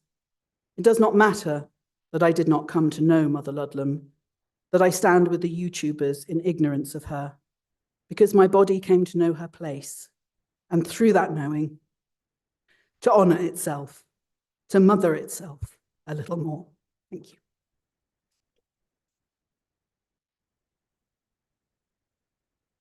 So much better, but no, please stay up, please stay up. Can I also invite John and Hardeep to come up? We have a moment, I think, to do at least one or maybe two questions. So I'd be grateful if you can join me. I'll open it up to the room and also to online for anybody who would like to query or probe further. Shall I go for it then? Oh, we've got one in the back there. Hello, question for John here. Just you mentioned very briefly the role of Indigenous ethnofictions and storytelling in your research, and I was just wondering if you could say a little bit more about that, and particularly how sort of language, text, and archive fits together with the more visual and object-related research that you're doing. Thanks. Yeah, so I'm quite inspired by ethnofictions, and I really love this idea of inviting communities to research. And I guess my idea for the ethnography has always been to sort of start with me and kind of then open up that space for this kind of more collaborative and negotiation based. So I guess I don't really know what that's going to look like yet, but I do intend on like facilitating a space digitally, as well as, which, you know, can be, I think I would experiment in sort of recording, but also in person in Sierra Leone, where I hope to go this year. Any others? There's one back there, thanks.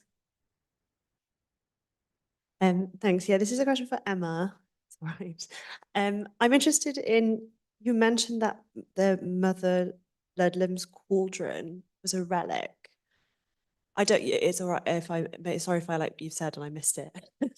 But could you expand a little bit on maybe what you found out through sort of her, of the relationship between sort of cunning women and religion? Because I think as an early modernist, I tend to find those two as being quite separate from one another in terms of sort of how magic relates to Catholicism. But I know kind of before the anti-witchcraft laws in England in 1544, they weren't necessarily so separate. I'm just interested because Henry VIII went to there to give devotion all the time. So I'm like, oh my God, did he see the cauldron? So yeah, I'm just curious about that. Sure. The short answer is I don't know, because that kind of wasn't what I was doing. But I believe the cauldron is still there, but actually it's been dated and they think it's later. But there are so many different myths about Mother Ludlum. So, you know, there's this myth that, you know, that one that the devil, you know, challenged her to a quiz, another that he tried to steal the cauldron, she saw him off, and he went jumping across the landscape because there are a number of sort of hills out, and he created those hills doing that. So that there are lots of different myths. What I find really interesting in the kind of digital age is the way that they're repeated unquestioningly. But I think as a kind of local oral history, I really like the idea that it's essentially unknowable. You know, there are many versions, and there is no way of really proving any of that. But I like this kind of contrast between presenting it as a kind of humorous anecdote in what's essentially considered to be a scholarly historical text of the Antiquities of England and Wales, and the reality that the story actually resists that kind of containment, and still resists that. You know, people still go and perform rituals at the mouth of the cave, so that this notion of magical thinking or our magical past is still very present in that site. And interestingly, that site's then kind of intimately connected to Waverley Abbey and Frensham Church, but I don't know that you could ever really unpick those threads. And personally, as a kind of someone who likes not being able to contain things, that's quite exciting. That answers sort of. I might take chair's privilege and ask the last question to Hardeep, so that we can get a few minutes for the coffee break. I was thinking about it with all of the presentations, and I sort of prefaced it when I was doing the transition, Hardeep, but I was really taken by the descriptions, many of the quotes that you had, and I was reflecting also off the back of Emma's very evocative narrative about how you feel narrative intersects with your work, and this kind of relationship between touch and knowing through touch, and then having to describe touch through words as well. Thanks for trying to make sense of that question. Thank you. So a term I used in the paper was virtual touch. And that was kind of how they understood sight in sculpture. Like sight at this time enabled you to imagine what it felt like to touch the sculpture, rather than touching it itself. And a lot of that relied on this idea of cultivating the mind, that there are only so many people who knew how to do this, or who knew how to look at a sculpture in such a way that they can look beyond the marble surface and kind of stare into the soul of the sculpture, is what they believed, especially with figures like Winkelmann. So there's this, when it comes to narrative, it's this idea that these men, and most often they were men, kind of had this mental ability to understand the sculpture on a almost metaphysical level, that they themselves had the skill to kind of move beyond the surface of the sculpture too, which in itself was a reflection of the soul of the sculpture, but not everyone could kind of look at it and understand it in the way that they did. So it was a personal relationship, in that the ability to express pleasure at these sculptures was essentially proof that I can look at the sculpture and I can appreciate its beauty for what it is. So it's, yeah. Just wanted to wrap up by asking us to offer another round of applause to the amazing speakers. Thank you so much. Thanks. And see you out in the coffee break.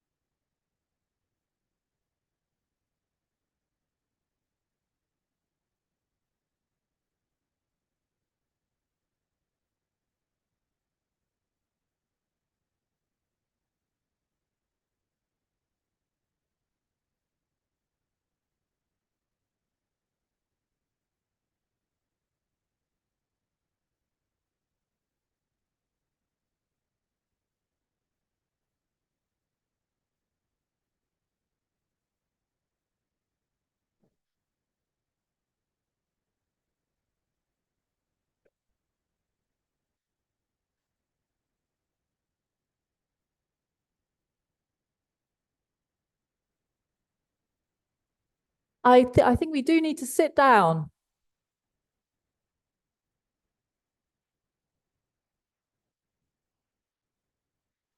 So welcome to the third and final panel of what's been a really, really terrific day. I'm Helen Wickstead. I teach a course in Museum and Gallery Studies at Kingston School of Art. And I've been bringing students here and working in partnership with the Society of Antiquaries for 4 years now.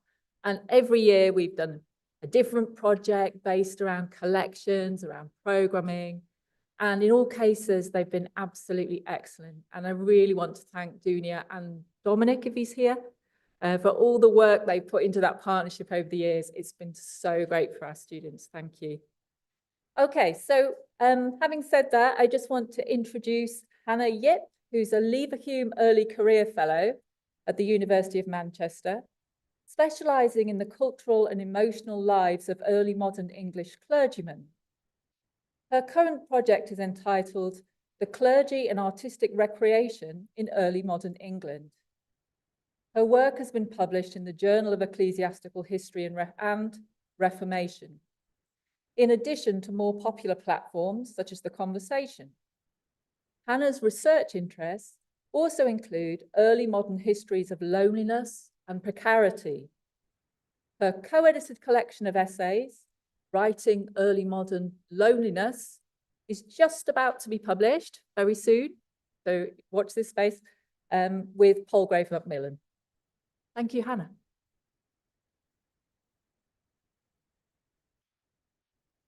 Thanks very much, Helen. And I'm really happy to be here today. And a special thank you to Anushka Lester for the invitation to speak.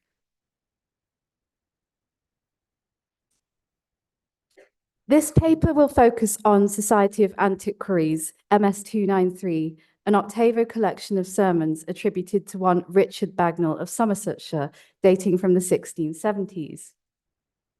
A closer examination of this manuscript reveals a great deal about the elusive Bagnall, whose name does not appear in any of the usual places where one might look for biographical information about an early modern clergyman, including the university alumni lists, the Clergy of the Church of England database, and dissenting academies online. In addition to giving us some small details of Bagnall's life, including where he was based and when and where he preached, MS293 provides some insight into Bagnall's process of sermon composition. A close reading of the first 2 sermons in MS293 shows that Bagnall adapted an existing volume of printed sermons, published 50 years previously, to his namesake, Robert Bagnall. Condensing 5 sermons into 2 and lightly paraphrasing the original text. As such, MS293 is an important document for historians of early modern preaching.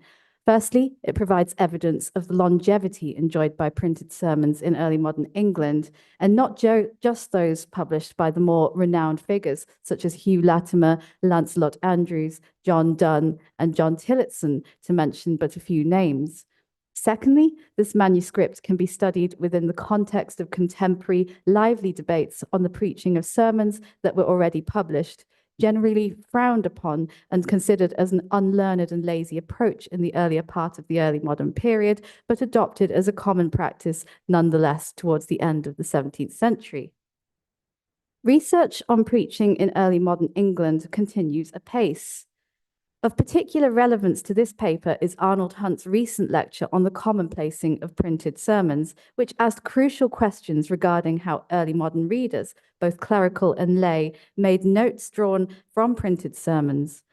Other lines of inquiry in Hunt's lecture included the priorities of these readers, exactly what they chose to note down from the printed texts they read, and how these notes were compiled and catalogued for their own personal study. Mention should also be made of the work of Anne Hughes, who has cautioned against the dangers of assuming a clear binary between print and manuscript sources when studying the sermon in early modern England. Hughes argues that both print sources and manuscript sources are integral for building a fuller picture of the dynamic encounters between preachers, congregations, and readers. That is to say, autographed manuscripts should not necessarily be privileged over printed documents. This argument is certainly to be borne in mind when one comes to study the Society of Antiquaries manuscript, which charts the move from printed text back to oral delivery via manuscript. But before we take a closer look at the Society of Antiquaries manuscript, it is necessary to question how common such survivals are. The Gateway to Early Modern Manuscript Sermons project, a searchable database of manuscript sermons dating from 1530 to 1715, is an excellent place to begin to search for these notes made from printed sermons by all kinds of people, preachers, students training for the ministry, and lay people alike. Perhaps the most important contribution that the database has made to studies of early modern preaching is to shed light on the thousands of autographed sermon notes by prominent figures and lesser-known early modern clergymen from the British Isles and North America, which await further study. But where to find these manuscripts? Within the vicinity of London, it is unsurprising that many of these manuscripts are housed in archives such as Dr. Williams' Library, Lambeth Palace Library, and St. Paul's Cathedral Library, as well as the British Library. The Society of Antiquaries, on the other hand, contains very few 17th century English sermons. Mention should, however, be made of a sermon preached by John Donne at Lincoln's Inn, although note that this is just a contemporary account of the occasion and not an autograph sermon. The only other autographed sermons preached in early modern England held at the Society of Antiquaries are to be found in the diary and accounts of John Moore, who began his career in the church as rector of Earl's Croom, Worcestershire, and finished it as a Baptist. Within these two small volumes, amidst accounts, observations on the weather, recipes, poems, and religious meditations, are jottings for 3 sermons composed within the last decade of the 17th century. These sermon notes give us only a limited view of Moore's compositional processes. The notes comprise single words or phrases as opposed to complete sentences, although it should be observed that he is very clear about the divines from which he drew inspiration, including, in particular, Jeremy Taylor, the so-called Shakespeare of divines. Moore's notebooks, along with many others, provide an indication of the long-lasting influence of Taylor's published works of divinity on sermon composition long after his death in 1667. While Jeremy Taylor's influence on preachers who composed sermons in the later decades of the 17th century might not be entirely surprising, it is perhaps more intriguing to think about the longevity of published sermons by more modest figures in the English church. Such reflections would query and qualify claims in older scholarship regarding the ephemerality of printed sermons and the supposed decline of their relevance and value years, months, and even days after they had been preached. Printed sermons were published in increasing numbers from the 1640s, an era which witnessed the collapse of ecclesiastical censorship of the press and a printing revolution. But not all of them suffered the same fate as the ubiquitous pamphlet. Then again, there were myriad reasons why only certain printed sermons were revived.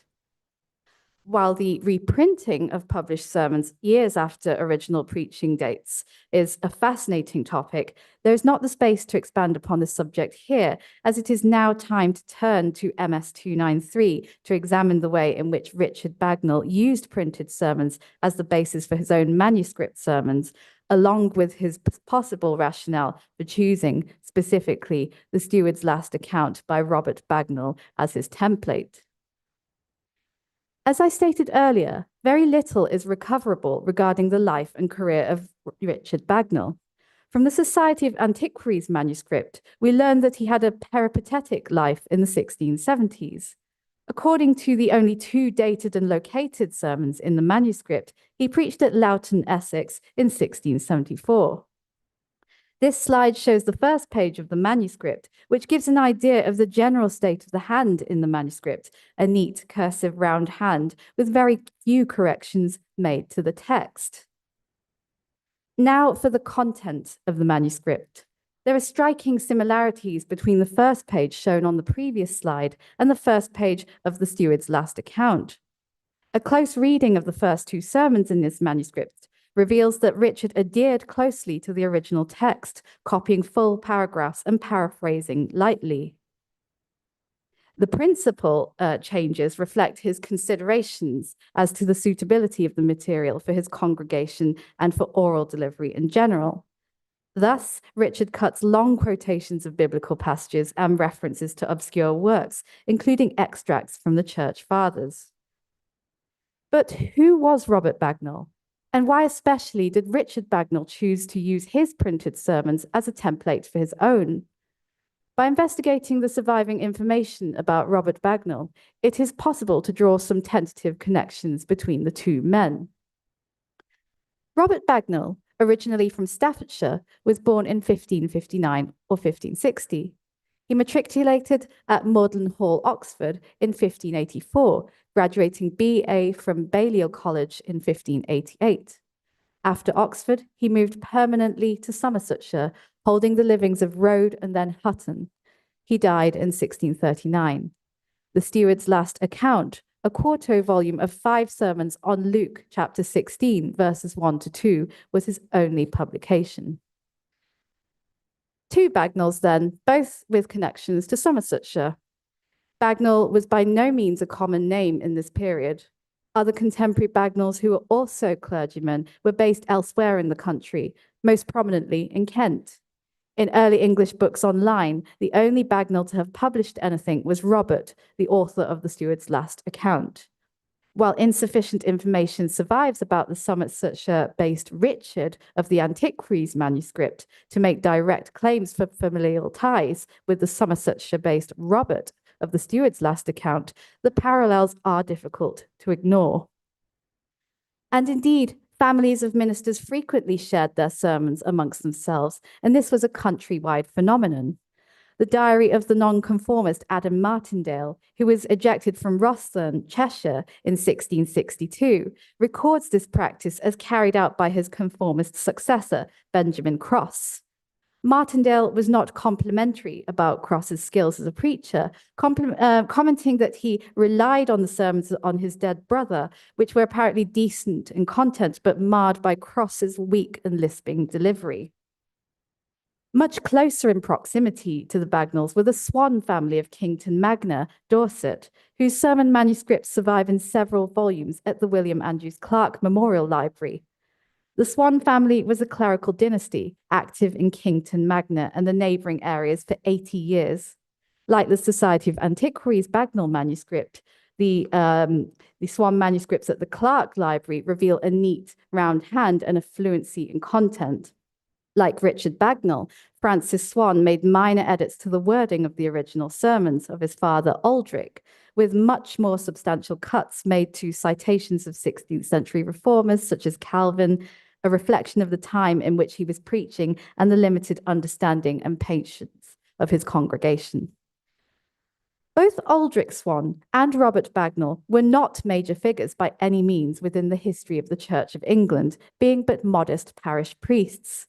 Yet their work outlived them by some distance by being reappropriated by Francis Swan and Richard Bagnall, respectively.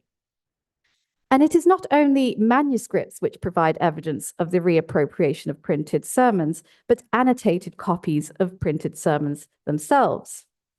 Thinking about the earlier part of the period, Stephen Galbraith has studied an annotated copy of the 1572 edition of the collected sermons of Hugh Latimer, showing how these texts were being preached directly from the pulpit almost 30 years after the volume had been published. According to Galbraith, the unidentified preacher did not even bother to copy out the text into a manuscript, but made minimal annotations to the text, excising Latimer's biographical information and any references that were specific to the time and place in which Latimer originally preached the sermons. An example from the late 17th century is a copy of The Worthy of Ephrata by the Lincolnshire rector Edward Boteler, held at the British Library, which displays a common editorial practice whereby a eulogy could be easily adapted to suit the requirements of another person's funeral. Edward Boteler was rector of Winteringham, Lincolnshire. The Worthy of Ephrata was originally delivered at the sermon of Edmund Sheffield, 2nd Earl of Mulgrave. In this copy, an unidentified person has clearly edited the eulogy. Elsewhere in the copy, they gave instructions to themselves that they were to read out the scriptural citations, marked in the margin with a dagger and a letter of the alphabet. They also made a note to themselves to omit the information specific to the Earl of Mulgrave, further cutting some of the Latin and all of the Greek. Thus far in this paper, I have highlighted the staying power of printed sermons long after they were originally preached. Printed sermons were used as study material for experienced clergymen, students of divinity, and lay people alike, and they were also used as sermon models, preached almost word for word from the pulpit. As we have seen, evidence of the practice of preaching sermons composed or published by others can be found in diaries, annotated printed sermons, and manuscripts, such as the Society of Antiquaries Bagnall manuscript. The preaching of sermons that had already been published was a fruitful topic for reflection and criticism by a wide variety of writers in the latter half of the 17th century, from bishops to pamphleteers. Gilbert Burnet, Bishop of Salisbury, wrote a discourse of the pastoral care to encourage dissenters back to the Church of England. Burnet recognized that not all preachers were masters of the body of divinity and of the scriptures, and advised such individuals that they would be better off using other men's sermons than the making of any of their own. Yet, Burnet cautioned these individuals to choose their printed sermons judiciously, namely to refrain from reading aloud the sermons of a great divine, and also to modify the style of the printed text to make it better suited for oral delivery. Burnet's tract was highly influential, used by generations of students of divinity well into the 19th century. It appears that Francis Swan concurred with the advice not to take an author that is too much above himself. It makes sense that Francis would have chosen to use his father Aldrich's sermons as a template for his own preaching early in his career, as opposed to the most established writers of divinity, and it certainly seems that way for the Bagnall manuscript as well.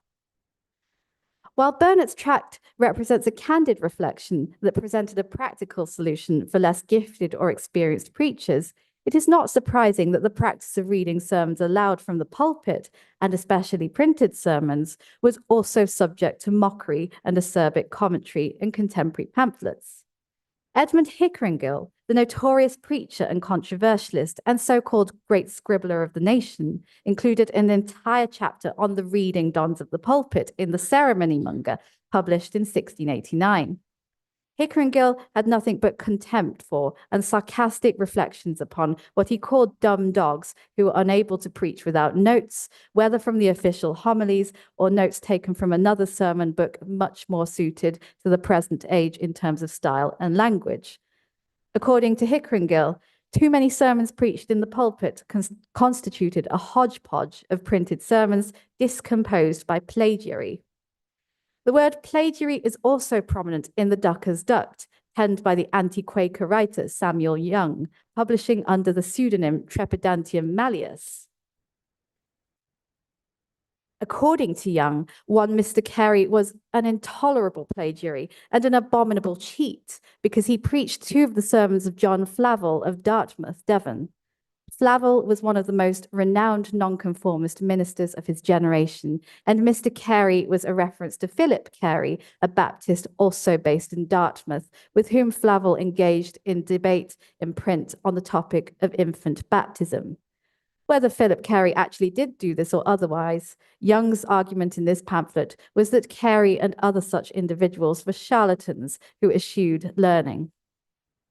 To conclude, the Society of Antiquaries manuscript, MS 293, documents the common late 17th century practice of adapting printed sermons for oral delivery in new contexts. This manuscript provides evidence that preachers had varying motives for choosing which printed sermons would serve as the basis for their own sermons. While preachers referred to the standard works of practical divinity by renowned divines such as Jeremy Taylor, frequently for the purposes of citation, they could be more drawn to familial connections when it came to borrowing whole templates upon which to base their own sermons. This paper has also shown that evidence of reusing printed sermons does not only survive today within preachers' autograph drafts in manuscript, but also as annotations within the actual sermon books themselves. Part of the reason why the preaching of printed sermons was more of an occurrence in the later part of the early modern period was likely because of the increased number of sermons available. Study of all these sources brings a new dimension to the changing nature of preaching in late 17th century England, calling into question the time and resources of ministers, both nonconformist and those affiliated with the Church of England. Perhaps it was lack of time that necessitated the preaching of lightly adapted published sermons, and perhaps it was limited resources that were to blame for these preachers' lack of originality. Parish libraries and the libraries of early modern English clergymen have been a fruitful topic of study over the past few years, and there are some recent publications by the Bibliographical Society. Not all rural preachers had access to large and wide-ranging libraries, but may have had to be content with a limited selection of printed sermons and other works of practical divinity, depending upon where they were based. Without the surviving documentation, we cannot be absolutely certain that Richard Bagnall was related to Robert Bagnall, but their surnames and base in Somersetshire, along with the Society of Antiquaries manuscript, tie them inextricably together. On the value of preserving manuscript sermons for future study, perhaps the final word should be given to the ejected minister George Hammond, who paid tribute to his friend and fellow ejected minister Richard Steele in the following terms. His sermons were composed and written with mature digestion, though with much brevity. His manuscript notes of his sermons are exceeding many and deserve to be carefully preserved. Thank you.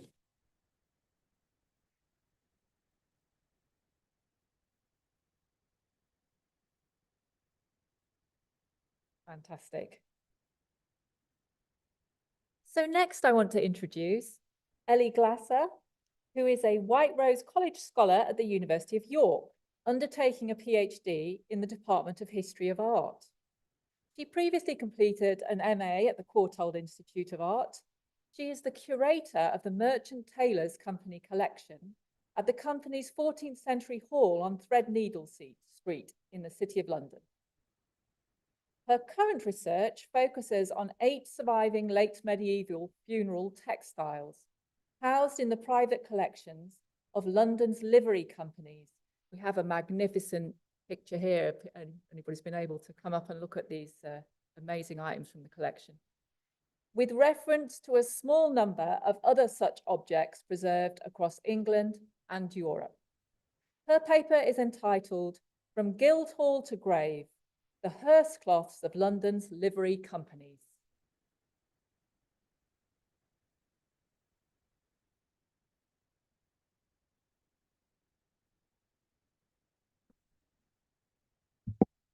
Can you hear me okay? Thank you very much for that introduction, and my thanks to the Society for this opportunity. It's not often that I get to talk about my research to an audience who might perhaps enjoy what they hear. Often, if I'm asked what I do for a living and I say I research embroidered textiles that covered coffins in the 16th century, I'm met with, why would you want to do that? So for all those whys, and developing a very disturbing digital algorithm which has started generating adverts for second-hand coffins, I'm very grateful for your attention for the next 20 minutes. So my research explores 8 late medieval funeral halls that survive within London's livery companies, embedded within the context of their surviving counterparts in museums, private collections, and churches across England and Europe. These textiles, described variously as hearse cloths, palls, coffin covers, sargdecker, and dramortière, are used to cover coffins during funeral masses, processions, obits, and other commemorative practices. On the right is an image that you may have seen earlier today, depicting the procession of the body of Sir Philip Sidney, poet, courtier, and member of the Grocers' Company of London, to his funeral at St Paul's Cathedral. Sidney's coffin is draped in a dark hearse cloth with embroidered applique escutcheons affixed to its long and short valances and its top. On the left, the empty coffin of Margaret Beaufort stands before Bishop John Fisher during her month's mind requiem mass at Westminster Abbey. Her body had been buried 26 days earlier, and we can see here that an empty coffin has been covered in a hearse cloth and surrounded by wax tapers during the mass. The corpus of surviving 16th century funeral pools identified during this research is relatively small, amounting to only 21 out of what would likely have been hundreds of thousands produced for individuals, guilds, and parishes across England and Europe.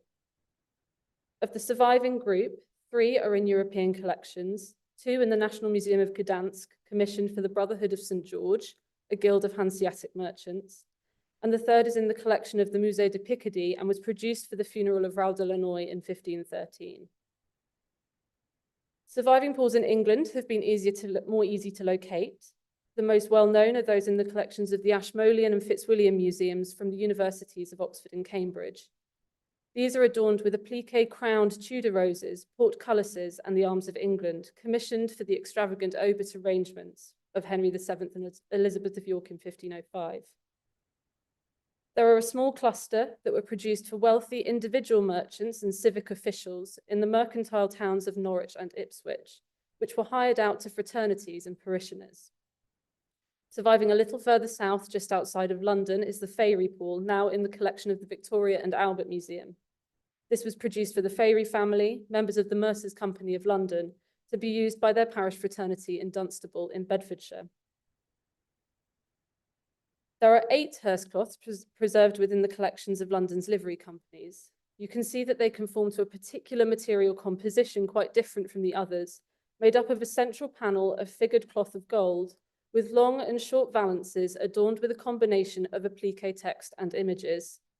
These 8 textiles are the focus of my research, and we'll explore these in more depth shortly.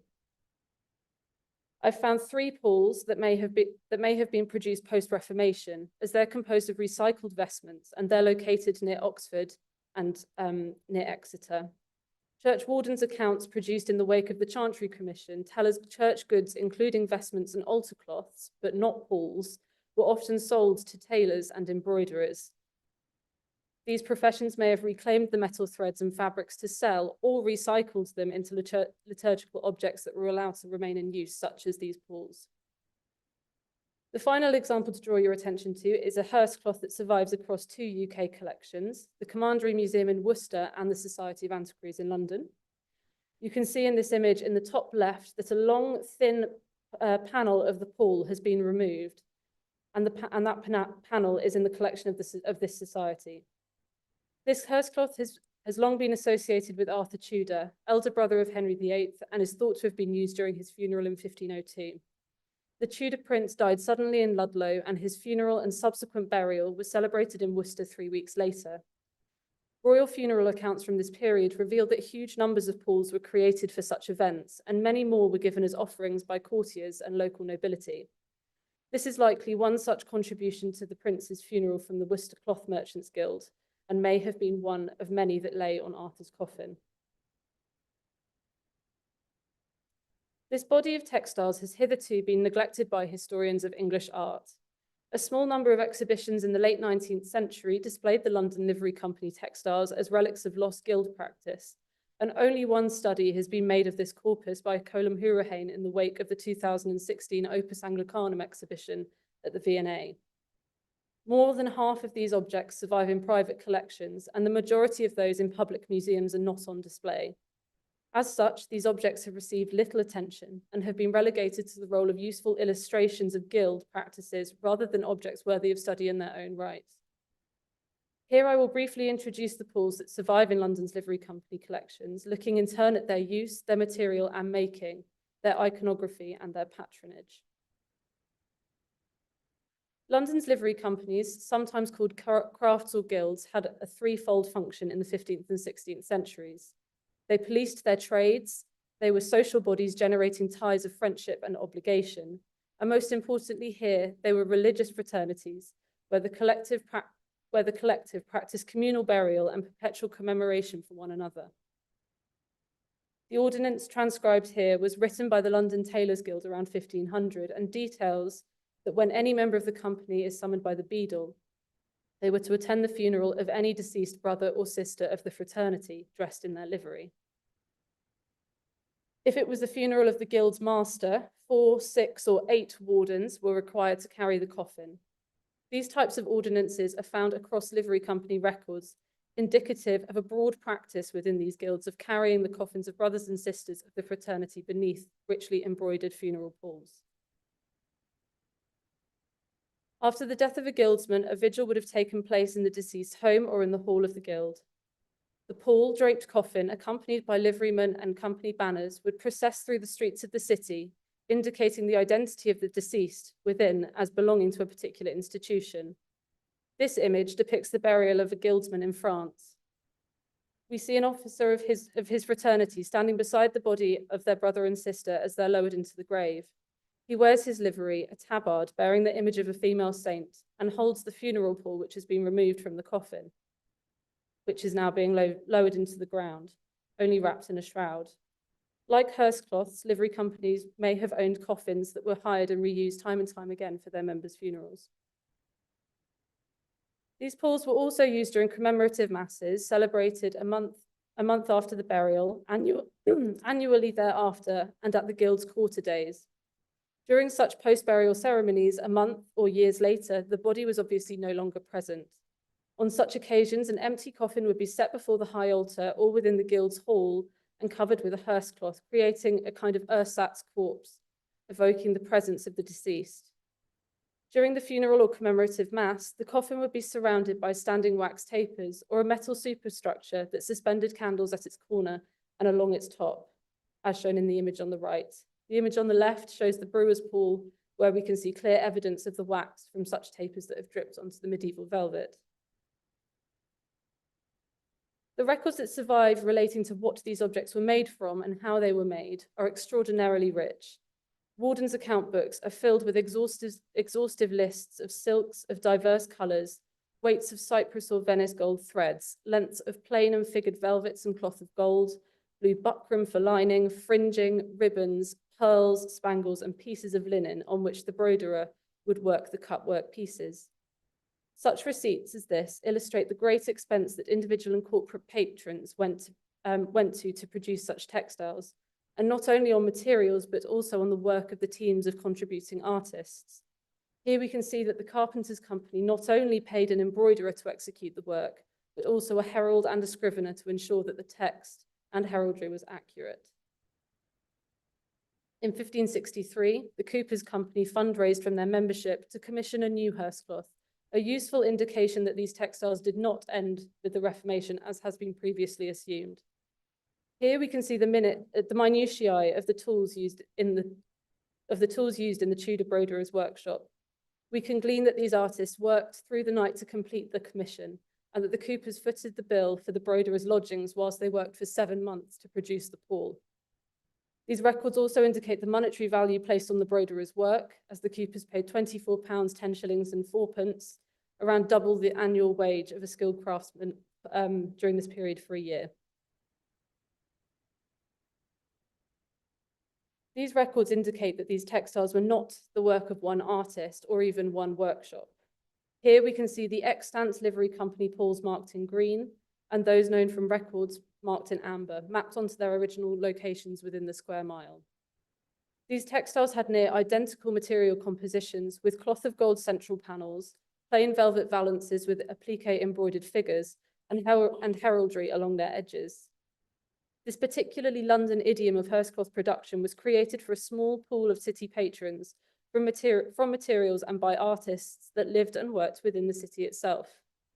In red, we can see the location of the royal wardrobe, for whom many livery company members worked, producing textiles, including palls for the crown.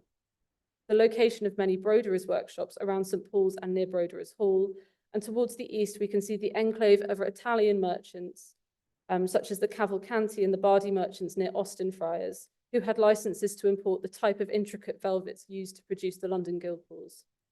When mapped onto the city, we get a sense of the proximity of patrons, makers, and material suppliers, helping us to understand the networks that produce these objects.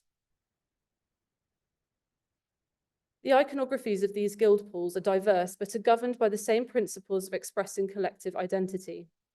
Here we can see an applique open set of tailor's shears or scissors depicted on the Merchant Tailors Company pall. Shears were a common iconographic motif of tailoring guilds across England, and we can see their prominent place alongside St. John the Baptist on the seal of the Exeter Tailors Guild. Similarly, on the example from the Brewer's Pool, we can see the image of the Virgin of the Assumption surrounded by a nimbus and angels. The company's 15th century seal depicts the same iconographic motif, indicating that this particular image was a key part of their visual repertoire. These types of images associated with the craft and patron saints are not components of the company's formal blazon. However, they were commonplace iconographies associated with these organizations, and as such were legible markers of identity to a wider, more general viewership within the streets of London. Embroidered escutcheons are the most universal iconographies used across the London Guildhall examples. Here we can see crests that were arranged in repeat patterns along the long and short valances of the hearse cloths, identifying which institutions the deceased belonged to. These pools were produced within a relatively short space of time in the first half of the 16th century, when London livery companies appeared to have a real heraldic awakening. During the previous 50 years, many had applied for grants of arms and commissioned new seal matrices, including their new heraldry during this period. This was a hot moment for corporate branding, and the livery companies took full advantage of their new marketing tools, placing them front and center in the iconographic programs of their pools. Although the main iconographic thrust of these hearse cloths was corporate identity, we also see images relating to the function of these textiles as objects of contemplation. Here we see Death holding the spade of a gravedigger, dragging his coffin behind him. The banderole above his head is translated as "Learn to die because thou shalt die," which I think is a very comforting thought for the viewer to consider while staring at the coffin of their friend. On the right is an image of Our Lady of Pity, again from the Vintner's Pool, which offers a suitable iconographic motif to ponder during a funeral mass, remembering the sacrifice of Christ on the cross, ensuring mankind's salvation. On the left is a rare iconographic motif of the burial of St. John the Baptist, where he is being lowered into the tomb by his disciples. Perhaps when members of the Tailors' Company, whose fraternity was dedicated to St. John the Baptist, saw this, they could see their own role of burying their brethren reflected in the image. The most tantalizing question is, how did these images survive the Reformation? We now know that these textiles continued to be used across the 16th century, and in fact continued to be commissioned by London's livery companies with the same iconographies of fraternity saints and heraldry marking the identity of their owners. On the whole, the iconographies of the London hearse cloths seem to have been mostly little altered. However, some companies did make changes to varying degrees. The image on the left is that of the Virgin of the Assumption from the Saddler's Pool. You can see the face of the Virgin has been removed, and the applique Christogram was placed over the defaced figure for over 3 centuries. The standing figure on the right from the Brewer's Pool was once identified as St. Thomas Becket. However, in the 1530s, the Brewers candidly commissioned a new embroidered titulus in order to re-identify this figure with St. William of York, a much more palatable saint. The grocers dragged their feet until 1573, when we read that some of this company were offended at certain things embroidered on the cloth, and that the company should set good things in its place. In May 1575, having ummed and ahed for 2 years, the grocers decided that those good things should be camels, and plenty of them, covering the whole pool in small cutwork images of their beloved beast. There is no evidence of any unanimous action by London's livery companies to cleanse their hearse cloths of images that would have been unsavoury or deemed illegal. As large organisations comprised of diverse religious attitudes, compromised seemed the word of the day. As we have seen, commissioning these objects was an expensive business. Within the London Company examples, we find evidence of both individual and corporate patronage. Commissions were often made during the patron's lifetime or posthumously by their widows or executors. We see here the benefaction of vintner John Hussey in 1539, where Hussey has commissioned this hearse cloth to combine personal and individual heraldry. He gives it to the vintners on a contractual basis in exchange for commemoration by the company 4 times a year on their quarter days. As discussed previously in relation to the Cooper's Company, some livery companies commissioned these works themselves, undertaking a whip round amongst the livery to raise enough funds to buy a cloth for use by the community. The textiles central to this research look relatively similar to one another. They were produced across a close-knit group of merchants and artists working within the City of London for a small pool of patrons. Historian Jasmine Kilburn-Toppin has suggested that there was a certain amount of sideways looking between livery companies, checking what each other were doing, who was buying what silver and employing which painters. I think this set of 8 objects speak to this notion of competitive commissioning. They were produced within a century of each other, using the same materials and same modes of iconographic programming. Purse cloths produced for the court, nobility, and parish churches don't look like this, and as such, it can be suggested that these patrons were looking at the funerals of their fellows and commissioning objects inspired by what they saw, generating a particularly London idiom of funeral pall. Historian of London and member of the Society of Antiquaries, John Stowe wrote in 1598, "I do not think that there is any city wherein are better customs in celebrating funerals and burying dead bodies.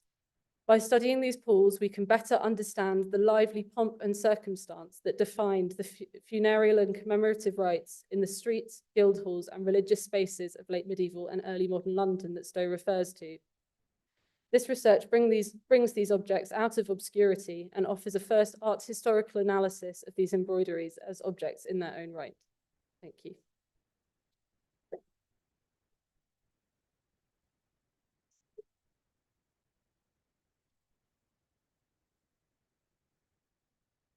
Fantastic.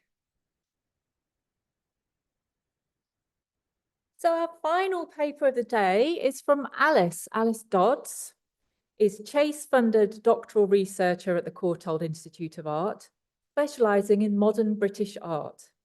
Her PhD research explores women's environmental utopianism in Britain from 1880 to 1940.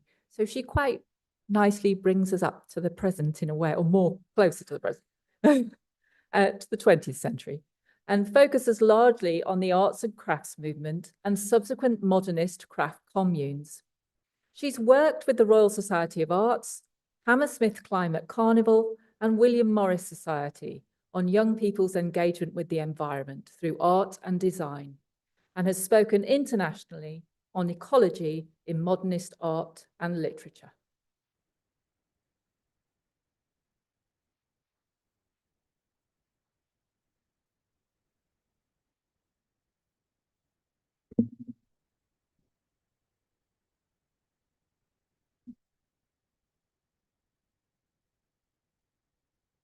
Lovely. Thank you so much for having me and for letting me be kind of the rogue 20th century person here today. It's always the way, working on the arts and crafts movement.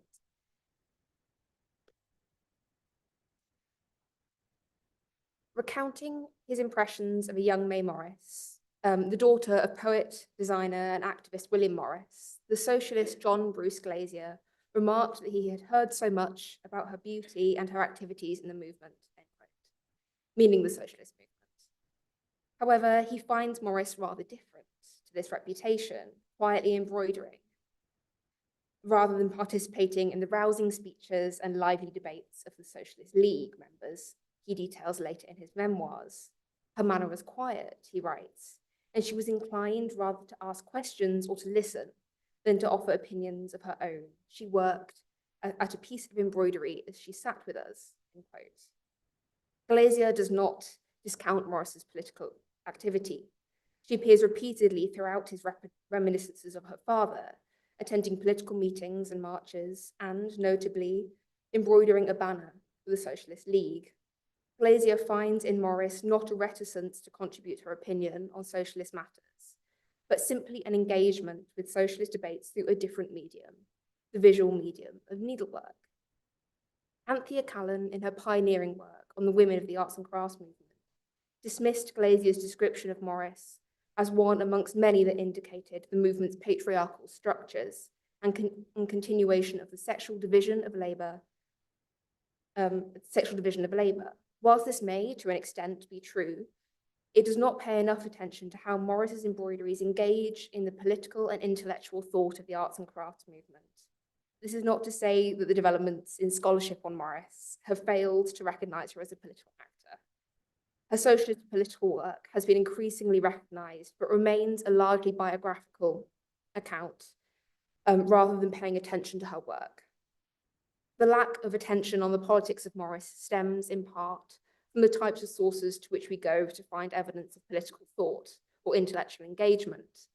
Jan Marsh, in her 2017 reappraisal of May Morris, laments a documentary silence on Morris's part regarding politics. Yet Marsh, in searching for political tracts or analytic economic papers, i.e. textual sources, misses a huge alternative archive of political thought, Morris's visual work. There has since been some discoveries of Morris actually writing politically. There's a lecture she gave in the archives of the William Morris Society in Hammersmith. As a result, the political activities of arts and crafts women, Morris included, have been characterized as less radical, less imaginative, and less experimental than their male peers. Though Glazier's reminiscences on Morris, and through Morris's own lectures and addresses, which repeatedly stress the power of the visual in building a better world, it is clear that we must look to visual sources to find archives of Morris's political thought. Today, to demonstrate the richesse of utopian thought within Morris's visual works, I want to turn to one item in the collections of Kelmscott Manor, the Cotswold home of William Morris from 1871, and May Morris's permanent address from 1923 when she left London, the homestead and the forest quilt, designed by Morris and worked by her and her mother, Jane Morris, from 1889 to 1890. I've selected this work not only because it's in the collections of the Society of Antiquaries, but because it is Morris's earliest independent large-scale embroidery and a testament to her unique vision within the arts and crafts movement when not confined by the house standards of Morris & Co., where she had been, by this point, the director of the embroidery department for 4 years.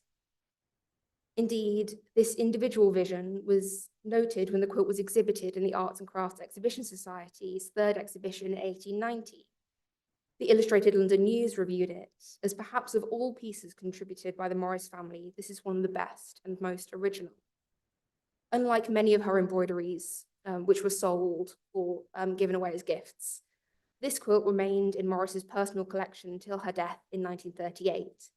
The quilt, therefore, can be read as having great significance to Morris in both a professional and a personal capacity, and so gives us a rare glance into her individual vision at a moment of great political and intellectual excitement. So let's consider what we can see. A small, pale Cotswold stone farmhouse with a red terracotta roof sits within an orderly, though not overly manicured, garden, divided by a cross of neat white paths. The grass is tussocky and long and lined with wildflowers. Petite domestic animals, cats and dogs, rabbits and ducks, a languorous bull and a mother hen with a kind of flock of small chicks behind her, live in a playful coexistence amongst fruit trees, crossing at free will between fields. A small fenced plot of tilled land suggests human agricultural labour, but labour limited in scale, perhaps only enough to sustain the invisible inhabitants of the cottage. Absent from the land, these inhabitants evidently do not toil. They do not work endlessly. They have time to rest and find privacy in the home away from our searching, interrogative eye. This picture of idyllic country existence sits upon a circular island surrounded by an equally circular moat, which distances its peaceful agrarian existence from a world of wild beasts beyond. Here in the forest, the lionesses bite each other on the back, bees sting, and snakes crawl up trees towards unsuspecting owls. It appears a life far from the playful bounce of rabbits or the quaint, carefully motherly attentions of the hen. Surrounding these contrasting natural environments is a border containing 12 proverbs and quotes in a number of languages, punctuated with small images of flowers. I must acknowledge here Alison Fogg and Jill Halliwell's invaluable research, identifying the sources for these quotations. Each quotation offers sage advice on living responsibly and harmoniously and working hard, and Fogg has suggested that these perhaps serve to educate a child in the socialist beliefs and principles held by the Morris family. However, almost all quotes also invoke animals or agriculture, and so in making their point, and therefore in selecting and collecting these together, building a vocabulary of ecological metaphors concerned with responsible living. Morris builds a richly biodiverse scene of animals, plants, and agriculture. It'd be easy enough to draw a fairly simple utopian reading from these elements alone. A bucolic countryside existence of peace and harmony with animals and the land is built and cultivated carefully within a world beyond the more chaotic, more nasty, more brutish forest. And it's easy to see the parallels here with William Morris's News from Nowhere and the agrarian existence there. But there is something more interesting at play here that situated Morris as a utopian political thinker, not merely a hawker of arts and crafts socialist motifs. The homestead and the forest is a rich visual archive of references to historical means of depicting utopia that are more interested in grappling with how we try to conceive utopia rather than actually what that utopia looks like. It exhibits in Morris's work a real interest and understanding in the processes of history and how these have been employed for hopeful future-looking projects. Take, for example, the circular island in the middle of Morris's composition. Many sources have been suggested as the inspiration for this composition here, from the 11th century Girona creation tapestry, of which Morris had a photograph, to an illustration of the heaven and earth in John Amos Comenius's 1865 Orbis Sensuarium Pictus, history's first children's book, and the source, as Kathy Haslam suggests, of some of the animals in Morris's quilt. With a neat cross of paths upon a circular world, Morris's embroidery, however, more closely resembles medieval T&O maps, such as the Hereford Mappa Mundi, a photo of which Caroline Palmer at the Ashmolean has noted was also owned by the Morrises. Crucially, the placement of the homestead building at the top of Morris's map, this idyllic existence, suggests that her reference point is not simply the compositional motifs of a broad range of medieval sources, of which she was an expert, but specifically a medieval cartography concerned with locating and visualizing the earthly paradise, the medieval progenitor to utopia. As I'm sure you know, me being a lone modernist, speaking to a room of medievalists and early modernists, medieval depictions of the earth located the Garden of Eden at the center top of these maps, and you can see it just right at the top of the Hereford Mappa Mundi there, and often identified it through architectural features. It's hard to see on Hereford Mappa Mundi, but the Garden of Eden is enclosed by a kind of fortress with a barbican. As maps from that period were generally oriented towards the east rather than the north, this shared central position of an architectural identification of paradise on earth visualizes a belief held by medieval scholars Bede and Isidore of Seville that the Garden of Eden was located in the east, potentially in a remote eastern region of India.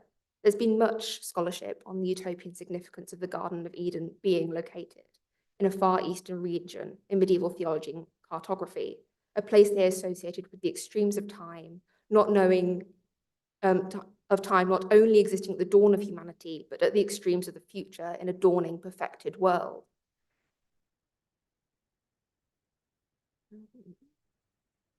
Marked out in contemporary architectural styles, like how Morris marks out the homestead in this style of the Cotswold architecture she was familiar with, artists made clear that the earthly paradise was not lost to the past or regulated to the distant future, but a somewhere that continued to exist in the present, despite its inaccessibility.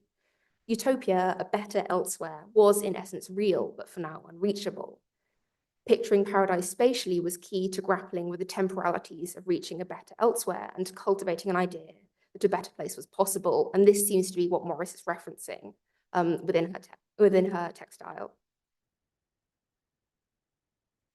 Morris also makes clear that her textile is situated towards the east. Above the familiar form of an English farmhouse, a red dawn rises over the horizon. Barred from the peaceful homestead of a moat, a few of the animals in the wild forest turn towards this dawn. A lion, the fish in the moat, and potentially some of the foxes down towards the bottom. Perhaps they anticipate the dawning of a new Edenic future. By contrast, this dawn goes unnoticed by the animals within the homestead. Already living in paradise, they need no longer pay attention to the promise of its coming. It perhaps goes without saying that the dawn was a prevalent motif in 19th century socialist art and literature, signifying the coming of a new, better age. In the circles surrounding Morris during the late 1880s, the socialist folk songwriter Tom Maguire was publishing in Commonweal, the socialist magazine edited by Morris's father, William Morris, and to which Morris contributed herself. Maguire's songs and poems, such as Hay for the Day, published in Edward Carpenter's influential 1888 pamphlet, Chance of Labour, repeatedly used dawn imagery for socialist means. Even Walter Crane's illustration for the front cover of Chance of Labour shows an agricultural worker laying down their tools in front of the rising dawn over the landscape. Morris's embroidery seems to participate in this visual history, therefore, continuing to picture the anticipatory desire in the present that constitutes a key principle of utopianism. Separating these beasts that anticipate the dawn from the promised idyls of the homestead, it's important too that Morris employs the utopian motif of the island. We've seen it already in how the Hereford Mappa Mundi separates the Garden of Eden out on its own island at the top of the image. The island motif became integral to the flourishing of the utopian genre in literature in the early modern period in works such as Thomas More's Utopia, Jonathan Swift's Gulliver's Travels, and Francis Bacon's The New Atlantis. In essence, the island motif enabled these writers to estrange their utopian societies while still making them possible to travel to.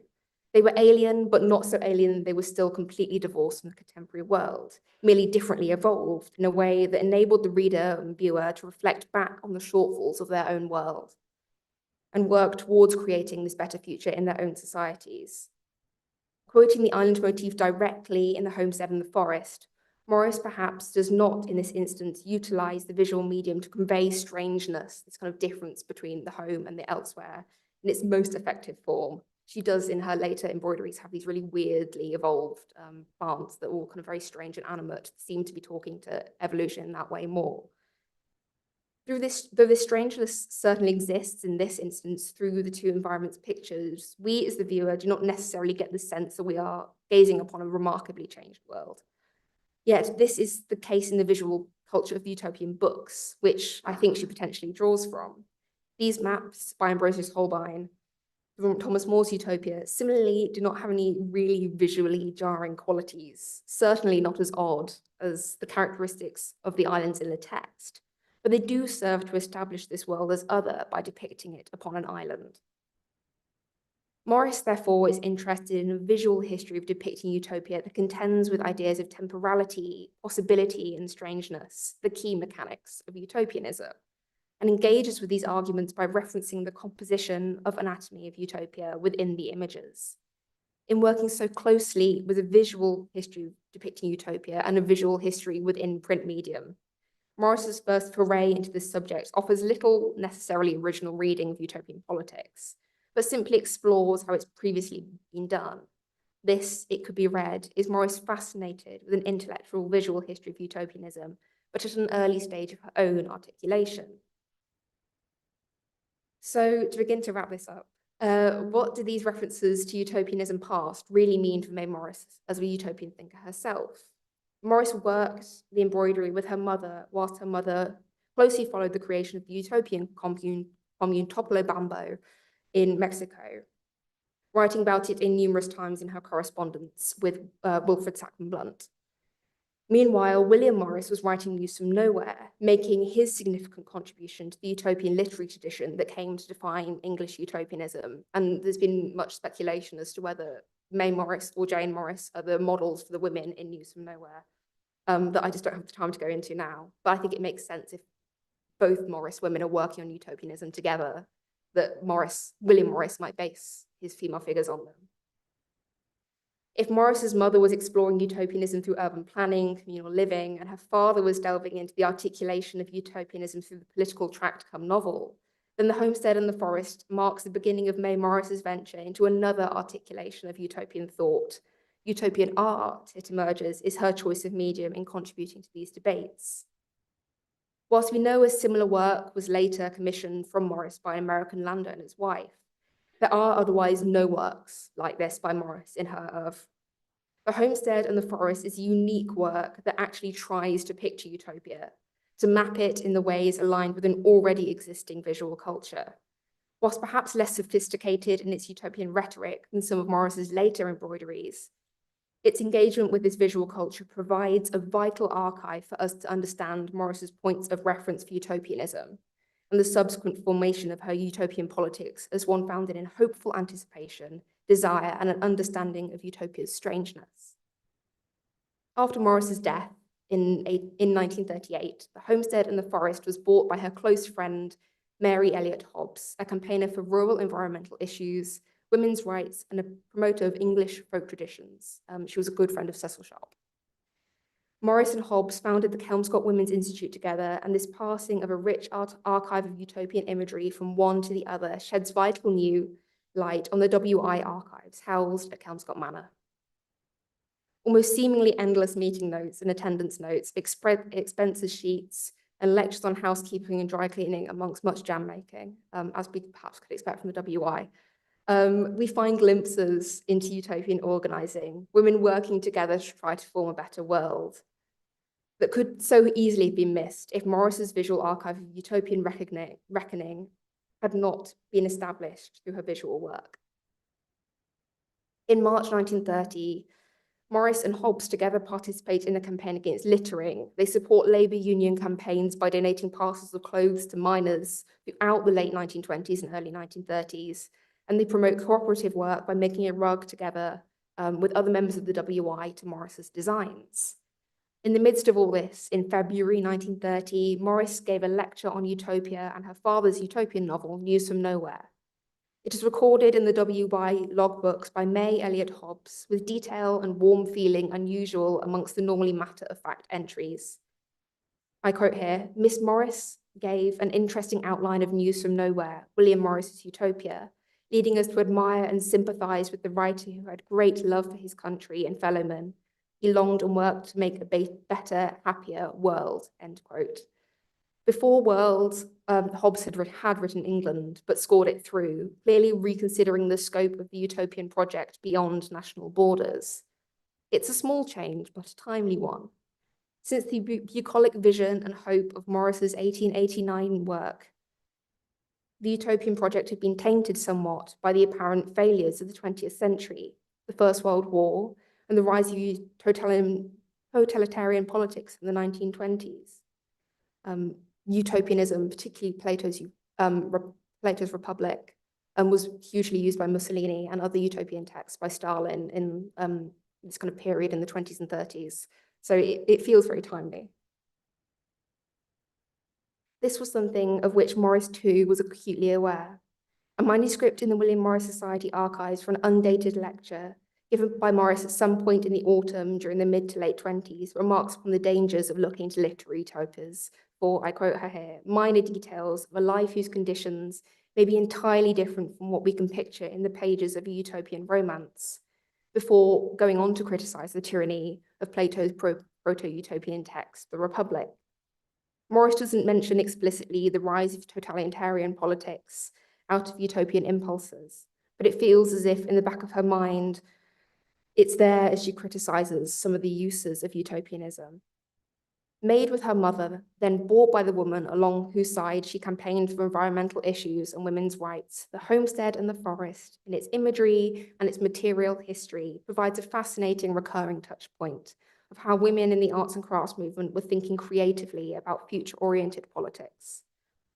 I hope, perhaps, that it begins to shed light on why so many women have been left out of histories of utopianism. They were not necessarily writing, although there are histories of women writing utopianism,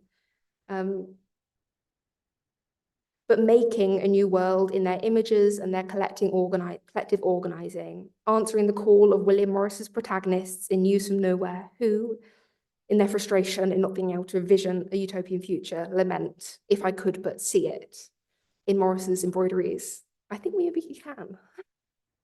Thank you.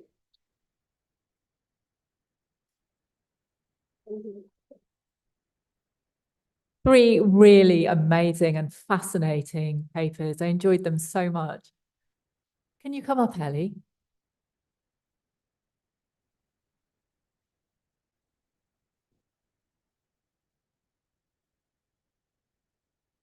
I think we might need to step up to the microphone when you get your question. So do we have any questions for our panelists?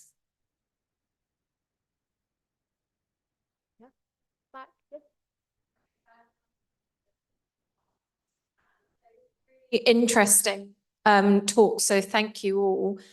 I wanted to speak to Ellie's paper, if I can. I found it really relevant because I've actually done some research on the cloth that was created for Prince Edward at Tewkesbury Abbey by the Tudors. So it's really fascinating paper to hear more about the kind of production line of them. I was just wondering whether you spoke a little bit about communal pal clothes and how they could be reused for people within the community. Have you found any evidence of noble pal clothes being reused or adapted for other people to also not memorialize the person that's just died, but also the noble that it was originally created for? That's a really great question. And so I've done a small amount of research into the kind of royal and noble wool cloths. I think the best example would be the programme of balls that was produced for Elizabeth of York and Henry VII, which they were based on the same kind of iconographic mode. I think, as you say, to kind of talk to each other in those kind of commemorative practices. Other than that, no. It kind of seems an opportunity that might have been seized to, splash the cash, produce something beautiful and new. And as I said, they were kind of produced in huge numbers by the royal wardrobe for those royal funerals. Thank you. I think we had another question over here. Thank you. My question is for Hannah on the sermons. And I think you mentioned that the manuscript sermons had dates attached. And I wondered how common this was in English sermons as opposed to French sermons preached in England during this period. And also if there's any insights you got from the dates concerned. Thank you very much for that question. Basically, it's variable across the board. If you went to the Gateway to Early Modern Manuscripts database, you'd find that many of them are dated, and then some are only indicated by year, and some are only indicated by sort of 12th of February, and then you have to guess the year. So it's extremely variable across the board. In the case of this particular manuscript, it's actually only a couple of them which are dated, and then the rest is a little bit approximate. So the catalogue description says it's the 1670s based on that sermon that he preached in Loughton in Essex. Yeah, so I'd say it's completely variable across the board, and sometimes it's the auditor writing it down if he's very precise, or it's just the preacher himself who doesn't need to necessarily write down the date himself. Thank you. I wonder, do we have any questions online? No. I have a question for Hannah as well. It really made me think of the number of clergymen who've been fellows of this society and the way in which that's possibly fed over into sermons. I'm thinking particularly a bit later than your research about William Stukely, who obviously produced quite a lot of sermons about sun and nature worship and those things that fed into his interpretations of Stonehenge and Avebury. I don't know how many, have you come across any antiquarian kind of valencies in terms of the society? Well, if we're talking about preachers in my period, I'd say there were a lot of them who had antiquarian interests and who read lots of William Camden and John Stowe and things like that. And whether they cited them in their sermons, that was less likely. It was more what they did in their spare time, basically. But certainly in the later period, well, what I'm working on at the moment is what they did in their spare time beyond the pulpit, and I think that it's what I'm wanting to do is pave the way for what we know of the Victorian clergymen who were known to paint in their spare time and do gardening and things like that. So I'm studying the precursors of those people. Thanks. Thank you. So I think we should, oh, we've got a question. Thanks very much. Thank you. My question's for Alice. I'm really interested in the kind of the literariness of the border of the kind of homestead and the farm. Is it homestead and the farm or homestead and the forest? Forest, yes. Yeah, I was just wondering if you could speak to how you think that fits in with the kind of geographical and political elements of the kind of work. And yeah, obviously, what you make of that element of it.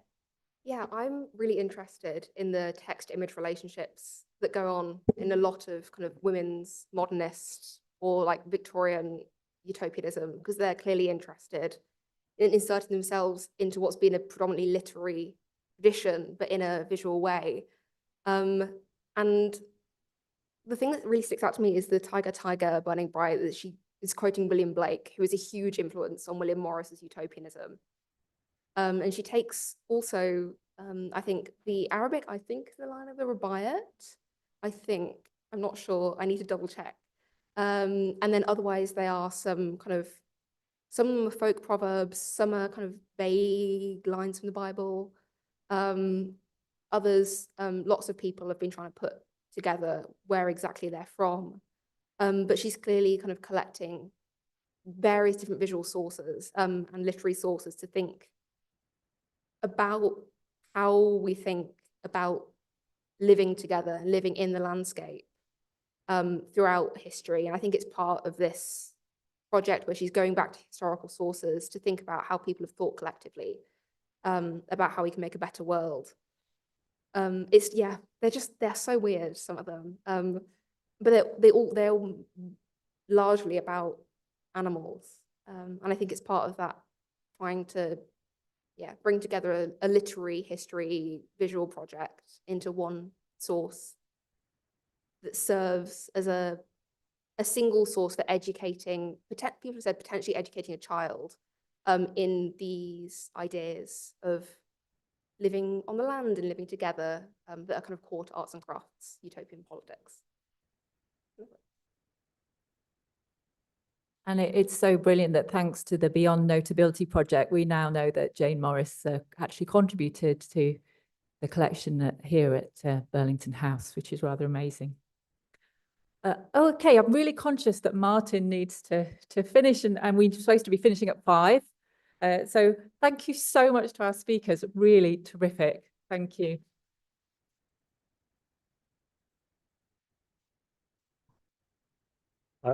At this stage in the afternoon, I don't want to keep you from the reception across the hall.